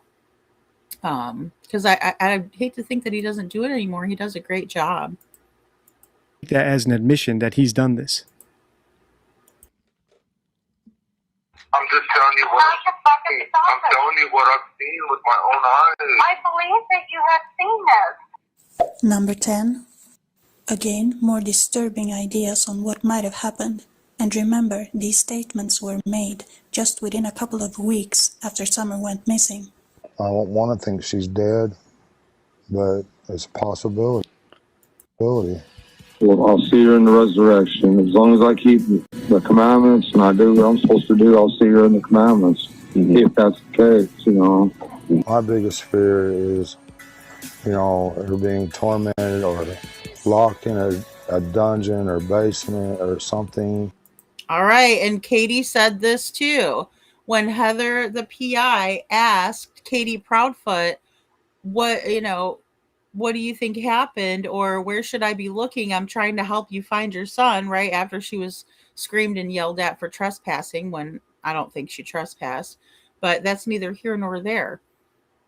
What is here and there is the fact that Katie also suggested that Sebastian might be in a basement, and here Don Wells is saying that she might be in a dungeon or a basement or something.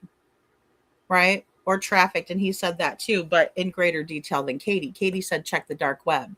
Just want to remind everybody of that. Yeah, that's my biggest fear too. Or the motel room he described, or the streets he described. Mm-hmm.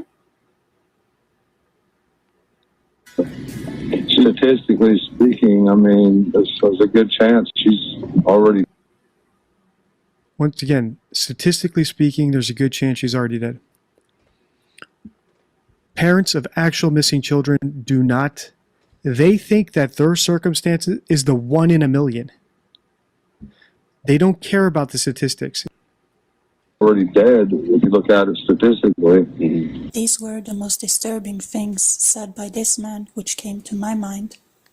But sadly, this list could go on forever. Sure could. We don't know if he had anything to do with his daughter's disappearance, but he sure doesn't look innocent in my opinion.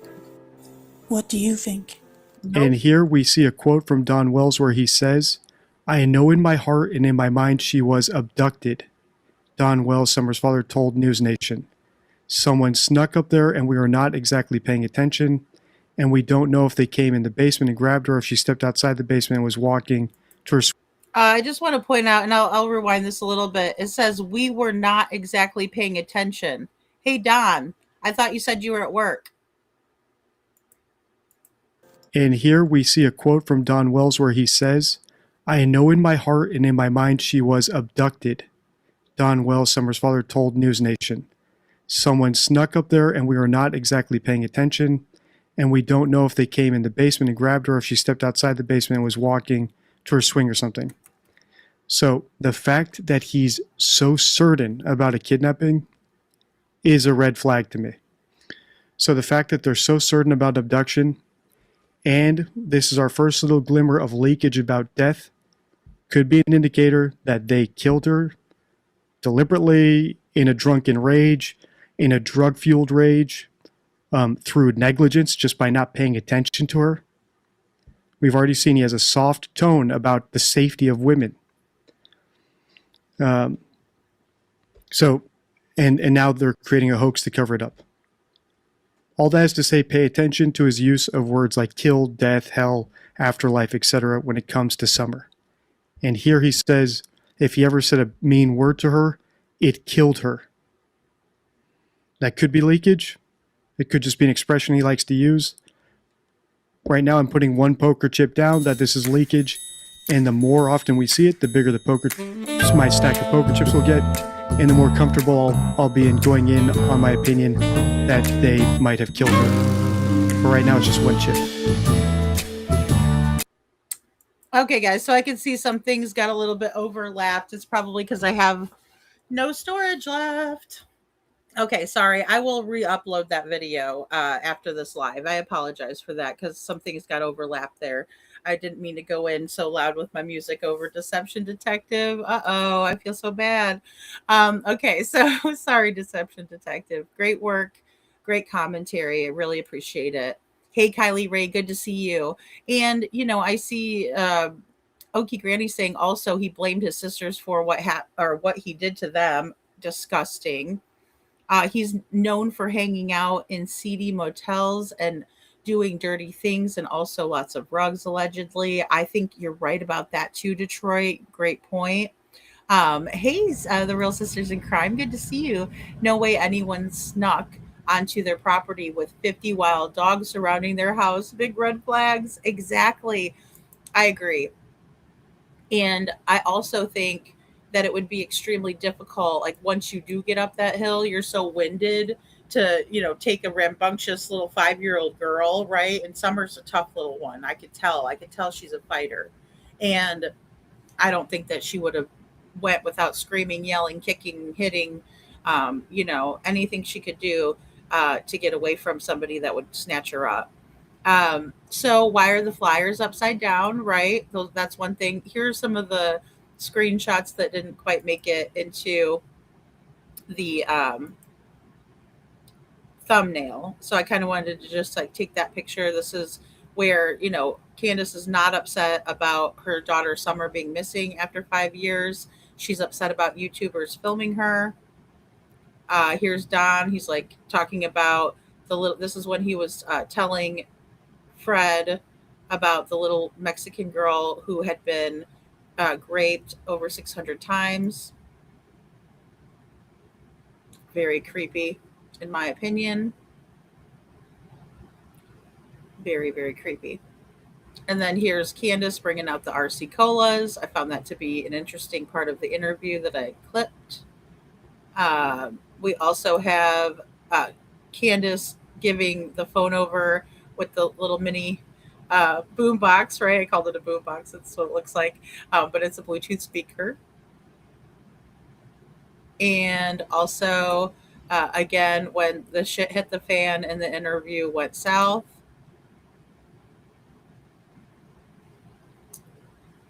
and then, of course, there's Don saying, Candus, calm down. What's her name again? Candus? No, I'm just kidding. And then that's when she's like, you're out of here, right? And the lady on the phone's not happy. She's not having it. All right, so there's Summer, beautiful little Summer Wells. All right, guys, so there's a part 2. And I know we've been going, but we might as well just go ahead and get into this. So what I want to do is share with you part two of Fred and Sheila's interview, because they're going to do a part 3. So we might as well just do a 2-parter on this one. And I'll get us some more good information to show for tomorrow. But here's Fred and Sheila McCoy. That you would be afraid if somebody repeated it. Again, what I'll tell you on Monday, I'll tell you on Tuesday. You don't have to tape me. Just ask me if you can tape me, but just ask me if I said it, and I'll tell you yes or no. I said that or I didn't. Or it's that simple. Tell the truth, and let the chips fall where they may. You never have to back up. We're going to get on with part 2 here. See what you think, and we'll talk to you at the end of the video. Sheila, All right. You got anything? No. No. I'm good. There you right go. now. Okay, guys, I tried to give her some time. Yeah, no, when I get ready to speak, I tried to give her some time to talk. I'll tell you. All right. All righty. We'll catch you in a few. Know what we can do You to. know who Chris McDonough No, is? see, we're from Kentucky. He's a retired homicide detective, and he come up here and done us more damage than anybody. Really? Yeah, because we had a trailer here at one time, and we had a bulldozer come up here and tear it down. So we had to live in that part of the house, and my basement was unfinished, and we were staying down there. Okay. And Thank you, Candus. Sorry. We added this part on, but for a while, that's all we had. And so we let Chris McDonough come in, and he filmed the basement. It was unfinished. Oh, Candus is still pissed. She's like, these effing people still recording, right? But here's Don. He just wants to have the spotlight. He wants to go on and talk, right? About Chris McDonough and how he was done so wrong. Oh, yeah. Nothing about Summer, though. I'm sorry to make her upset. I can understand her frustration, but again, if we don't get, as of right now, it's died down. This case is Summer. That's why we haven't, because you were always getting so much attention, and we let it go because how much do you need? But now, since everything's died down and faded away, it needs to be brought back to light again, just to let people see that, hey, this girl's still missing. Right. We still need help, and you're still wanting people's help, and I'm sure she is too. But we've got to get the word. It's my theory for Sebastian and that other girl that come up missing too. I can't remember her name right off the get-go. The one in Kingsport. What was her name? I can't remember. I don't remember. Layla Santinello, maybe?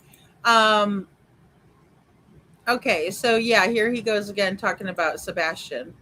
But anyway, I think all these kids, I think, like I said, DCS was the only ones in our lives, and for them to come up here 24 hours prior and say, oh, everything's hunky-dory, we're going to close the case, which is bullshit because they don't just close cases. Yeah.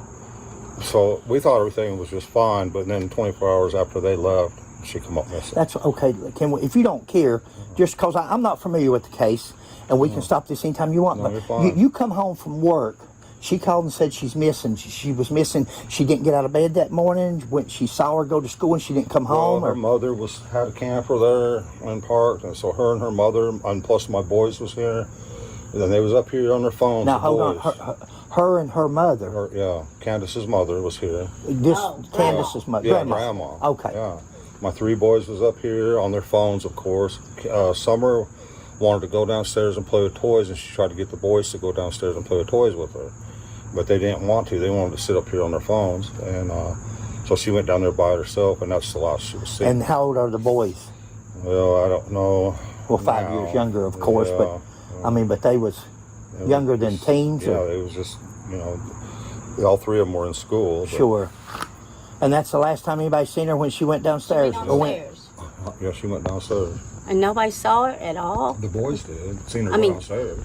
Yeah. But from there, they don't know. She could have, somebody could have knocked on the basement door. That's what I was and gonna ask. She might have answered it, like, who are you or what? Or she could have come outside and got on the swing over here. Yeah. I mean, she probably would have answered the door if somebody would have knocked on it. Was the door opened? Or We don't know.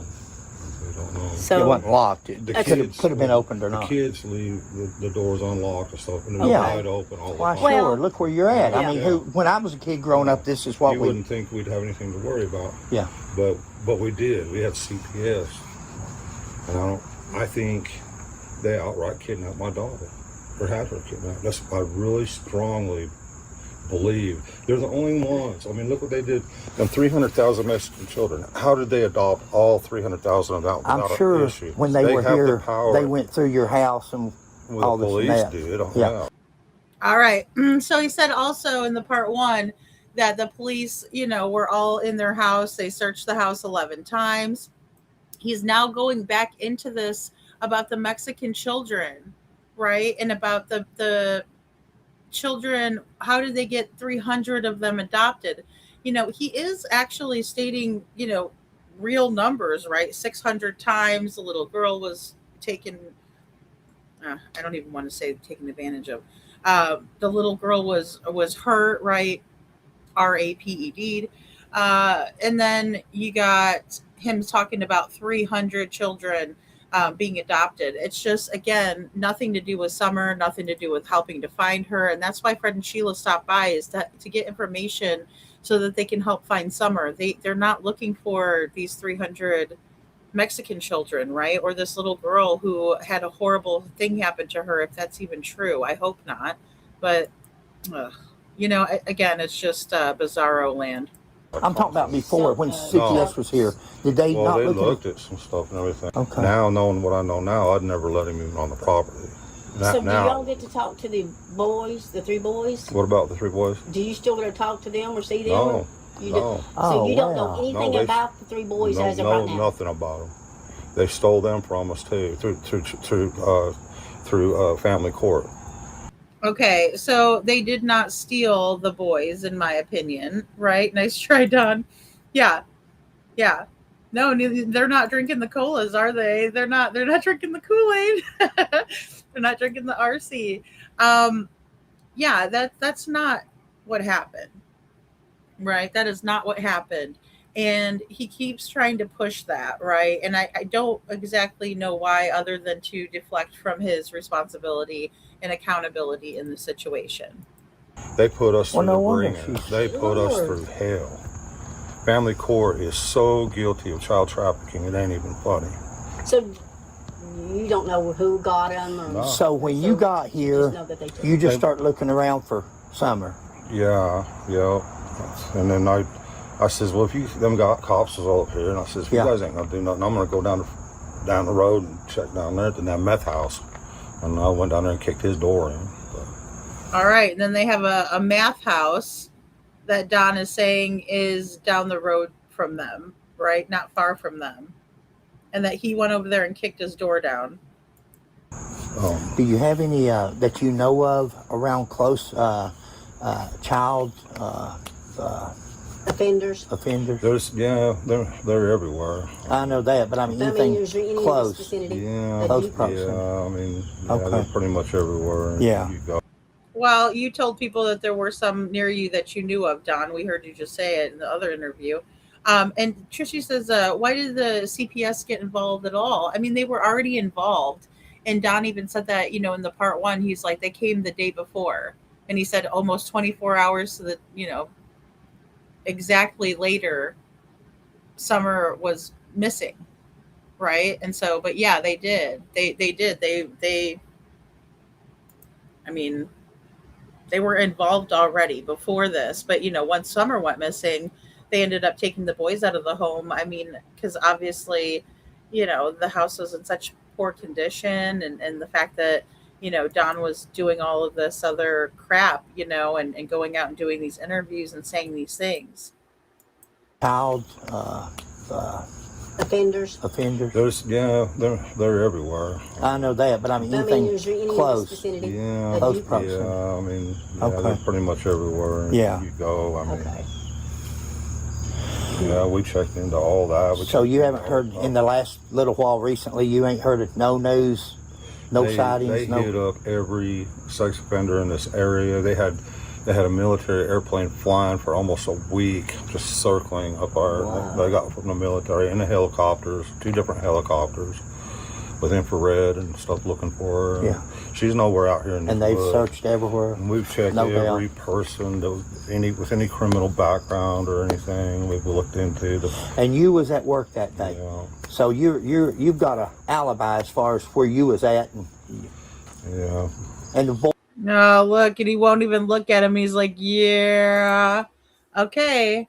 So why would you say that we weren't paying attention if you were at work, Don? Come on now. This is why I don't think he's at work, among other reasons. But And they've searched everywhere. And we've checked No every doubt. person that was with any criminal background or anything. We've looked into the. And you was at work that day, so you've got a alibi as far as where you was at, Yeah. and the boys saw her that morning after the you done boys gone were to the work. last- The boys were the last one to see her. Okay. And you were at work, so that you're completely. I mean, they could always frame me. Hawkins County can. I guarantee you. Like I said, I'm. Did they hear any cars or anything Nothing. going, or do cars go by here or anything like I that? Or mean, y'all the they- last place? Yeah, here? I mean, there's a few people that live back up in there, but not a whole lot of traffic. There Okay. was then because, I mean, there was someone down there while that was, they was dealing drugs and a lot of druggies going in and out. But Okay. I don't believe any of them had anything to do with it. We talked to all of them. So your wife says she was out with her mother in the camper. Well, they was out here planting flowers. Okay. And then Summer wanted to go in, so she brought her in and made sure she got in the door. Sure. And then she went out back there to help her mother with a brace or something or whatever. But she was in here with the boys, so up here supposedly safe. You'd think she'd be safe. But again, I want to emphasize the only ones that were in our lives were CPS. They're known for child trafficking. Yeah. I can give you some YouTubers and other channels that you can follow, and that what they do in family court and stuff, they legally kidnap kids. That's how they. okay, so again, I agree with Don and what he's saying here. I just don't think that was the case with Summer. I could be wrong. But again, I think he's trying to deflect. I think he's trying to, say that CPS did this when really they know, in my opinion. Took our boys. Yeah. They took them clear across the freaking country and then offered us a gas card. And so I'd have to take off 2 days of work just to go visit our boys. And then they made it seem like it was such a drag that they had to go take off from their normal life to go visit the parents, and I could tell they were changing them. They put all 3 of them on drugs and everything else. Yeah, they make it impossible to get your kids back. It's not paying attention. Yeah. But yeah, so Well, I really honestly believe that CPS definitely has something to do with Summer's disappearance. They're capable of adopting her out. They know they have all the contacts and everything else in the corrupt world. I mean, what's that guy that had the island? I can't remember. Yeah, Epstein. Okay, all them kids that were there, all them young girls, they were adopted kids.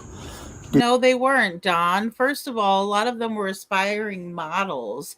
Have you ever sat and listened to their stories and what happened to them?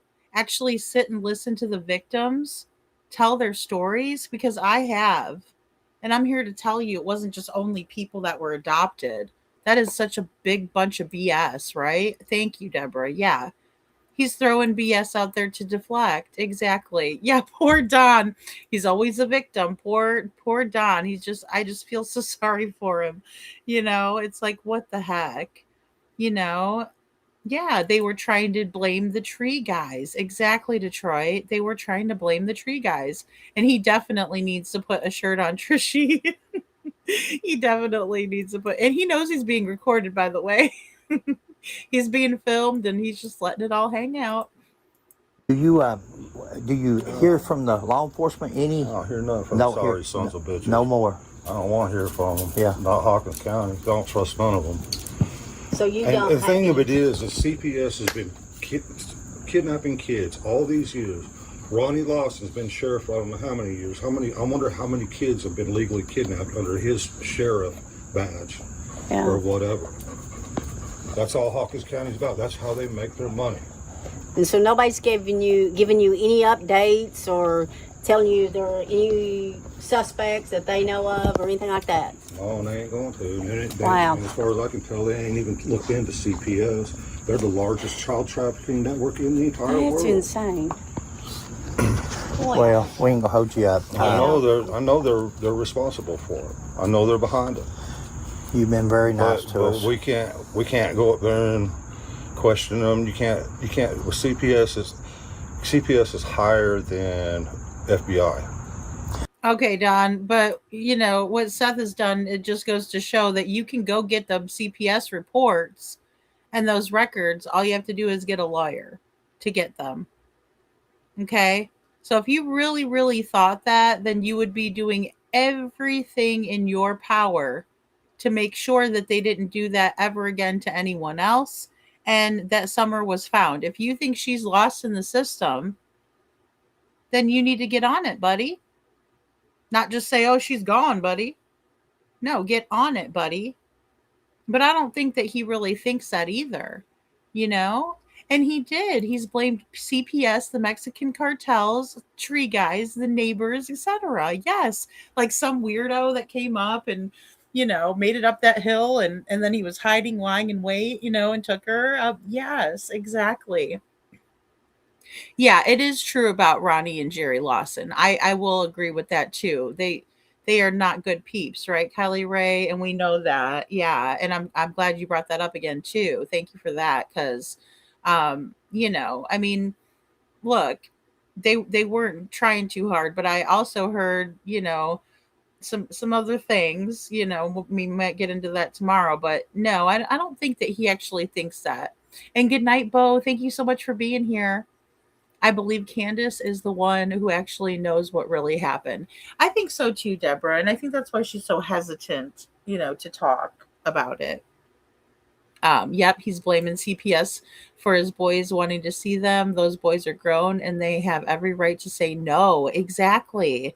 They will tell their story someday, in my honest opinion. Yes, Detroit, I think so too. And I think the boys know more. I think the boys know that whole story was BS. I think the boys know a lot, and I feel very sorry for them. And Don was liking to say earlier too in the interviews, like, oh, they're taking it just great. I'm surprised at how well they're taking it and everything, but then also blaming them, like, oh, you should have been watching your little sister. No. That's why he conveniently retired and handed Summer's case on. I agree with that exactly. Kylie Ray, yes. Yeah. Candus called Dawn to say she's gone. She knew. Right. Yeah, I think so too. Yeah. It's just so sad. Donnie, you said a while ago that y'all had passed a polygraph. Yeah, is that a fact? I mean, that is a fact. Yeah, we both passed. And they told you passed. I had the paper, but the jail stole it from me. Yeah. And did the sheriff's department or state police? TBI gave you that. Yeah. It was from their examiner. Yes. Wow. Okay. Wow. I mean, that's a strong statement to make. Candus has her paper, but the jail stole mine. And it said inconclusive, or it said was truthful, or yeah, that we both passed. Wow. That we were telling the truth. Yes.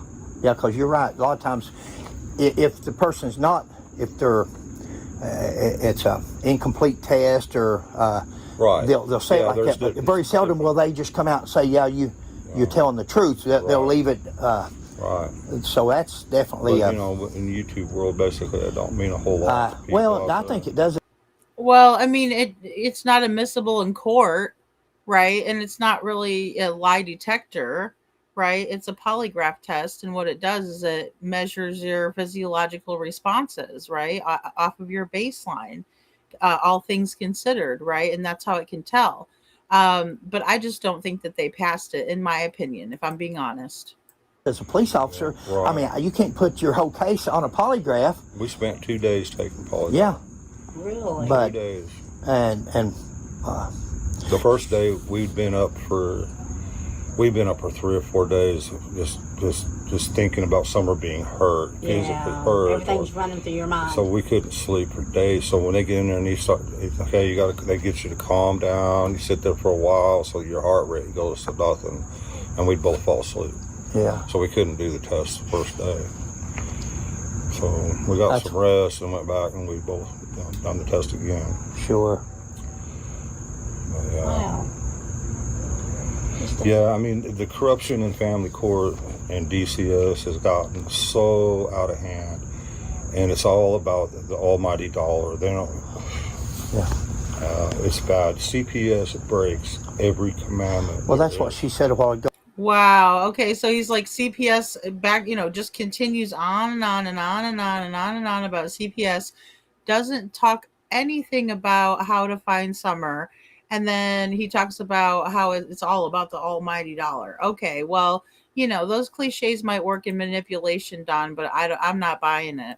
About YouTube, and of course YouTube, there are a lot of big YouTubers. We're not big YouTubers. We don't have that bigger subscribers. We don't have that bigger market. On my channel, my own personal channel, I don't even have it monetized because people say, well, he's just Hatfield McCoy. He's just saying this trying to sell books. We don't sell no books. We don't sell, we don't, I'm not monetized on my channel just so people can't say, well, it's all about the money, because you're exactly right. Money is the root of all evil. I mean, there's no, And now, CPS is at the top of the list as far as that goes. I don't understand. The last time you had any dealings with TBI, what was their last remarks to you? Did they say we suspect you? Did they say we think she's been kidnapped? Did they say?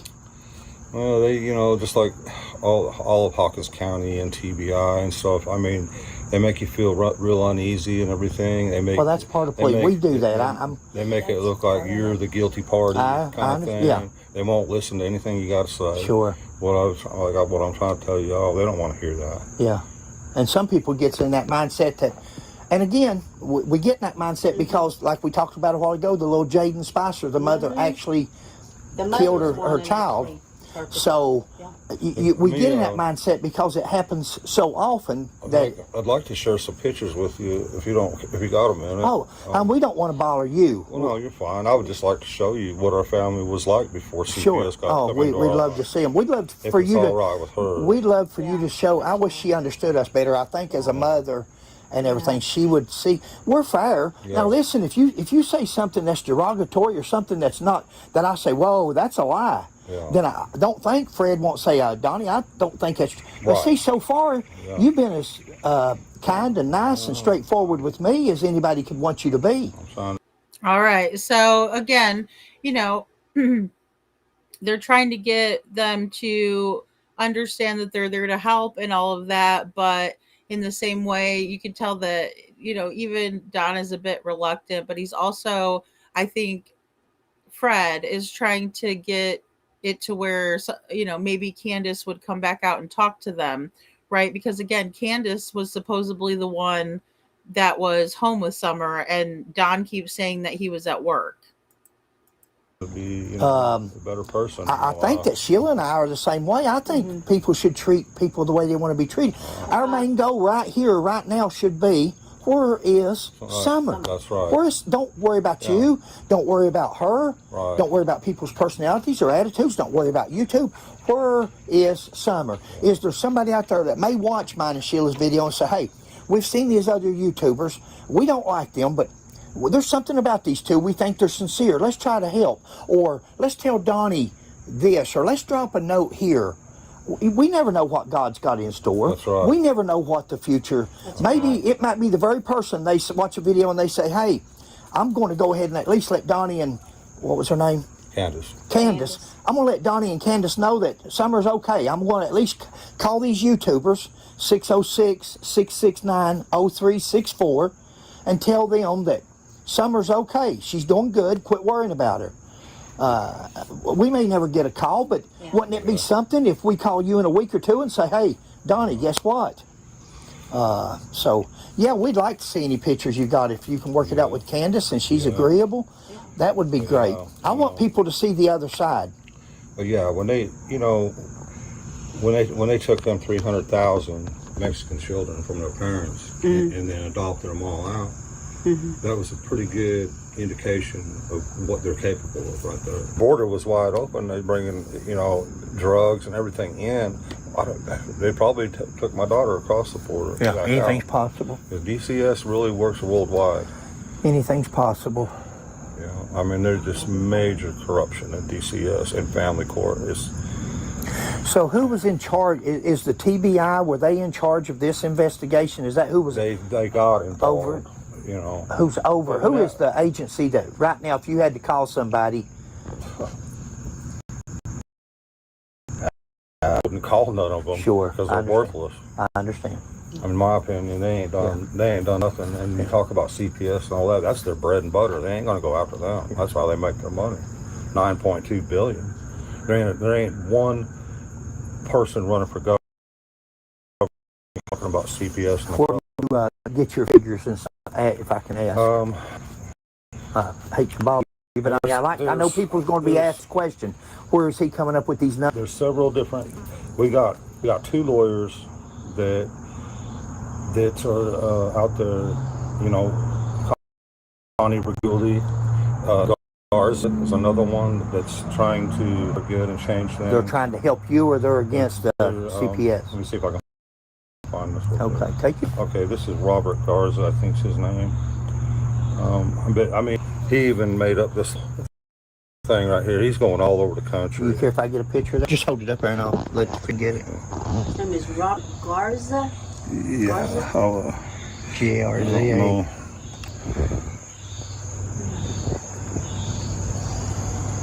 I don't know how well that will do. No, it's probably not. That's well. okay. That's okay.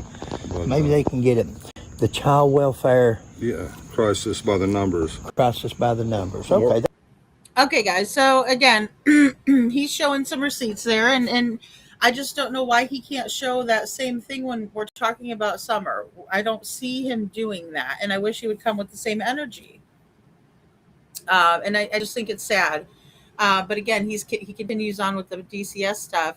And Detroit says he's saying CPS for brainwashing the boys. He's shaming them for brainwashing the boys, but he was the one brainwashing them and controlling the narrative, in my opinion. And I agree with that too. And Okie Granny says he's trying to sell a story about CPS to lead people to believe that she's still alive out there. He's deflecting again, so no one is looking around the property for a body. Yeah. And Okie Granny, I can't say that, she isn't somewhere on that property, right? In a place where only they would know to look. I know they brought a lot of cadaver dogs and things and did a pretty massive search, but that doesn't mean anything, I mean, many times people can be overlooked, right? Unfortunately. Yeah. Oh, she's pissing, and she's going to be watching everything. Oh, or she's pissed. She's going to be watching everything. In my opinion, I believe that too. And look, people are going to, have their opinions on things like that, but they should really be more focused on finding Summer. But I agree. I know she's going to be watching, right? They are. Ogie Granny says Don was already in PG's chat tonight talking smack to Ernie Shell. Oh my goodness. Oh no. Ogie Granny. Oh my goodness. Why am I not surprised? I know I'm saying, oh my goodness. But yeah, wow.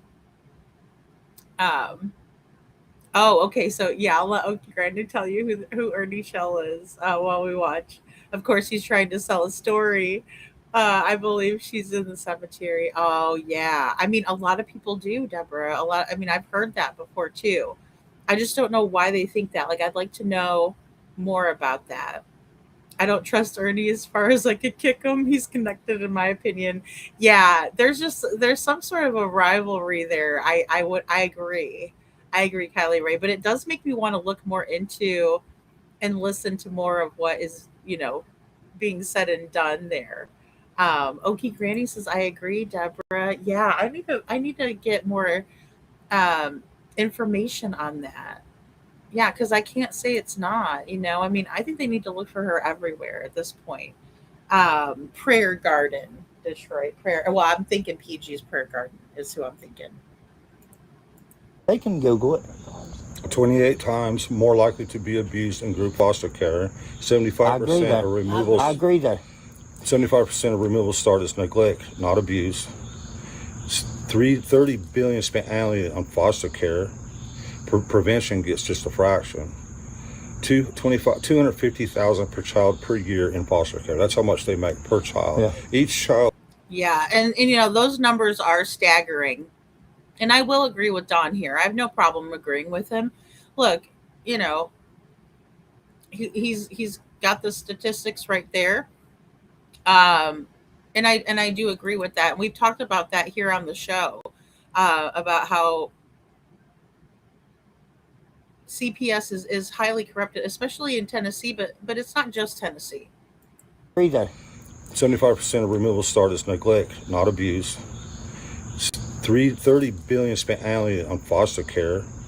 Prevention gets just a fraction. But I also think that neglect is just as bad as abuse, right? There needs to be some intervention. I appreciate what he's saying about resources and help, right, to keep the family together. I can get down with that a little bit too, right there.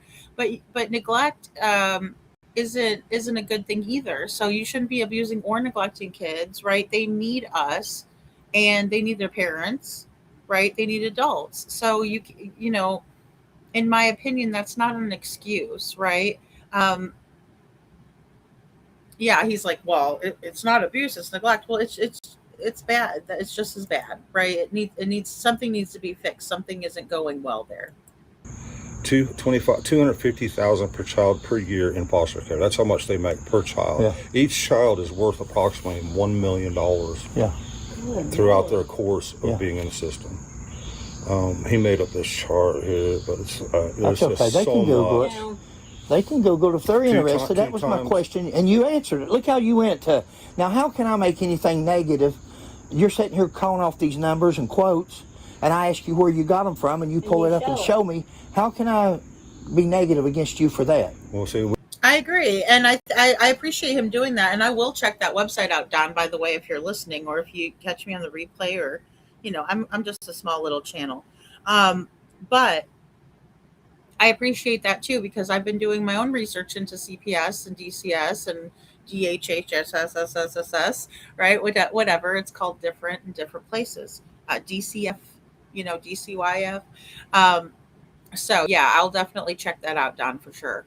And I appreciate that. However, I do believe that we're looking at something different here with Summer, and I just really would like to see a little bit more concern for her than that, because you haven't. This is something new that Don is bringing into the conversation, and he's really pushing it hard with Fred and Sheila here. So it does make me side eye.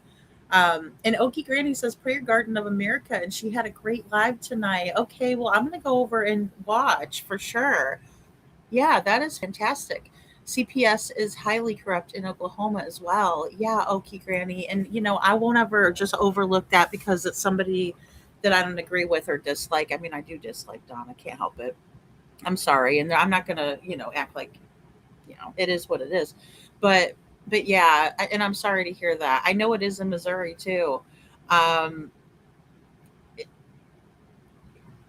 the kids are the ones that are suffering, right? And I don't think that the first thing to do is like to take the kid out of the house, but it seems like they take the kids that don't, and it's not always, obviously, but they do tend to take kids out of the house that don't need to be taken and then they'll leave the ones that do need to be taken, right? If that makes sense. Um, but I think it's all situational, and I think it's something, um, that there's individual cases, and it's what's best for the kids, right? The kids should always be, at the forefront of the decision, right? To do what's best for them, in my opinion. But I also know that there's a lot of corruption, and they are getting tons of money to have these kids in the system, and they just don't care, so. Oh yeah, Detroit, yeah, me too, but I don't, I don't watch as much, and I don't get a chance to watch everybody, so, but I'm so glad to hear that, and I'll definitely go check out Prayer Garden of America. And if you guys want to drop our link, that's fine too. I don't mind about that at all. um, so yeah, I mean, there's just something that he's just being so manipulative. And again, like, if this was his stance from the beginning, like if he was like, oh my God, CPS was here 24 hours ago and now my daughter's gone, and this was something that they were talking about in the beginning, I might even take his side and be like, oh, well, maybe so. You know what I mean? And let me look into that further. But I still will. Because it is, we've talked about it a lot here. We really have. We've talked about it a lot. Google it. They can Google it if they're interested. That was my question, and you answered it. Look how you went to. Now, how can I make anything negative? You're sitting here calling off these numbers and quotes, and I ask you where you got them from, and you pull it up and show me. How can I be negative against you for that? Well, see, we also have a friend that works in the jail in Greenville, the juvenile jail, and they're all foster children. And see, when they can get a child, some mental health expert to say that, oh, they got mental issues and get them in this program, they get, oh my gosh, ungodly amounts of money. So does the foster parents. If the foster parent takes a problem child, they get extra pay for that problem child. It's just a money making deal. They're ripping off the federal government, saying that all these kids need help because we got these terrible parents, which is not true. Let me ask you this. I'm going to show you some pictures. On a fair play. Yeah. When you come home that day, she's nowhere to be found. You started looking, you went to neighbors, you done this, you done that. When did you come up with this theory of foster care? How was it? A week later, 6 days later, a month later? At first, like I said, we couldn't sleep because we was thinking that somebody was hurting her. She was being abused, locked away, or hurt. But now there's a potential in my mind if she was adopted out, that she could possibly be with some good people. It's possible. Yeah. Not probable. That's what you want to think. Possible. At least that's what a person wants to think to get through. Yeah. Exactly. And praying. Well, I mean, and here's the thing, Don, that's not what you were saying. And I'm so glad that I went ahead and kept playing, because I know we've been on for 5 hours, guys. I get it. I'm sorry. But I'm glad that we kept on, because that's not what they were saying before. And now I think he's trying to really manipulate the situation and be like, yeah, we're really good people and blah, blah, blah. Which, yeah, it's tough. Every county has their own branch over here, and it's not statewide. It's like they all go by their own rules, if you know what I'm saying. Oh, Detroit, yeah. Oh, that's odd. I didn't know that. I think I've heard about that in other states too, that it's more like county by county, if I'm not mistaken. And I'm glad you said that. Um, and look, the thing is that even the federal government, right? Because we talked about this too, and there's that 130-page document that we were kind of like skimming over the one night, that are aware of these schools, right? These behavioral schools, therapeutic living, housing and things like that we're looking into in Sebastian's case. But even the federal government knows about the abuse and everything that's going on. And these places are by DCS referral only, right? It's not like you could be like, hey, I'm having trouble with my teenager. They're acting out. I need help. And then they'll send them there.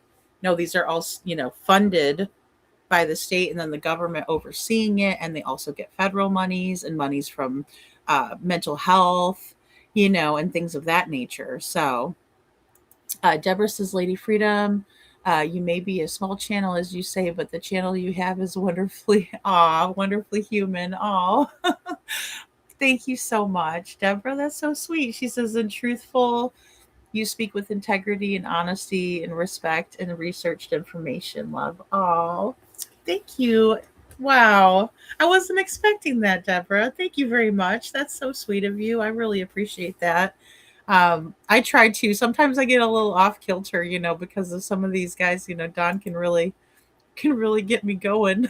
But that really means a lot. Thank you so much. Um, I'll have to watch the replay tomorrow. I need to get some sleep. Okay, good night, Okie Granny. Thank you so much for being here. I really appreciate you being here and all of your insight too, because I can tell you're really into Summer's case, and it seems like you're very knowledgeable. So thank you for that. Yes, we're small but mighty. That's right, Detroit. That's right. Absolutely, absolutely. You guys are the best. All right, so I'm just gonna go back just a teeny tiny bit because I didn't pause it at the right time. I just don't. Okay, there we go. Is possible. Yeah. Not probable. That's what you want to but think. Possible. At least that's what a person wants to think to Right. get through. Yeah. Exactly. And praying, doing a That's lot right. of praying, That's right. reading scripture, That's and right. begging God. That's right. Well, that's the man, buddy. That's where it's That's at. who can get it done. And I'm like you, and if she's not here, at least maybe you pray that she's not been mistreated. Yeah. I mean, that's the. But I mean, the president and his associates, they talk about them 300,000 kids and everything that they've gone through. They said that one little girl had been raped. They said like 600 times or something. I'm glad you brought that up. Oh my gosh, that's 2 times. I didn't realize he mentions it again in this one, or maybe I just kind of jumbled it up. But there he goes again with that. Have you got anything in your past, Donnie, that's questionable or anything? Yeah, I've got a criminal background. A criminal background as far as what, thievery or and all that, drugs? Drugs. Nothing dealing with children or child abuse, nothing like that? Okay, that's what I'm asking. That's what I want people to know on here. I don't care about thieving or... Oh, there he goes with sticking that tongue out. You guys know what I think about when somebody sticks their tongue out after they make a statement. I think they're lying, Oh, good. I'm so glad. Thanks, Okie Granny. I appreciate you being here. That's awesome. And thanks for subbing up. Aw, that's great. All right. So, yeah, that was, oh, gosh, Don, but I think it's so smart that Fred kind of slid that question in there, like, hey, well, what about your criminal background, buddy? And I would think that they're going to be looking into that and they probably already have, in my opinion. That would be a good idea to kind of look at, especially if you're going to these people's house and they live up on this hill and there's all wooded areas around and everything. And, I probably wouldn't drink anything that was given to me either. So They've gone through.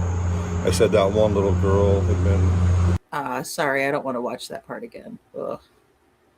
Here, we'll just. All right. I'm glad you brought that up. Have you got anything in your past, Donnie, that's questionable or anything? Yeah, I've got a criminal background. A criminal background as far as what, thievery or and all that, drugs? Drugs. Nothing dealing with children or child abuse, nothing like that? Okay, that's what I'm asking. That's what I want people to know on here. I don't care about thieving, or everybody cares about it, but I'm not caring about a criminal record. I'm asking about criminal record that dealing with with abuse of a child or nothing like that. No. And your wife neither? No. Okay. See, as a police officer, that would be questions that I would, as an investigator, if I come to talk to you, I would ask you. Now, when we was in the middle of trying to fight for our children, they would make us go do drug tests. I'd be in the middle of work, and they'd say, you got to go here and do a drug test. Sure. So I couldn't afford it. I couldn't afford to take off for 2 days to go see I know a guy that was in New York City, and they called him to go take a drug test from Kentucky. Yeah. He said, I'm in the middle of New York City. I can't go. They said, you got 4 hours to go take. Yeah. You can't do it. And they make it impossible. And they put him. Yeah. So I understand that part, but that's not what would. We went until we were totally broke. And then these YouTubers would follow us around. They got me fired. And so much, every everywhere we went. We're not going to do that. That's You not know? us. No, I'm not saying you. That's not us. Oh, Yeah, but the Well, and I think that he's absolutely blaming everybody besides himself, and he doesn't want to look at himself. And also, again, I just find it really odd that he's not saying, I just wish we would have watched better. I wish we would have been, especially when he was saying we weren't paying it good enough attention. That was like a little admission of that, but he's not doing that now, and it's drastically different. And we love you, Deborah Dixon, too. That's so sweet. But yeah, no, I mean, it's just so, it's really rubbing me the wrong way, this, and then him going back and they're asking, he's asking him questions, right? But he's not wanting to continue on with the answers. He's just kind of, again, deflecting away from it. That's not us. oh, but these other ones, That's these not crazy us. ones out there. My questions come, and Sheila's as investigators, especially as a police officer. I was a detective. I was a police chief. I was a 40-year career. And the questions that I would ask you is not YouTube questions. Right. Even though YouTubers find them interesting, there's people, I don't know how much. I haven't kept up on this case real good, to be honest with you. You can probably tell that. But they may be something you've discussed today that you've not talked about, and other people says, hey, I had a different impression of that guy. I thought this guy was the one that had something to do with this, but maybe not. Yeah. And that's what I want to ask questions that I would ask as an investigator about your background as far as children or anything like that. If there's nothing there. A person's past often predicts their future. If a person's got a past of being a pedophile or being an abuser, then it carries over. But if you've not got a past of that, if your criminal history's of other things, you wouldn't all of a sudden. All right. But here's the thing about it is that Don said that he was in hotel rooms where children were being sold for drugs, right? Isn't that what he said? And again, I'm kind of glad that we, got to listening to this part of it too, because again, he's not making eye contact, right? He's doing that stare again and he's looking away. And in my opinion, it's because he doesn't want to look at Fred in the eyes. A past of that, if your criminal history's of other things, you wouldn't all of a sudden turn into or you wouldn't think, let's put it like that. Well, I think with every situation, I think we all got to fight, to become Christ-like, because we're born into a very simple world. And we're none without sin, pal. All of us got serious issues until we start trying to become Christ-like. Yeah. Oh my gosh. And again, now he's looking him in the face and saying, oh, I'm trying to become Christ-like, right? Because he's trying to convince him. He wasn't making eye contact when, Fred's trying to explain, past behavior is a good indicator of what the future behavior is going to be, or maybe even present behaviors are. And he wasn't looking at him. He wouldn't make eye contact. But now he's saying, well, we all have to work real hard to be Christ-like. Okay. And that's, Yeah. Well, none of us are without sin or mistakes in our lives. Without God, we're Can't we're do in nothing trouble. without the Lord. Yeah, we're going to be lost. After 5 years, This is 5 years of thinking back and thinking the way CPS done us, the way they made it impossible to jump through all their hoops to get our boys back. Donnie, Wow. So he goes right back to DCS again. That is really interesting that he continues to pull the conversation away from himself and to DCS. And exactly, Detroit. Really well said. Classic bait and switch. He's a master manipulator and he's got jailhouse education, in my opinion. Yes. And Deborah was saying that earlier too about how, Don probably learned a hell of a lot, right? And it is where the criminals become a better criminal type of a thing, So very, very, very interesting. And thank you, Detroit. And also Miss Sharon, you guys are such sweethearts. I have the best mods ever, I'm telling you. Oh, and Deborah Dixon, hey, thank you so much for your super chat. Wow, that is so amazing. Thank you so much. And she says, I'm sorry, it's a super sticker. And she says, fan character bouncing their heart shaped ponytail with stars in their eyes. Okay. I'm sorry, they don't show me what it looks like. So that is so cool. I love how they describe it to me, though. So that's fantastic. Thank you, Deborah. Aw, that means the world. That helps out so much. So thank you very, very much. Aw. Oh my goodness. A little bit of love at Lady Freedom. She says, thank you for everything. Oh, that is amazing. Thank you so much. And you're very welcome. I enjoy it. You guys, I don't know if you guys know it, but you just keep me going. I'll tell you what. And I appreciate you all so much, just tremendously. So thanks guys. So very interesting here how Mr. Wells likes to keep on bringing us back to CPS. Here we go. Let me ask you this. See, I'm being devil's advocate. Don't take me personal. I get it. But I know you keep going. Who else besides CPS do you think? Nothing else has crossed your mind about? Now, they were working with the Mexican Mafia at the time when we had open borders. So the Mexican Mafia was doing whatever the hell they wanted to do in our country, right here.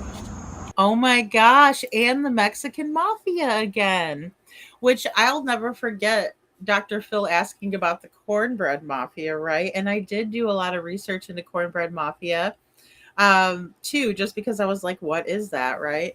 And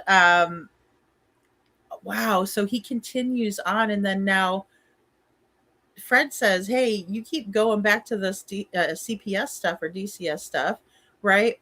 And he's like, but what else could have happened, right? You've had 5 years to think on this, and you know, you would dwell on it, right? Where's my daughter? Where's pretty little Summer? Where's our baby? Where's our little girl? We miss her so much, our only little girl, right? Because they had boys. Now again, they have other kids that they don't share together, so this is his only, you know, little girl. But you know, out of the 4, yeah, crazy that he continues with the Mexican Mafia stuff. Bringing drugs in, doing whatever the hell they wanted to do. They were working with them guys. I agree.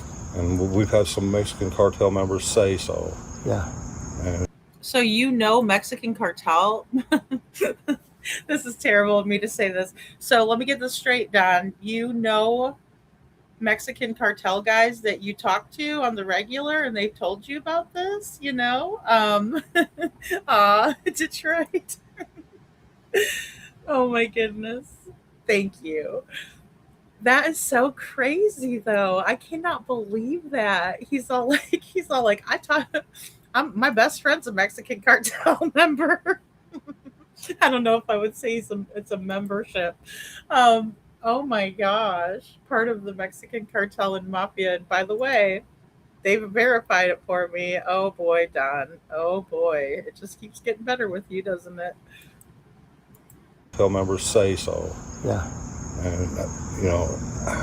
Do you guys know of anybody we could go talk to or anything that would talk to us, you think, that we could ask any questions of that would not anybody help that at this we can point, trust. not after this long?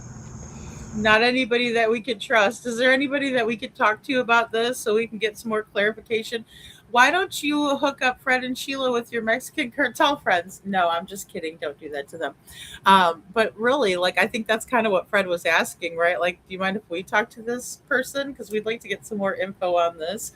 I don't think CPS is working with the Mexican cartels. I don't think they were at the time of his disappearance. Again, crazier things have happened. And I don't disagree with the corruption in DCS or the fact that they make money hand over fist over these kids. I mean, a lot of money per kid. And that they have been known to, and there is evidence of them auctioning off children and selling children, right? I know his suppliers. Exactly. Detroit, exactly. I mean, it's like, I can't believe he said that. This is another one that's kind of blind where I didn't watch the whole entire thing. So, ooh, wow. We could send you to what's her name's house. They used to live across here, and boy, she'd tell y'all Now she said all kinds of bad stuff about me, but all we ever did was try to help that woman. See, CPS started to get on her case, and she lived right over here on this other hill. Yeah. So she started saying stuff about us to get them off her and send them over here. This was after. I was told. I don't think that's how it quite works. Like who are, I'm trying to think of what the lady's name is across the way there that he's talking about. And I think she's the one that heard the scream, Detroit, that you were talking about earlier. And people were like, lady, don't believe her. She's not being truthful. But I think that's who he's talking about. Now, Candus must be back out here because you could see that he looks over to her and says, who should we send them over to talk with? To help that woman. See, CPS started to get on her case, and she lived right over here on this other hill. Yeah. So she started saying stuff about us to get them off her and send them over here. This was after. Yes, Jody Sue, Little Miss Sharon. Thank you. I don't know why I am spacing on names tonight so bad. Jody Sue, yes. And I think that's who he's talking about. Oh my goodness, thank you. I was told if you wanted any information, tell them to go talk to HCSO and TBI. That's what I was told Yeah, to good tell luck y'all. with that one. Okay. All right, so she's talking about, Hawkins County Sheriff's Office and TBI. And then Don just starts laughing. He's like, oh, no, don't talk to them. Whatever you do, I don't trust them. Who is it? Baby, can we share a couple pictures of our family with these guys? No, I cannot. Okay. They won't show it on YouTube. Well, that's okay. If we can't show it, I don't. Let's make her happy. Yeah. Y'all been through a lot, guys. I'm not gonna. We're not here to play. We're not here to be mean. I would like to show you. And when she watches our video, she's gonna say, "Wow, I should have been a little bit nicer to those two. They wasn't so bad after all." Every single person. Donnie hasn't told us nothing here. That Candus. Candus. Candus, that's in any manner that I've accused him of anything, or you, and you guys. You know what I don't like? Is y'all recording me. Okay. That's what I don't like. I understand. All right. And again, I do think that Candus is going in there sipping on the cough syrup or something because she comes out, she's slurring her words. Now, again, might be the teeth or something like that that's kind of making that slur. But she's still pissed. And, she keeps saying, and she has said from the beginning, she's like, look, I don't want you guys recording me. But then again, Don's like, well, why not? And then he wants to share and she doesn't. He's the man on the hill with the pills. Oh, yes. Yes. Yes, Jody Sue. Yes, thank you, Little Miss Sharon. So it's like, and they end up taking her off because they ended up, filming her, whatever. But she ended up coming out. I didn't even hear her come out. I just saw, Don kind of look over at her, and then I heard her, say something to the dogs, I think it was. I understand that. I think that's kind of disrespectful. But Donnie said, I asked Donnie, he said he can record me. Donnie says, he's his own man. I'll put it on him. Okay, I'll leave it on him. Listen, you're the one that keeps coming back out to talk to us. Yeah, hoping you pray you put your phones away. Yeah, we're going to go. You've been real nice, both of you have. I don't have nothing bad to say about either one of you. Don't know. What I don't understand is why every YouTuber has to record me no matter what. Dear, that's YouTube. YouTube but why, if you care so much about Summer and her family, why would you record them? Well, okay, hon. This is what I'm gonna say to Candus before I probably should have let Fred say it before I did. But look, this is the thing. Yeah, I think she is too, Detroit. I do. I think she is. And that's the thing. And I'm sure it's stressful. Look, I'm not gonna judge on that because I'm going to say that it would be stressful for me if people were coming over and filming me too, of course. And so I'm not going to, say that. But what it is, and I would almost rather, because it does cover everybody's, backsides, right? Because that way nobody can say something and twist your words. Your words are coming out of your mouth and you're saying them, right? And then that's accountability for you, accountability for the other person. And also, you know, it can be misinterpreted. I would rather somebody use my own words than their own words describing my feelings, what I'm going through, my thoughts, and that sort of thing, right? So I would much rather have that. And you know, in my opinion, it just protects everyone involved, right? And it just leaves it to it is what it is, right? This is what you said, this is what I said, and it's all recorded in the moment as it's happening. I think that's better than Fred and Sheila even taking notes off their notepad, right? Because at least we're able to hear it from Candace's mouth, able to hear it from Don's mouth. I just don't think Candace likes it because, again, we're going to look at it, and when she's crying for herself and not for her daughter, and we point that out, it's going to piss her off, right? And she's going to be like, "Damn it, I knew I should have never let you guys film me," right? But again, it's very suspicious, you know. Yes, fix that hair, Don. He does have a lot of hair too. Like, wow, Don, he's got the long hair. But yeah, it's just, I don't know. So I guess I understand why she's so upset. I just don't understand what she's upset about. If they're using her own words, it's not like they're putting words in her mouth or twisting what she said or misinterpreting it, or misrepresenting what she's saying. But she's not happy about being filmed.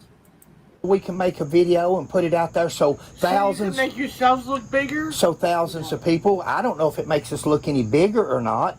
Really, it's just two retired older people. I'm almost 70 years old that has a pretty good investigative career in my past. Hey man, I don't doubt you were great when you No, were I wasn't or great. whatever you was. I wasn't great. I don't doubt that. I wasn't great, but I tried my best, and You know, I tried to be. I don't doubt that none. I tried to None be whatsoever. fair with people.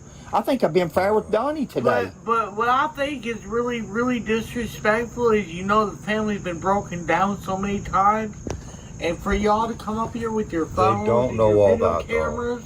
They don't know all that. They don't know the whole story. We're not been up on this story. We should have done some better research before we came. Fine. And that way Look, I'm not trying to disrespect y'all at all. This At all. And we're not you. We're not. Hey guys, this is going to be 3 parts. All right, guys. So again, I do think Candace was getting progressively worse and more and more. We'll just say more and more sauced as the Don was out there talking, because when they came up, she seemed a little tipsy to me, right?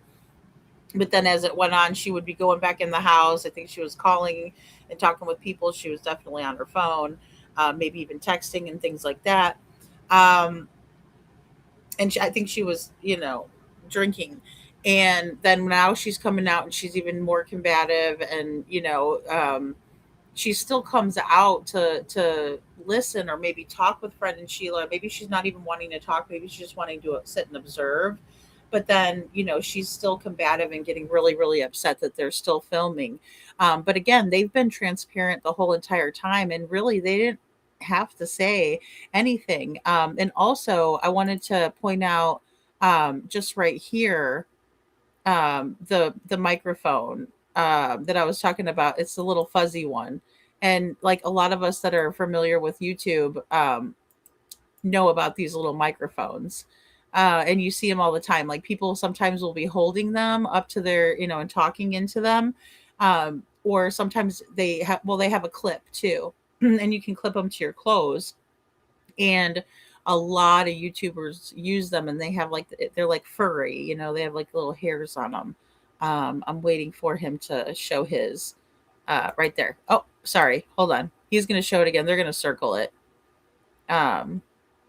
So hold on one second. Let's just pull that in, because I do want to be fair to everybody here. And look, that's that little microphone. You can see the green light is on, and Sheila is also wearing one, according to what they were saying earlier too.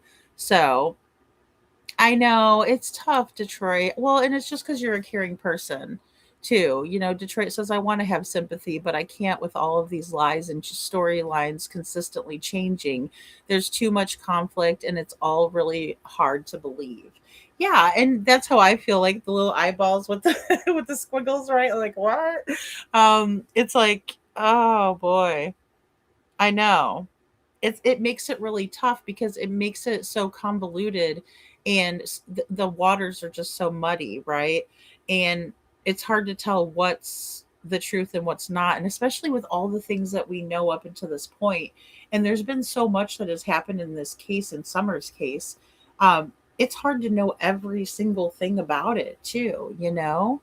So right, even Don knows they haven't done their homework, right? And he's giving them the grace, right? He's being like, they don't know, they don't know. Calm down, Candace. It's not like they're, you know. And I don't think that Fred and Sheila have any ill intent here. I think they just want to make sure that they do it. And I like the way they're kind of standing their ground on their convictions and being like, look, this is why we're recording. We are always going to record. We're going to be transparent. We are YouTubers, right? We are going to be showing this on our page. Don is okay with it and Candace is not. And so that's what's making it harder to talk about muddying the waters, because you got one person that's willing to talk, the other one isn't.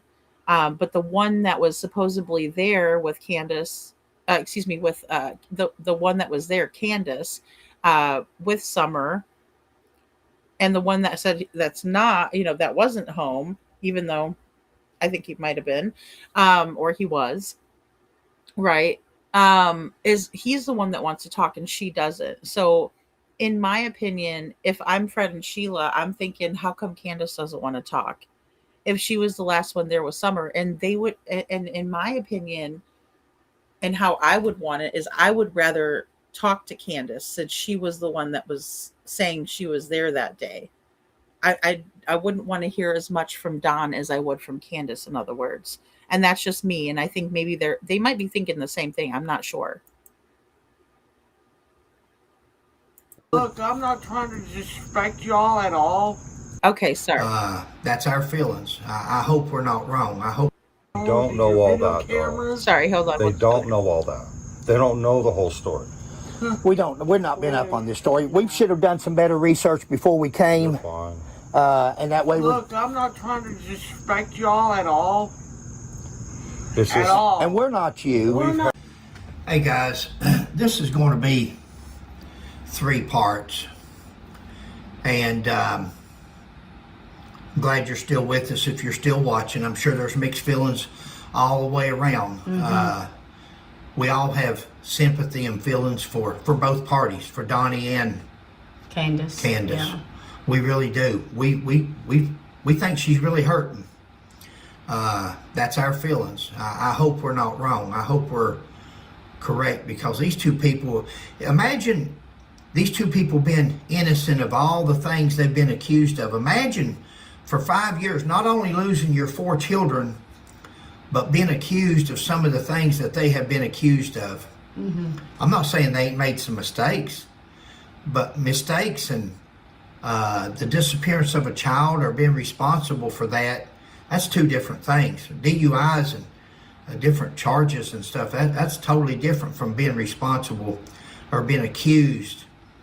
And again, you can see that it's taken its toll on these 2 people. Now, I made some notes here I want to go over, and we'll finish up on the last video tomorrow, but there's been no evidence of an abduction. There's no evidence of where the child's lost in the woods, where she was abducted. There's just nothing. Nobody knows anything. She just disappeared. Yeah, and I agree there halfway, right? Because I mean, I just, and you guys know how I feel about it. I just despise that, right? And not Fred or anything or his statement. I just despise the fact that we say somebody disappeared, because it defies logic, right? Because we do not just disappear. That's the one thing that we can say did not happen unequivocally. Whether we have evidence of it or not, we know, because again, it defies logic. But he's right when he says, in my opinion, that there's no evidence of an abduction and there's no evidence of her going out to the woods, right? Like there's nothing that indicated that Summer decided to go into the woods by herself or something like that, or walk down the hill. There's, it's not like she, had a little purse with her and then the purse was lying there and she was gone, right? Because that might make us think that somebody drove up the hill, stole her, and then she dropped her purse and that was left behind, right? That would have been evidence as an example of something like that happening, or of an abduction, or the dog scent, trailed to a certain point and then it was lost. So that would maybe indicate that a car was involved on that, So I know, little Miss Sharon, it sure is a lot, and I can't imagine like being there and everything. Yeah, they're taking a toll on me just having to listen to them. Yes, that's exactly, that's like the emoji for this interview, right? But again, I just don't like that just disappeared thing, because I just I know that's, the last thing, or well, I'll just say that's the first thing we can say didn't happen, is that she just poof disappeared. Donnie tells us, I think it's in the next video, that the dogs tracked to the bottom of the hill, to the road. The dogs tracked her from the back door to the bottom of the hill, and that's where the scent disappeared, which makes. All right, so I didn't know that he tells them this, and I swear I didn't know. You guys are like, "Whoa, what are you doing? Setting it up for the next?" No, this part I didn't watch. This part, totally blind. So that's interesting. So we're gonna see it in the third one. They say they're dropping that that Don told him, or excuse me, them, that the dog tracked all the way to the bottom of the hill from the back door to the road. So of course that would make us think again, like I just said, that somebody picked her up. She made it all the way down the hill and then by the road, and somebody snatched her up in a car, right? Because the scent was lost there. Wow, that's interesting. A person think that she was picked up in a automobile. Guys, you're never going to hear Sheila and I attack. We got one more video to go. You've done had two, and I can tell you right now, the third one, you're still not going to hear Sheila and I attack Donnie or Candus. There's no evidence. The evidence is not there. Evidence is what it takes to charge or convict or a person of a crime. There's no evidence that Sheila and I have seen of any wrongdoing as far as dealing with Summer, with Donnie and Candus. Babe, interrupt anytime you want. No, you're good. You're good. And you were mentioning. Yeah, the one thing that, if y'all noticed when we first started the video, the dogs that came running down the hill at us were scared the bejeebies out of me. I didn't know, what kind of dog they were going to do or how they're going to act. However, you would think that with the dogs that they had there at their home before, that they would have reacted the same way. Yeah. I agree. And, I would think that maybe if Summer did go down the driveway on her own, that one of the dogs might have followed her there, right? Because we know that dogs are very protective over their owners and especially little kids, right? Like dogs are usually that way. That doesn't mean that they always are. I'm just saying, I would have to think that way too. And I'm glad that Sheila brought that up. That's a really great point. In a way, I think that and again, I want to say too with Sheila, that's why I enjoy her commentary, because it is few and far between that she will give her opinion or maybe say something, but it's because Sheila seems to be like one that likes to sit back, listen, and observe, and then she holds back until the point where it's like, okay, now I'm ready to give my opinion on things. And so I do appreciate that about her, because it's tough to sit back and for someone like me, for instance, because I'm a talker, like more like Fred, right? But then when Sheila does it, she's like back observing, and then she gives her comment, which I appreciate that. So but I agree with her there too. In a way, I think they are acting naive to drag out information. Yeah, for sure. Thinking Columbo style. Yes, Detroit. I would do the same thing. My kids could never get away with a lie because I knew how to get around them. Yes, and I do think that that's a strong strategy, and I think that that could be a strategy that they're using too. And again, sometimes people like to go in blind, and that way they don't have any preconceived notions or judgments. And so, both approaches and strategies can be effective, I think. But I do think that from my perspective, I would like to do as much research as possible so I would be prepared in order to um, key in on some of these things, right? But I will say that when Fred was asking about any type of criminal activity with Don, and then once if they find out different, it's going to change that perspective. I would think, but I also appreciate them not attacking anybody or anything like that either. So I think that's a good thing.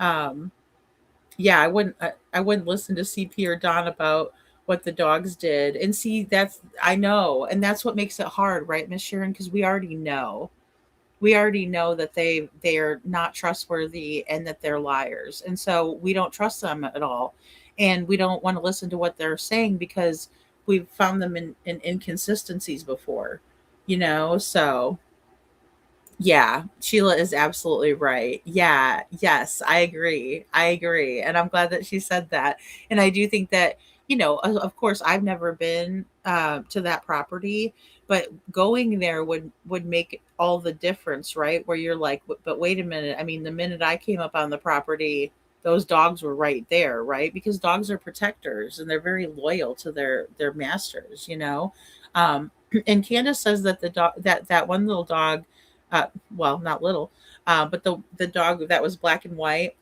she was like, "Oh, he doesn't like me because I pull the ticks off of him." But you could tell when she called him over, he was wagging his tail. He absolutely loves her, right? So those dogs were definitely protecting Don and Candace, in my opinion.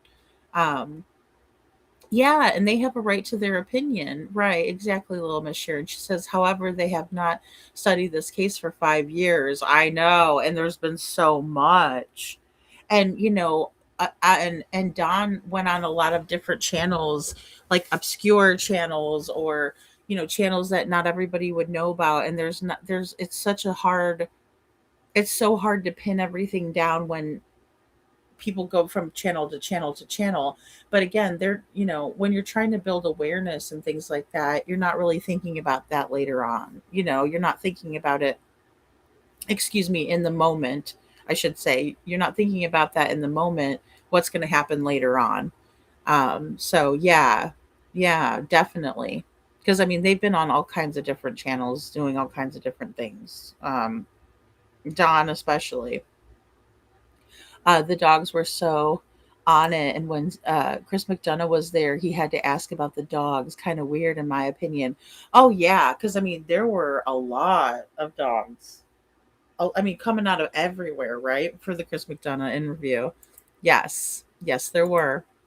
Somebody said that they had even more dogs at that time than they do now. Mm-hmm. But that's what makes Sheila and I think that if there'd been a stranger on the premises, Right. that the dogs would have barked. They would have behaved the same way, yeah. That's what makes us think that she's wandered off. She's either wandered off into the woods, which a lot of times if a child wanders off into the woods, at least one dog will follow. Dogs follow children. That's their... Yes, that's what I said, Fred. That's what I said, Fred. Fred says the dog would maybe follow the kids. Yes.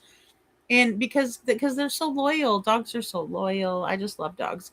Okay, so but Chris McDonough said the same thing, right? He said the same thing, like, all the dogs are coming out of everywhere, and if somebody came onto the property, then the dogs would have alerted Grandis and Candace, right? Or Candace and Grandis. So, yes, exactly. Little Miss Sharon says CP and Don have both raged out on YouTube, a public platform. What would they be like when no one is watching? Exactly. What would they be like behind closed doors? That is so true, little Miss Sharon. Exactly. Makes you wonder, right? And I mean, it's probably 10 times worse. And we know that Don was arrested for DV also against Candus. And, if it happened once, I don't think that was the first time, and I don't think it was the last time, unfortunately. I hate to say that because I don't know for sure, but just with patterns, it does. It cycles around. Yeah. And maybe these dogs, in our thinking, elementary thinking of this case, that with as little as we know about it, but the dogs probably followed her to the road to where she was put in a vehicle and drove off, and then the dogs come back. Because if she would have been in the woods, it seems like at least one of the dogs, at least one, would have stayed with her. Yeah. Unless now the dogs were used to, I don't know, this is just me thinking, unless the dogs were used to the person that came to the property true. and wouldn't have barked or react or behaved in that way because they were already used to this person. So true. That's absolutely spot on. Again, I love when Sheila gives us her opinions and thoughts. So, and again, I'm not saying that, anything about that particularly, because I know a lot of people feel like that. But Sheila she's more reserved, right? She's observant. That's just her personality. And in my opinion, from what I've observed of her. So what she brings up is a great point. I watched a true crime doc, of course, me, it was like a 48 hours or something. And it was, a mystery about this lady who ended up being unalived in her bed, right? And it was a whodunit, and they didn't know who it was and everything. Well, her security system, her alarm system was her dogs, and how they figured out who hurt her ultimately and took her life was because they used process of elimination and realized that the only way that her dogs wouldn't have alerted her is if they knew whoever it was that came in and hurt her, right? And so that's how they narrowed it down and caught the person who took her life. And it was because the dogs, knew the person, and so they didn't alert her. They just let him go right to her bedroom and hurt her. So yeah, great point, Sheila. That's spot on in my opinion. Who knows? Yeah, it could go either way again. See, Yeah. that's the thing about this case, and that's why it's so hard. Guys, there's always been said that there was a red Toyota Tacoma truck with a ladder rack on top and had white buckets in the back. Yeah.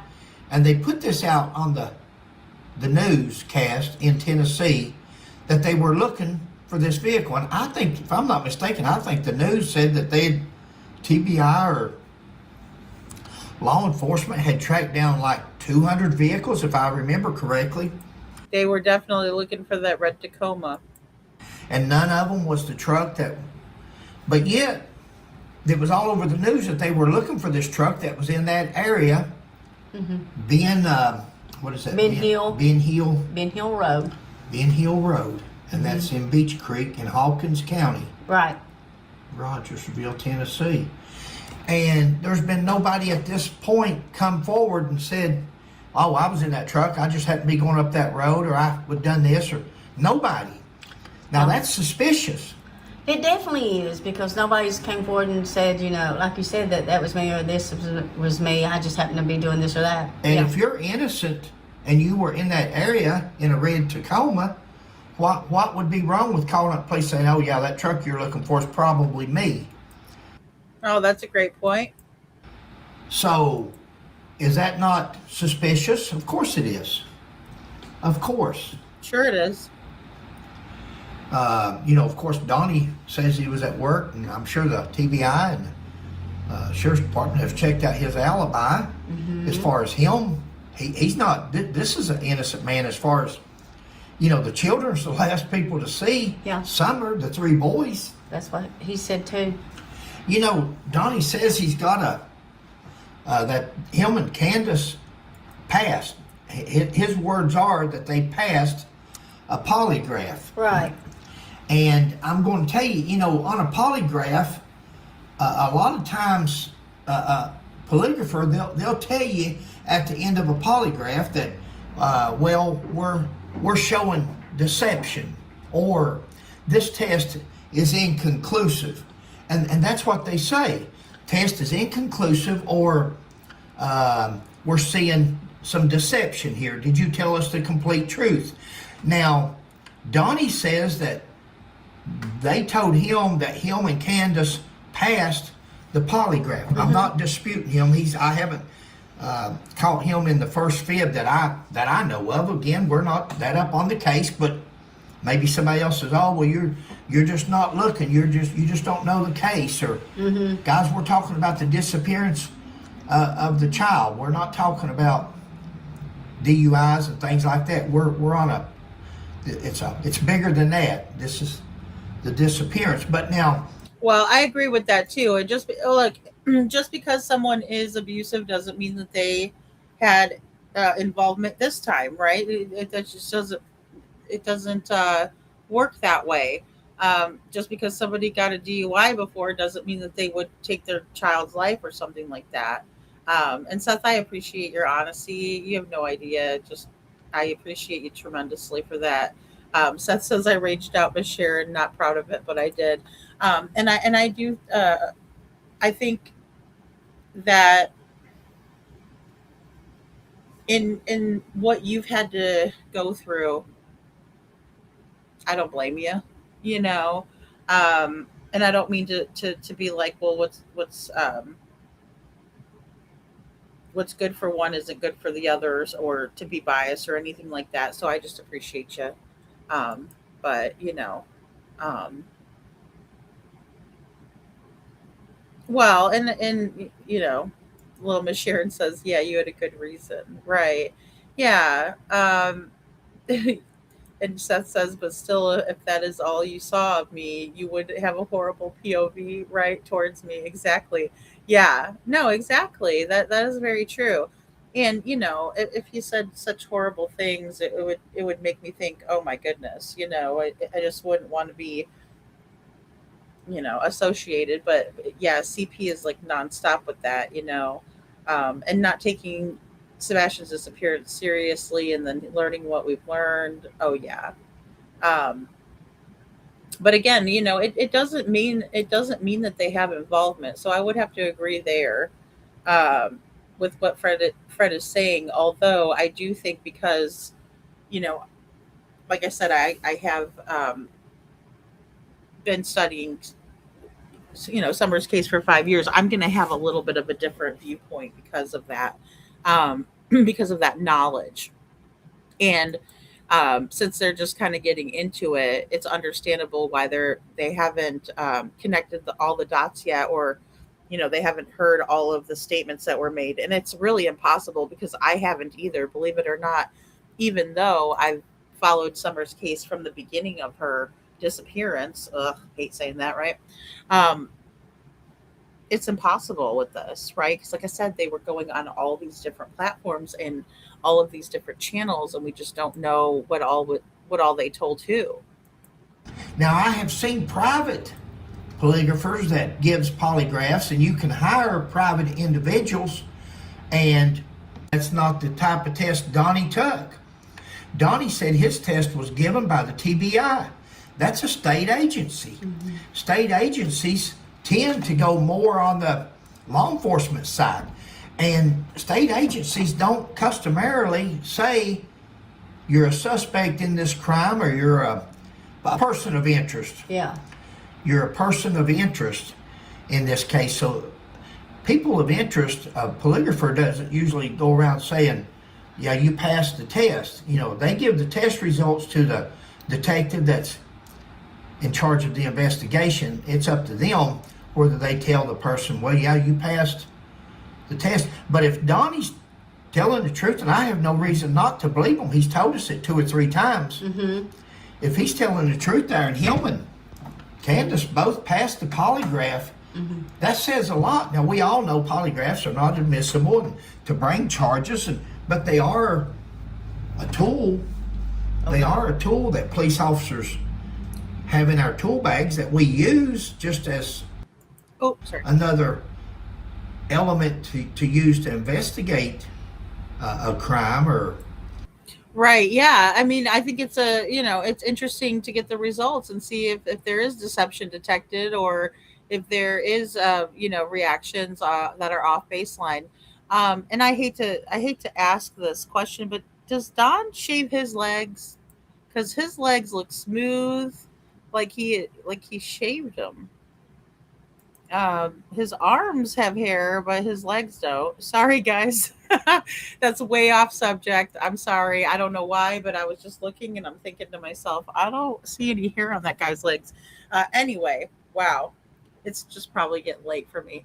Um, but no, I mean, I don't know whether he passed it or not. I will say, I remember we covered Brittany Gosney's case, right? Little James Hutchinson, her son, that she took his life, and we watched her poly, and she was hooked up and everything, and it was given to her by one of the detectives at the police station. Now, of course, it's going to be different, and as Fred was saying, a state agency like the TBI is, administering this. So, they may give it to local law enforcement and, have them, tell the person whether they passed or not, or maybe they just told them they passed and they didn't. I don't know. I don't know how that works in Tennessee.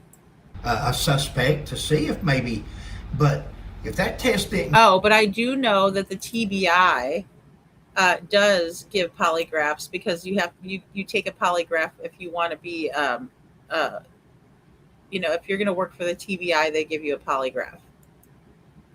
A suspect to see if maybe, but if that test didn't come back showing deception and it wasn't inconclusive, then that explains why they probably haven't charged Donnie and Candus, probably because they haven't done anything.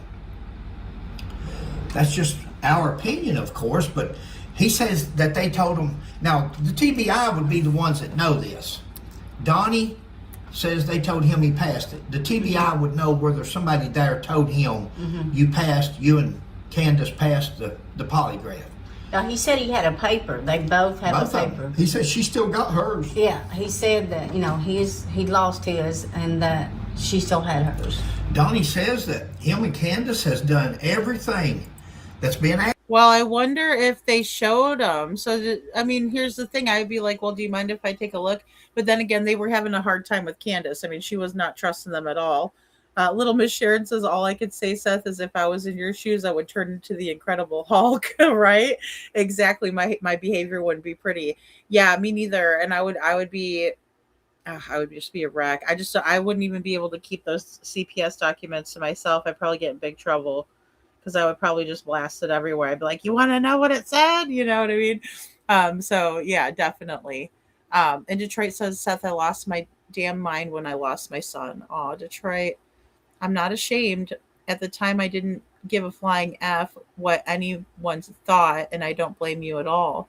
Well, and that's the thing. You don't care, right? And I think that's like so important, and I appreciate you sharing that with us, Detroit, because I know that's not an easy thing to share, and it really helps us understand it, though. If we haven't gone through that and we don't know, it helps us understand, right, that you didn't care what people thought about you losing your mind because you knew, in your heart why. Because you lost your son, you love your son, and nobody should be ashamed of that. No, because it's very difficult to know what you would do unless you're in that situation. So, yeah, thank you, Detroit. Thank you so much for sharing that too. And it just really puts it into perspective too, because I just don't understand why they care so much.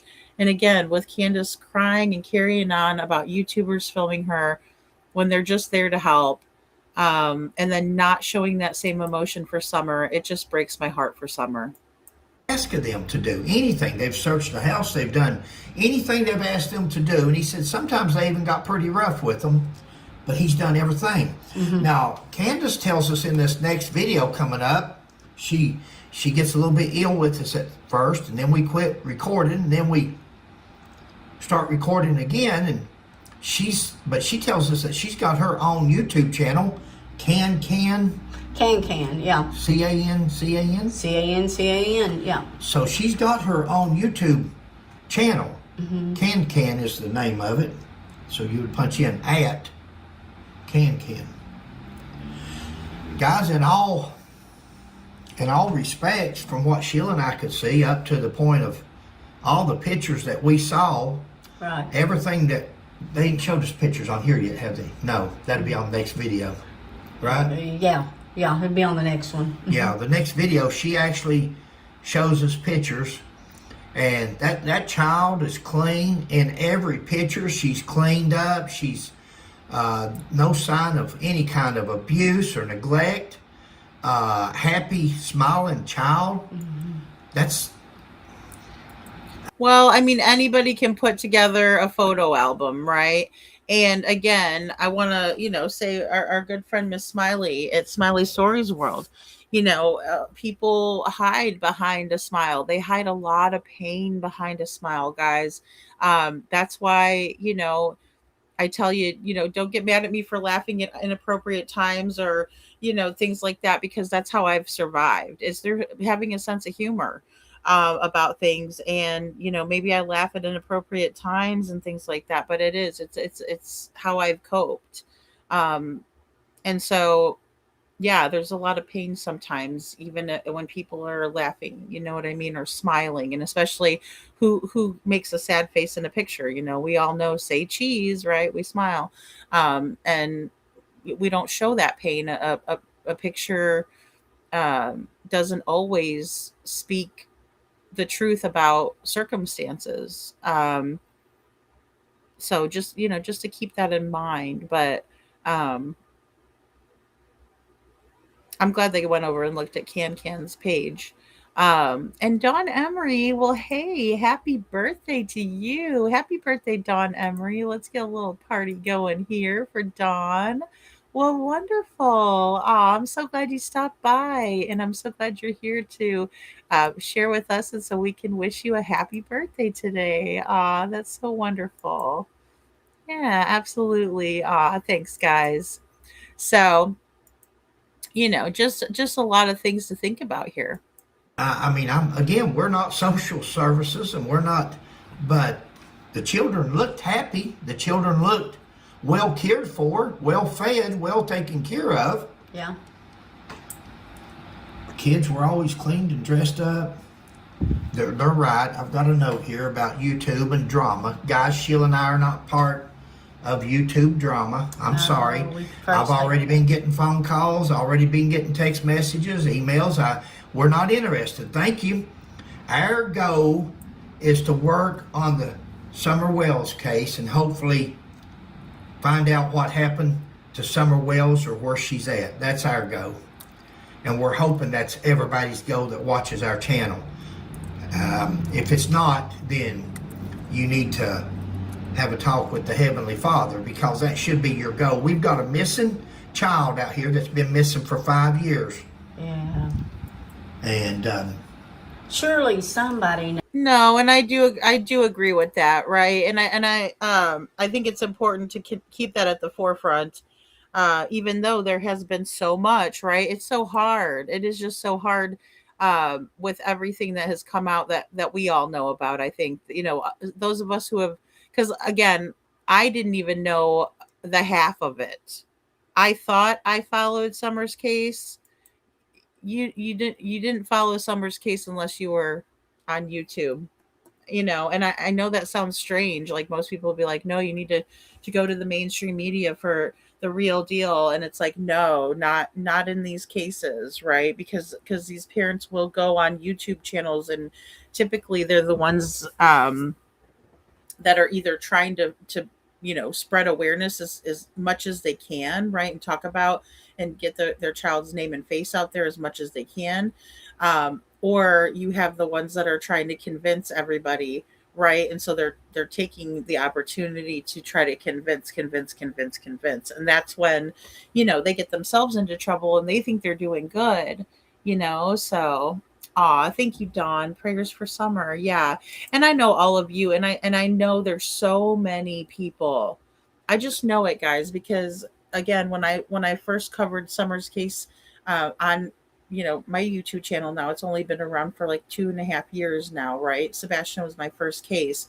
But when I covered Summer's case, there were people coming in, and even tonight we had new people in here because Summer has that effect on people, right? She got our heart, right?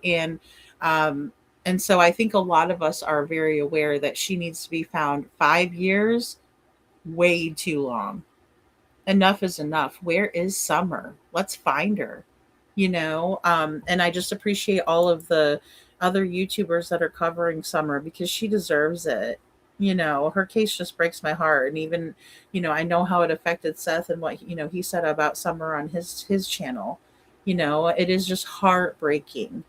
Um, that she's still out there missing somewhere. We just don't even know where to start looking. I hate that. Yeah. And Surely somebody knows something, And I wish that if someone does, that you would please just come forward and tell what you know. If we're looking for this child, this baby. yeah, That's right, Sheila. Somebody knows something. You're absolutely spot on with that too. I think someone knows. I don't think Summer just went off wandering into the woods by herself. I think she knew better than that. She's a very smart little girl.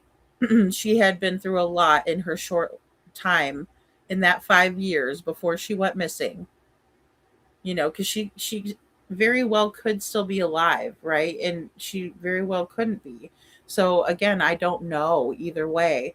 But in the 5 years that we know about, she went through a tremendous amount. She was exposed to a lot of things that no child should ever have to be exposed to. I agree. And who knows, babe? We've seen miracles happen. Yeah. We have seen it, and it can happen. They could be somebody out there with a heart. We blacked Candus out. Mm-hmm. When Candus come back out, she's come out again. She's come out and gone back in, come out and gone several times. I even mentioned to her, and I said, "You're the one that keeps coming out." Mm-hmm. And she says she doesn't want to be on camera, but yet she keeps, and she knows we're filming. Donnie says it's okay to film. He did.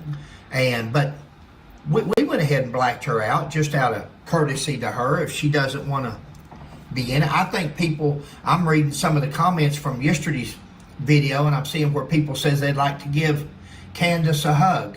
They'd like to give Candus prayers. They feel sorry for Candus. They think they've been They're heartbroken. misjudged. Yeah. Well, I still pray for Candus. I still pray for Dawn, right? But I really pray that Summer is found. But I do. I pray for them to tell us the truth is what I pray for. But I also don't wish anything bad on anybody. I don't hate anyone. I'll say I dislike Dawn, but that's just because I want to be honest with everybody and myself. Do I like Candus's behavior? No. Everybody has redeeming qualities. Everybody makes mistakes. Nobody's perfect. But at the end of the day, I can't let even me feeling sorry for Candus or her circumstances override the fact that Summer needs someone to advocate for her, because they sure as hell are not. And that's very apparent here. And so I will never let that override when I do feel sympathy or empathy or compassion for a fellow human being, which I do for Candus. I haven't heard her ever come out and say some of the things that Dawn has, so it's difficult for me with Dawn. But that doesn't mean that I'm not praying for them, and I'm praying for Summer 100% to come home.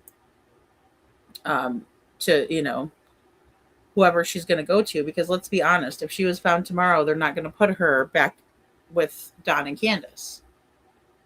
All right. I mean, let's just be real.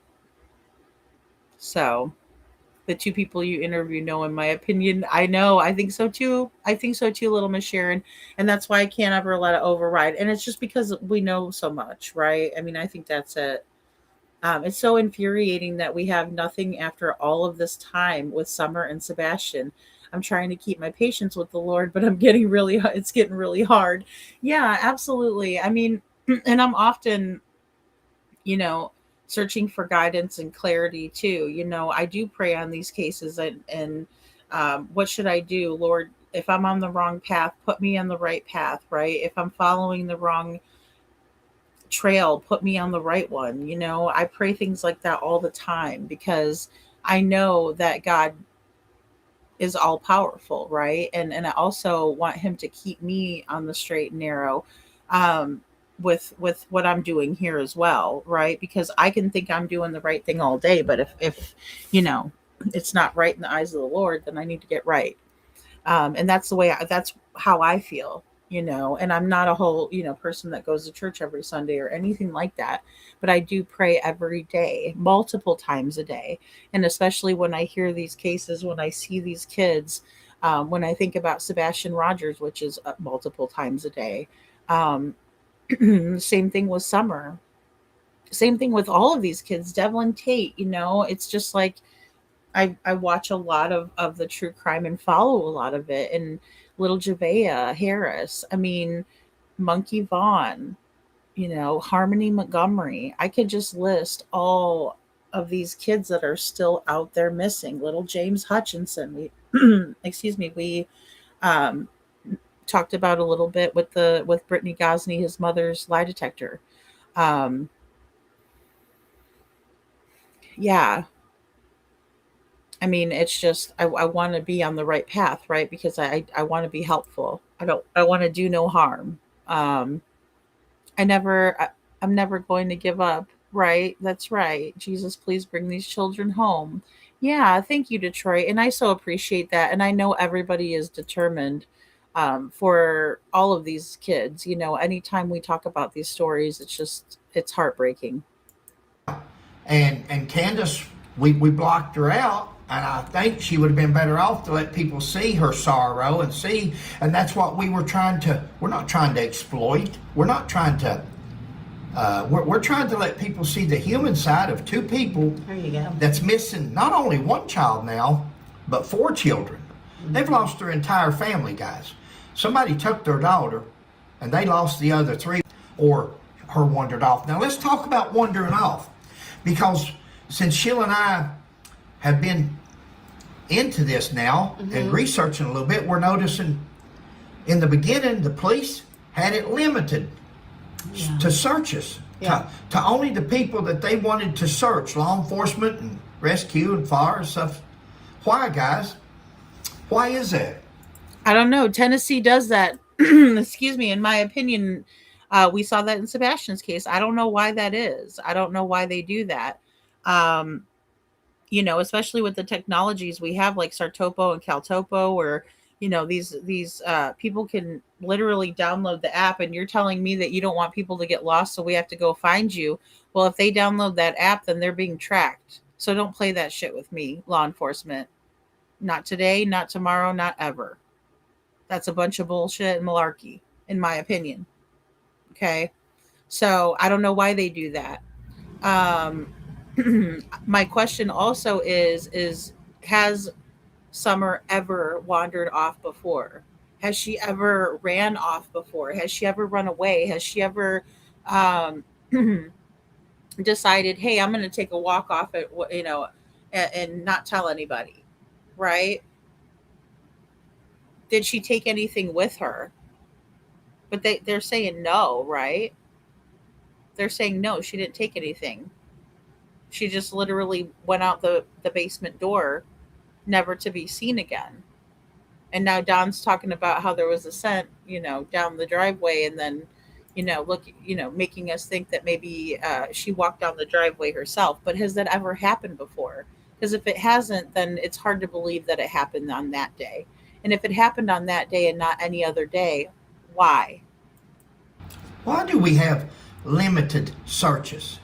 What happened to Everybody and your brother, bring your mother, and let's hit these woods and let's look for this child. I want to give you an example.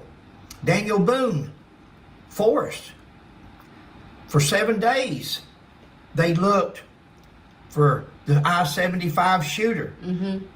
They had helicopters, they had drones, they had dogs, they had, oh Lord, National Guard, State Police, they had everybody searching. And they missed a guy that was less than 500 feet over the hill from where they held their press conference. But they said they searched 28,000 acres. 28,000 of acres by helicopter, guys. You can't see everything from a helicopter. You have to. No, you can't. And same thing with a drone, even with heat-seeking technology and things of that nature. So Detroit says, how many children did they have between each other? They lost more than 4, right? And yes, they have 4 together, 4 between the, together. But they lost 9 children to the system in 4 different states. So thank you for asking that, Detroit, just to put that into perspective. And, that might be something that will be found out later, or I don't know if Fred and Sheila knew that, but I think they were saying, about they lost their whole family, and I don't know, maybe they were even still talking about, the other 5 children between them that they lost. So, yeah, the other children, yeah, just awful. Get boots on the ground.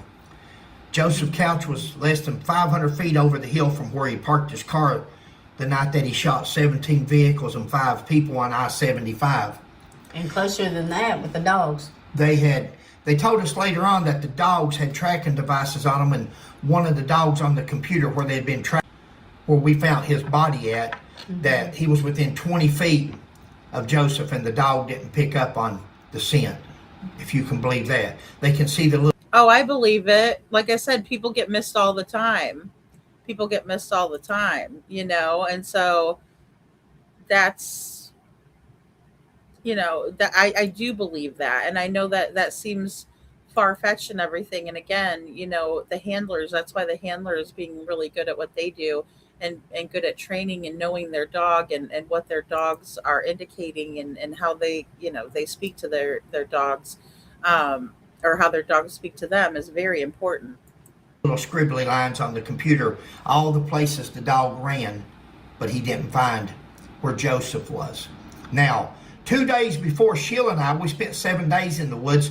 2 days before Sheila and I found Mr. Couch's body, the governor and the Kentucky State Police and the State Police Commissioner had called off the search in the Daniel Boone National Forest. They had called it off. For the last 7 days that Sheila and I were out there, we never seen the first person in the woods searching. Not one person.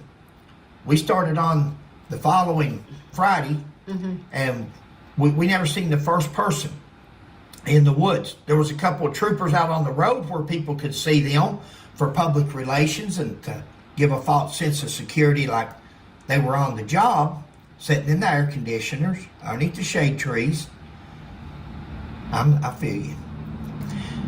My point is, guys, they had called the search off in Daniel Boone National Forest. To this day, right now, had the good Lord not led Sheila through those birds and her nose to where he was, Mr. Couch would have never been found.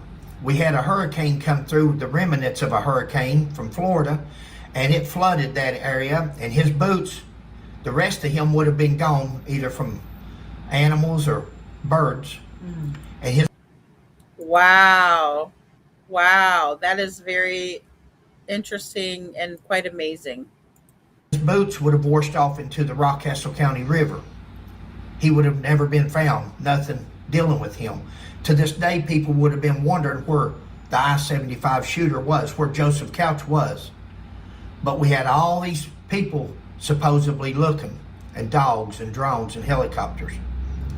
Wow, that is really interesting. And I think the moral of that story is again, the searchers are only as good as what they're willing to do, right? I know we're getting into crazy overtime here, guys, but I thought that everything that we talked about was really interesting tonight, and I didn't even feel like we've been here that long.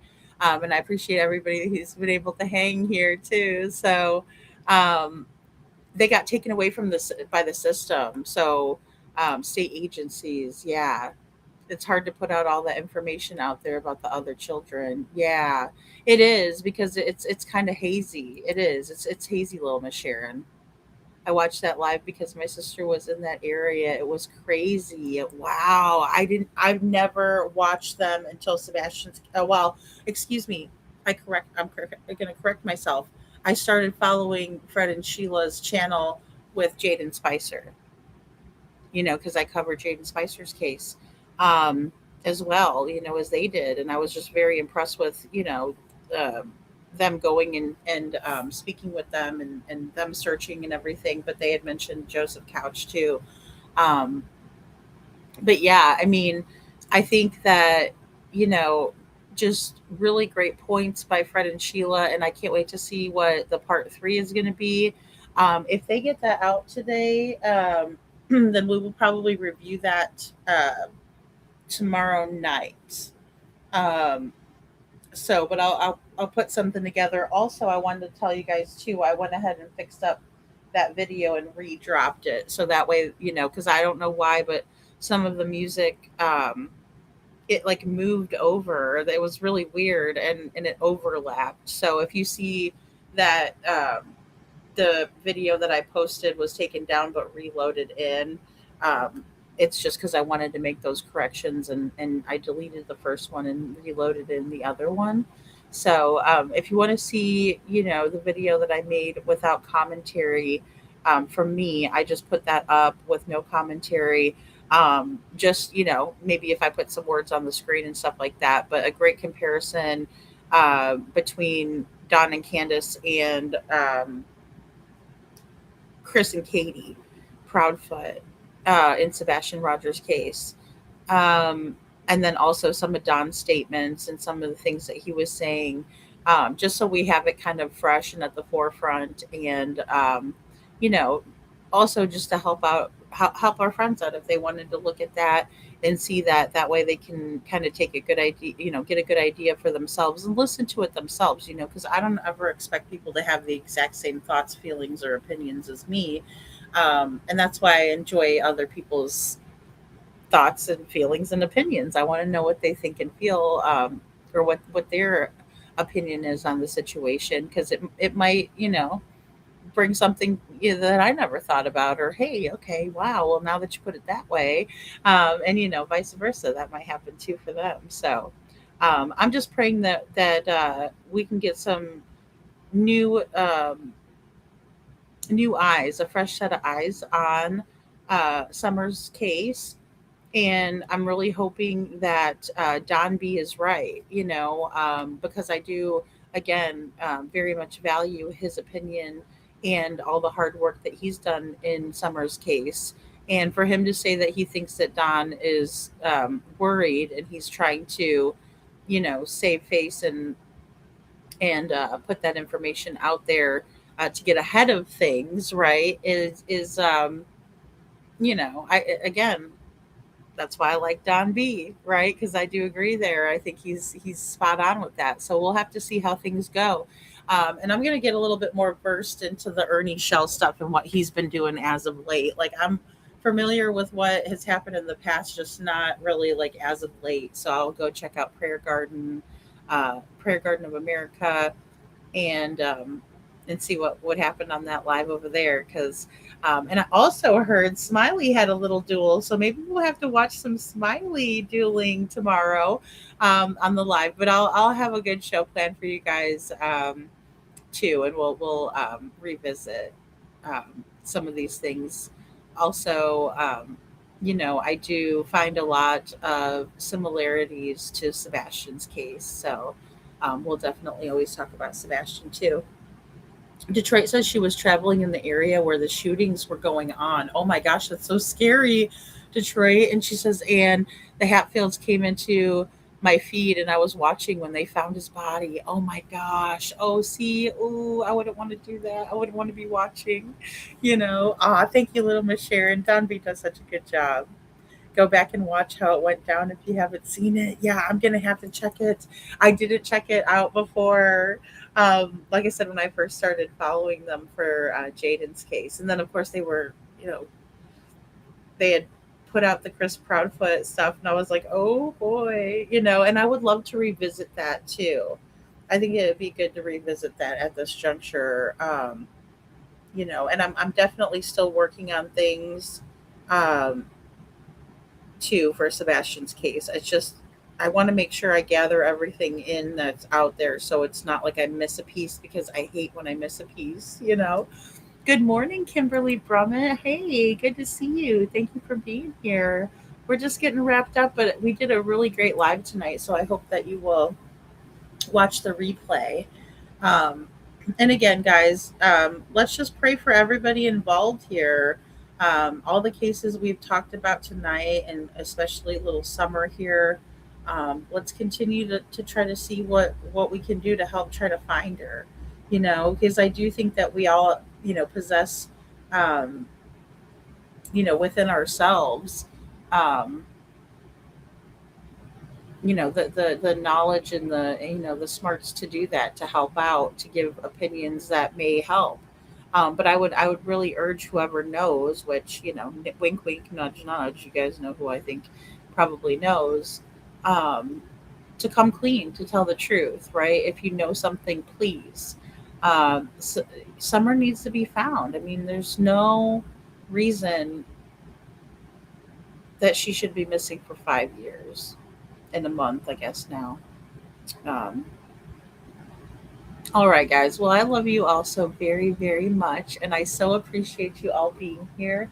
And I will see you all next time.